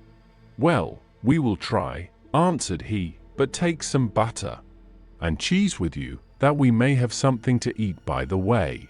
"Very well," said she, and they set out, and as Frederick walked the fastest, he left his wife some way behind. "It does not matter," thought she, "when we turn back, I shall be so much nearer home than he." Presently she came to the top of a hill, down the side of which there was a road so narrow that the cart wheels always chafed the trees on each side as they passed. "Ah, see now," said she, "how they have bruised and wounded those poor trees. They will never get well." So she took pity on them, and made use of the butter to grease them all, so that the wheels might not hurt them so much. While she was doing this, kind office one of her cheeses fell out of the basket and rolled down the hill.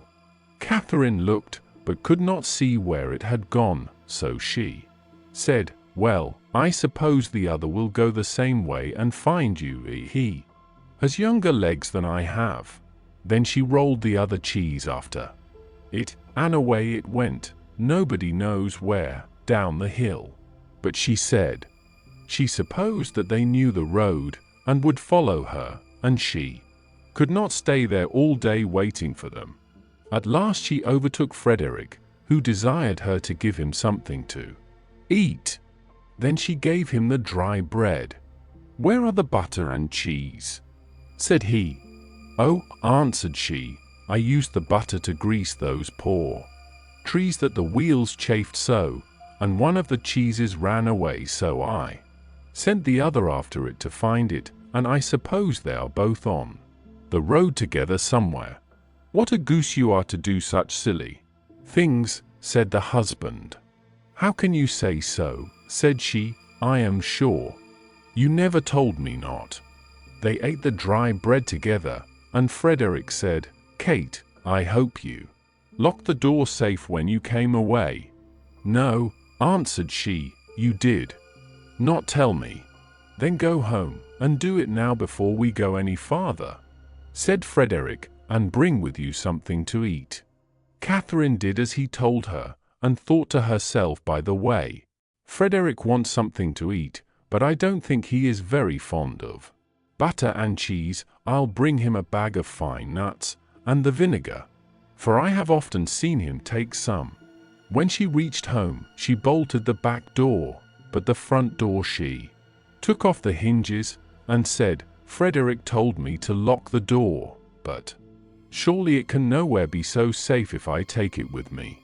So she took her time by the way, and when she overtook her husband she cried out, "There, Frederick, there is the door itself. You may watch it as carefully as you please." "Alas, alas," said he, "what a clever wife I have. I sent you to make the house fast, and you take the door away, so that everybody may go in and out as they please. However, as you have brought the door, you shall carry it about with you for your pains."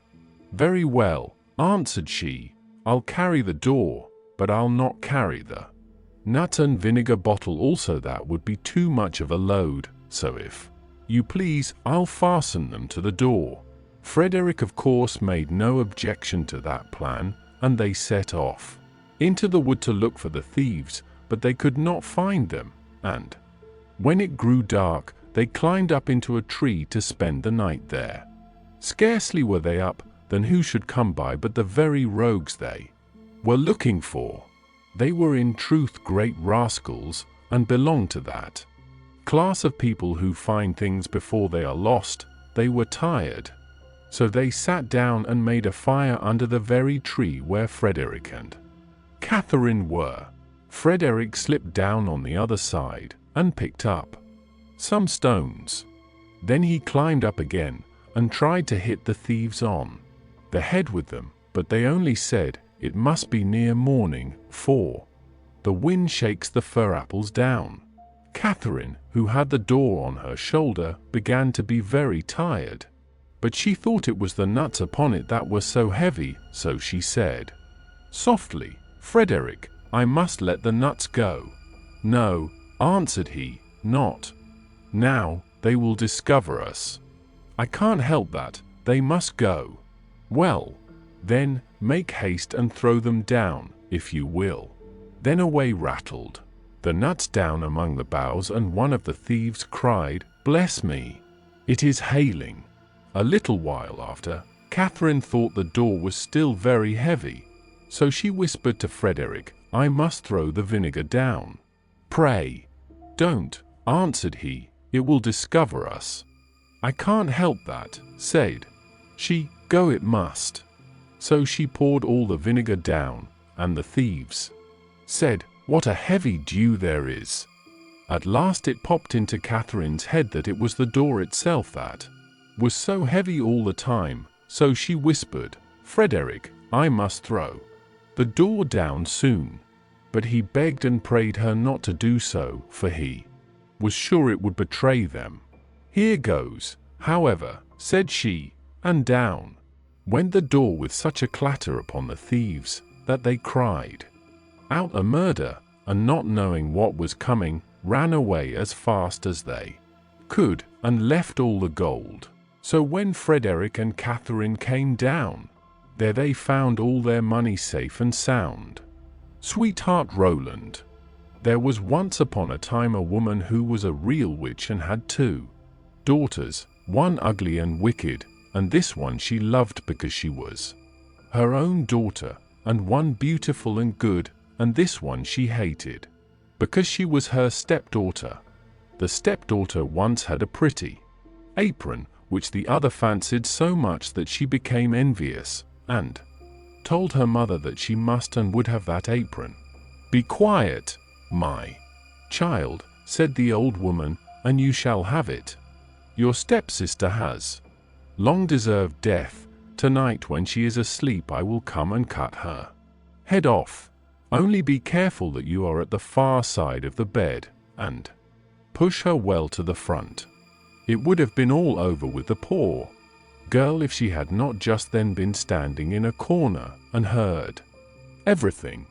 All day long she dared not go out of doors, and when bedtime had come, the witch's daughter got into bed first, so as to lie at the far side, but when she was asleep, the other pushed her gently to the front, and took for herself the place at the back, close by the wall. In the night, the old woman came creeping in. She held an axe in her right hand, and felt with her left to see if anyone were lying at the outside. And then she grasped the axe with both hands, and cut her own child's head off. When she had gone away, the girl got up and went to her sweetheart, who was called Roland, and knocked at his door. When he came out, she said to him, "Listen, dearest Roland, we must fly in all haste. My stepmother wanted to kill me, but has struck her own child. When daylight comes, and she sees what she has done, we shall be lost."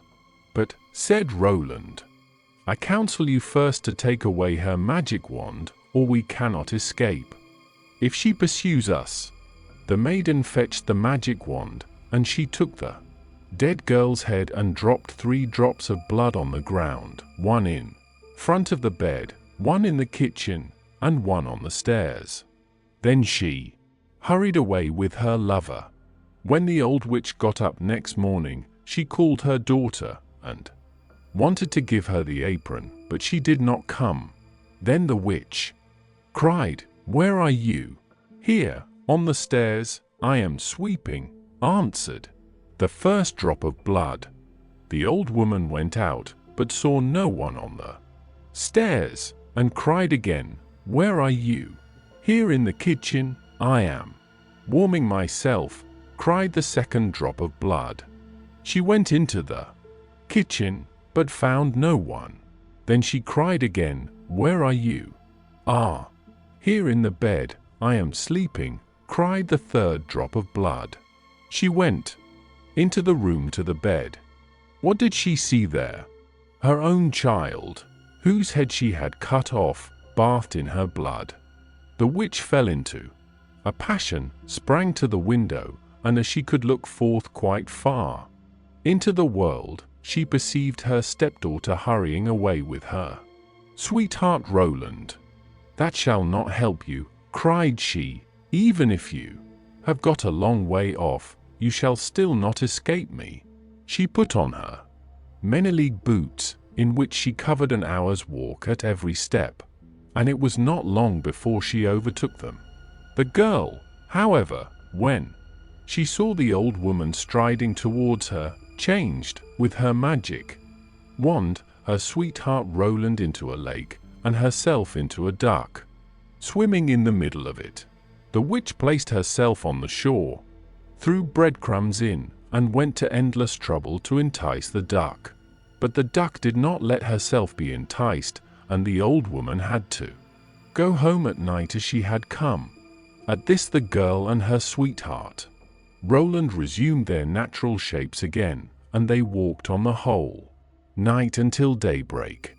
Then the maiden changed herself into a beautiful flower which stood in the midst of a briar hedge, and her sweetheart Roland into a fiddler.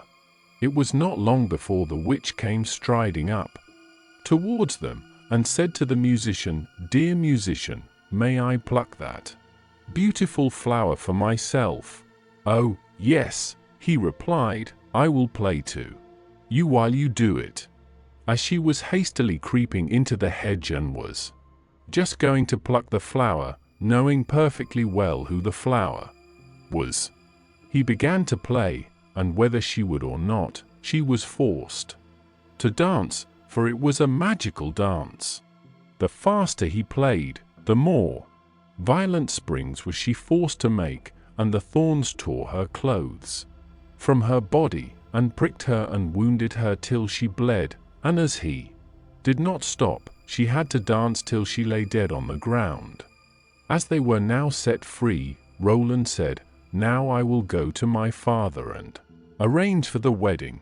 Then in the meantime I will stay here and wait for you," said the girl, "and that no one may recognize me, I will change myself into a red stone landmark." Then Roland went away, and the girl stood like a red landmark in the field and waited for her beloved. But when Roland got home, he fell into the snares of another, who so fascinated him that he forgot the maiden. The poor girl remained there a long time, but at length, as he did not return at all, she was sad, and changed herself into a flower, and thought, "Someone will surely come this way, and trample me down."